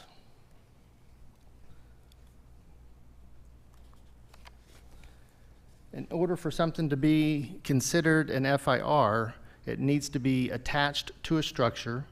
It was not part of the original build, or attached to a ground, or presents a safety or ADA issue. Some of the examples that we have are walking tracks, bottle refill stations, shade covers, gardens, gaga pits, mounted televisions. I could go on and on. Oops. We basically have two different types of FIRs. We have a standard and a non-standard. Anything that is standard is pretty much what we're already doing in the district. Sometimes it can move from non-standard to standard. So a non-standard, the biggest one that we see right now are your shade covers over some of the elementary school campuses. They're not put in with the original build, usually paid for by PTA. It's not standard. It's not what we're installing. We saw a big rush on a lot of the bottle refill stations. At one point, they were not standard in the district, but they're becoming standard now, and I do believe we just installed a few hundred of those. Yeah. These are just a few examples of some of them, some of the main projects that we do. They definitely over the years are becoming more expensive. We're seeing a much higher dollar value. Shade covers have gone anywhere from $15,000 to $30,000 now, and they present all kinds of issues. Permitting, usually we try to let contractors be in charge of all of that. There's underground challenges, whether that's electrical, irrigation, fiber lines, loop wells. They're typically non-standard, and there's, in this, right now, material and scheduling delays are pretty standard. Bottle refill stations, as I mentioned, this is one that was being installed at one point, and they bring all kinds of plumbing issues. May have to have additional electrical that needs to be run into it. It's usually non-standard, material and schedule delays, and there's also ADA access that has to be taken into account. Walking tracks, I really like these, but there are some challenges with them. Irrigation can be involved. Safety during installation, typically it's non-standard. ADA access and usability are big. Staging material issues, drainage issues, and high maintenance issues. Gaga pits, we see these all over the place now. Lots of scouts, Eagle Scouts are putting these in. Again, anytime you're digging in the ground, and they do have to dig a little to level it, we have to worry about irrigation, safety with the other scouts. Typically it's non-standard. PTAs or somebody are usually paying for it. We do have to have ADA access into it and out of it. Staging the materials can sometimes be a problem, and maintenance and upkeep are big on these. This is one of the larger ones that we put in. This is a D-ring. It's the end zone side of the track. If you drew a line across the back of the end zone, it would look like a D if I turned that sideways. Does that make sense? So they call it a D-ring. Took me a while to figure it out. Irrigation can be involved. Safety during installation. Typically it's standard. We do have these at some other campuses, but this one went in, no, it wound up standard. They donated the money to the district. Stage and material issues, maintenance and upkeep, payment and performance bonds, and contingency money. And I think this project ran around $130,000. Okay, basic steps for submitting a FIR. The principal submits the FIR to the facility planner. The FIR is reviewed by the planner. The planner reviews the FIR with supervisors. If an FIR is approved, then the campus is notified and project begins. If the FIR is not approved, then the campus is notified as to what else needs to happen to get the approval. The campus can resubmit with the requested documents or cancel the FIR.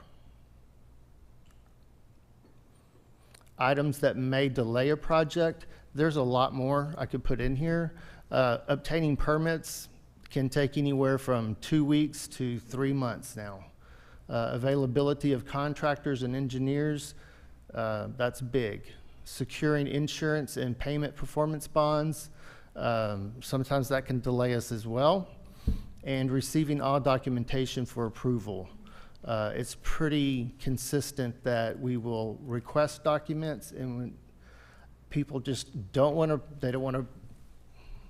give them to us, or they don't think they should have to give them to us. So it can definitely cause delays.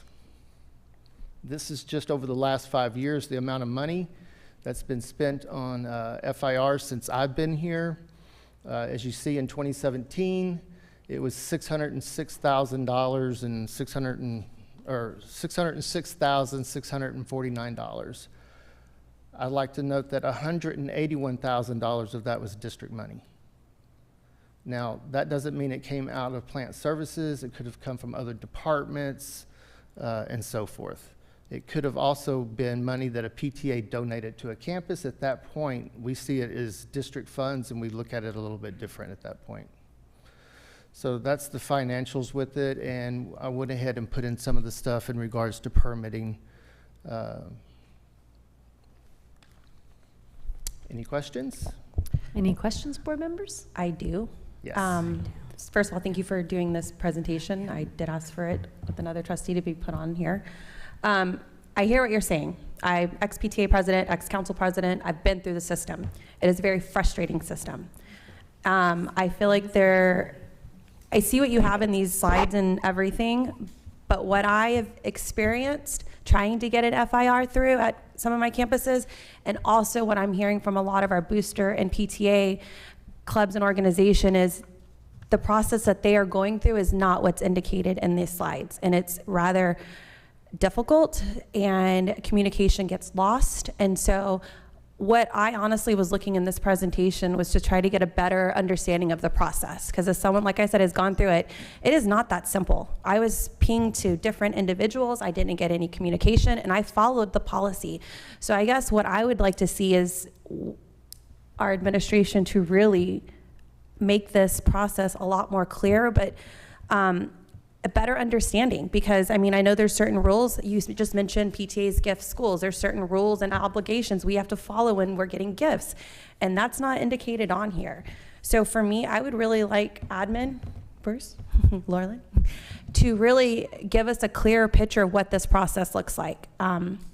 Again, I'm sure this has been the process for some people, but I know personally, this is not the process that I have gone through for an FIR. And I just, if we want to go back to that communication piece with our community and in, connecting with them and working with them, this is a good way to make a lot of people mad. Is, they want to do what's best for their campus and their community. Right. And I understand the equity piece, but a simple tour around certain campus will tell you that that's not always the case, that the FIR was treated in the same manner at different campuses. So I agree. I would just like to see a better streamlined process, whether that involves the admin taking the lead on that and then board giving input. I'm okay with that. I personally just want to see a better system out of this, an easier, non-complicated system that benefits our students and our community. Gloria? Will you go back to the previous slide about the FIRs over the last 5 years? I had a question there.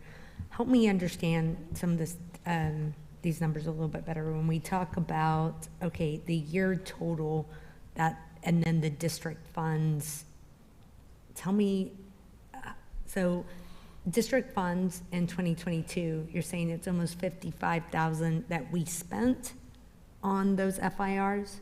Correct. Okay, but some of those funds might have been given to us by a PTA. Correct, that does happen from time to time. I know like many times PTAs have to set aside those funds, so when you say like, well, I think of those as district funds, well, PTA, when it's not, when yes. PTA fundraises, it has to be voted on by membership and then designated to an item. And so it's being designated to the maintenance of the shade cover or correct. Things like that, because we've all been there. Everyone on here has served on that PTA where we're like, oh, we have enough money to buy the thing, and then we go through the FIR and it's like, but do you have enough money for the maintenance of the thing? And you're like, oh, okay, let's go back, and then we do it and we fundraise some more money, right? So I don't necessarily, I don't really feel like this is fair to say that we spent that much money if a lot of that funding was already designated by the booster or the organization specifically for that item. And then additionally, how much was saved for the district? For the district by the booster and the PTA putting the shade cover and buying the water pit, the water fillers and everything else. So that this kind of triggers me because I don't feel like that's really fair in what's happening with that funding. I hear you. So when you look at the year total, let's just take 2021. 22 is just a half a year. So if you look at 21, we've got 662,000 total spent. 184 of that was designated as district funds. I think we can clarify inside those district funds what of that was donated and is really not district budget. Because I think the only ones that, and help me understand this, the only ones that would be purely district funds would be ones that the district had requested. They still go through the FER process, right? Correct. They still go through the process. Because there may be, so I'm going to use a water fill-in station as an example, but that might not have been requested by PTA, it might have been requested by the principal, in which Correct. case that would then come out of district funds, right? That would be, no, so hold on a second. I'm trying to clarify what goes in this district fund bucket. If it was requested by a PTA and paid for by the PTA, regardless of whether the PTA, because I think a lot of the time they donate the money to the district and then. I think you're correct. I don't think it's as much as it sounds. Go ahead. Go for it. Yeah. I think what we'll bring back is a clarification of how much of this was outside funding that came to the district and helped the district to offset these costs, and how much of this was actual, like district FERS that expended district funds. Will that help? That helps somewhat. It does, but the other piece of it is still in the original piece. That was a significant amount of money that saved the district. You know what I'm saying? Well, but the what taxpayer I'm dollar. saying, there's 400,000 in there that is money that was expended that was not district funds. So that is the money. Am I not understanding that correctly? I think it's that 400,000 and then some amount of those district funds that. would Right, have so come- that's what I'm we saying. don't know what I'm that going to amount- clarify Okay, that how district. much of that? So it's at least. I want to 400, get yeah. you to where there's a total The that says separation outside of that. funding Okay. was this much, district FERS and district funded FERS were this much. I think we can clarify that. So you're going to get them clarified where, like you said, the principal requested something, and then we have like boosters, PTAs requesting. Yeah, I'm hoping I'm not promising something I can't accomplish, because I don't have any idea how these things are recorded. So I understand what you want, so I'll go and try and get that back to you, and we'll certainly bring that back. I mean, I would be curious in that, because I know for me, I don't know the admin side when principals request stuff for their campus. That's their job, that's their lane. My main concern is the inconsistencies when it comes to the booster clubs and the PTAs and PTO. There's not a streamlined system, and I would like to see clarification. Yeah, so we'll clarify the funding side of it and the reporting part of it, and then the second part I hear is we'll go and do a review of the process and see if there are improvements that we can make in order to streamline the process for the outside entities, because of the frustration that we're feeling through trying to manage this process. So part of this is information, which makes sense, because it's fine if, we're all sitting here nodding, we want the information, I'm seeing that. There's a second part where you're saying we're gonna look at review and then improve. I just need to see some heads nod because that's another step, and we've got to make sure we have consensus on that Dr. Gehring is going to go look at review and improve. Okay, we've got enough voices, enough head nods. All right. I saw Christine and then Gloria also have, and then Sade. So for me, the question is, how many people are working on these FER requests? And the reason I ask that is because some of the complaints I've gotten from boosters and community members is that this process is taking so long that they put something in hopes that it's going to improve their school while they're there, and then sometimes their kids end up aging out. And so it's just taking a long, long, long time. I get supply chain stuff. I'm just wondering about the approval process. How many are involved in the approval process? Well, there's one person that runs all the FIRs. The approval process depends on the FIR. It could involve grounds, it could involve an electrician, it could involve an engineer, it could go through depending on what it is, a number of people that have to approve it. Gloria? And as I said, that's all being led by one person. That's the same as it was 15 years ago. Gloria and then Sade.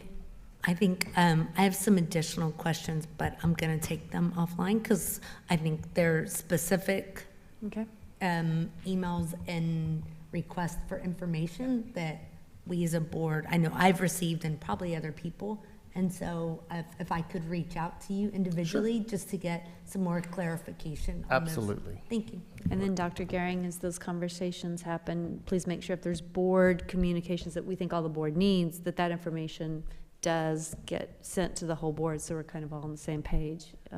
Sade? Is there some kind of expectation that is set with the person who submits the FIR as to when you might be able to get to it based on the projects that have been, or project requests that have been submitted? So do they get that right away, just to say, look, it's going to take 4 months, so before you hear from me? Probably not as consistently as it should. Okay.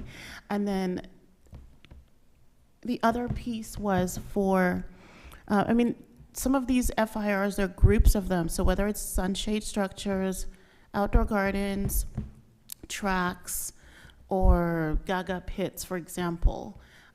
Yes, the schools are different, but there should be some commonality where sort of like a standard, like if you want to do a sunshade, here's at minimum what we need from you. So that way, so sort of best practices that they have, and they can put together something that hopefully should get approved soon, quickly enough. It is something that we want to do as well. We Yeah. do understand that there are issues here. I have heard them loud and clear, and we are very interested in making some changes. We've already started some since I've moved into my new position, and I think that in 6 months you're going to see a much better process. Or even people being able to search previous FIRs that were approved. And I'm sorry? People being able to search previous ones that were approved, have access to them, and then kind of use that as a guideline. That's so a great it idea. takes some of the work off of you, just repeating the same thing. Or make sure you have the aerial Google map or whatever, and something that if they see it, they know that that's required. Well, since we've hired our new facility planner, one of the things that we have done was try to take the pressure off of just one person. So right now we're trying to spread that out a little bit amongst people, and hopefully that's going to give them some time to do some creative things like this. And we can start posting the guidelines for a Gaga pit, the guidelines for this, because sometimes they do change depending on the environment you're putting them in. Are there underground issues here? Maybe. Over here, there were none. So this one we can run fast, and this one over here we have to slow down. We have to bring in some people to look for underground issues, and these things happen. But we're actually very excited to make some changes. I'm curious because we had been given to the board even before Anna, Sade, and Chris had joined us. We had been given information, Jimmy may recall this, and I remember particularly it was about playground equipment, sunshades and playground equipments, and here's was the standards, and this is what all the PTAs were being given and told they were used. So that's not being done anymore, or what happened then? It is, but with the playgrounds, it's only been requested twice. And the sunshades, I can't recall how many have done So you're since saying then. we made these standard practices, but we've not needed them? They haven't been requested. So A couple campuses have requested. Whitestone recently requested 2, and they're approved and ready to go in this, I believe, over Christmas break. And I think it was Laura Bush that also requested a couple of items off of there, and they were approved immediately. That's the other thing Sorry, go ahead. One of the other things that I think is going to help the process a lot, as Jimmy has given me a lot more ability to approve some of these on the fly, so we don't have to go to all of the different people to get the approvals. If I've put in 15 TVs, we know how to put in 15 TVs now. There's no reason to go through a bunch of different approvals. So you're going to see a lot more stuff approved, hopefully, within days. That's going to probably be your standard stuff like Gaga pits, TVs, at this point, even shade structures, so far as we are clear on what's going on underground. We've done enough of them to know what's going on. Mm. So I think the question was specifically about playground equipment and then shade structures. And what I heard is that you are using those standards for those items. You only have had a couple of playground equipment requests and then several shade structure requests, but you have been using the standards for those. It's just you don't have standards for some of the other things, that like the gaga pits and the smaller items like that. Is that what I'm hearing you say? Well, yes. Okay. We have some standards. I don't know if they're published like they should be. Right. It's also something that we're also trying to work on now. So Trish, to answer your thing, I remember this being rolled out because I was not a very happy parent. And I know when I did one of my FIRs, I was given. I think you came to talk to the board. Oh, about I that. did. I'm sure y'all know. I know when I put in an FIR a couple, maybe a year and a half before I was on the board, I was given that booklet, just kind of, hey, you can't buy this because of such and such, but this is what was approved, and it came with like swings, playground equipment. It was all, and it even included the tables, the benches, stuff like that. So it does exist. I know I was given it, but again, going back to that process, it was just, hey, here's this, and you know, all of our volunteers are just kind of like, what does this mean? But we do have it, but I don't know if it's utilized as what it was intended to. And as we're starting to think about improvement of process, I'd love to know what the benchmark is as far as currently, what is the average wait time our organizations have on an FIR, and what is the longest wait time they've had versus the shortest, just so we have some type of foundational, so when later y'all come and say, look, we've improved the process, people are only waiting, I don't know, whatever timeline, we can go, oh, okay, well, this is what they said used to be the average, or this is how long people have, because I know from certain groups that I've heard it's not always a month turnaround time. There really is extensive time, to Christine's point, where, I mean, they're like in the position of PTA, they're doing all the fundraising, and they're going out of that school into another one, and that's still not being completed. Yeah, we can definitely look at the timelines. It's like when we turn in permits for the city, you turn in your drawings, sometimes depends how complete they are, is how quick they get back.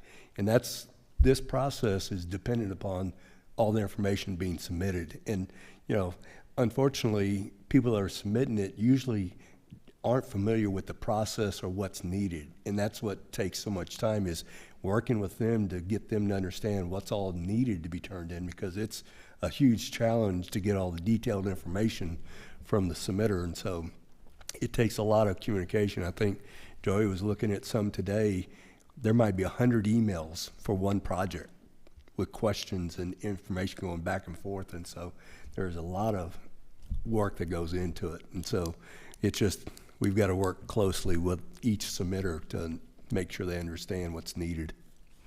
I mean, they can also, I talked about giving access to previously submitted ones, or you come up with those standards, but maybe even working with someone who's done it before, like more recently. So if someone wants to put in a sunshade, they can talk to Winkley. Is that who you said just got theirs approved? Yeah, just go talk to them. They just went through it, and maybe they can help you at least put together something that is almost complete based on the circumstances. Maybe we could develop something for the website that has FIRs, you know, previously approved, recently approved, so, and the type of projects, just so people know who's doing what out there. It might help. Like you said, it's a good idea.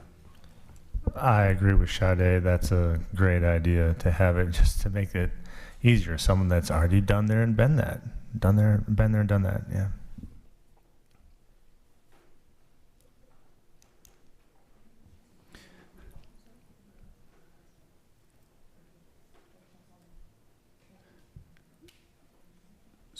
So there are always improvements that we can make, and we're going to work hard to make sure that we improve it. I just want to make sure that we remember that the facility improvement request process is in place to protect the district as well, because we have to be very cognizant of what we're adding to existing facilities in terms of how that gets implemented and then how it gets maintained over time, so that we protect the assets of the district. And so it can be a somewhat tedious process, but if we do it right, then we do get a better long-term result. And so while I know we can always make improvements to the process, there is a good reason the process is in place too.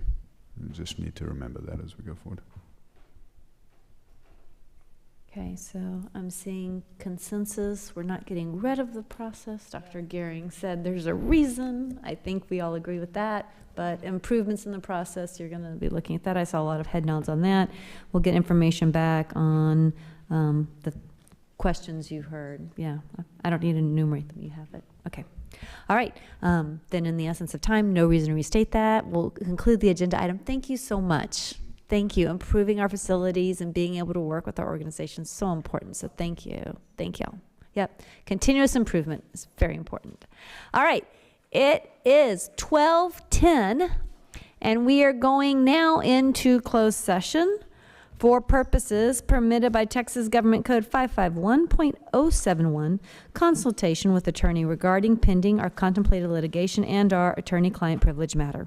Texas Government Code 551.074, deliberation regarding resignation, terminations, employment reassignments, duties, and evaluation of personnel and public officers. Texas Government Code 551.0821, deliberation regarding matters whereby personally identifiable information regarding one or more students will be disclosed. Texas Government Code 551.074, deliberation and consideration of employment of Leander Extended Opportunity Center principal. There will be no action taken in closed session. We will come back out to open for any action.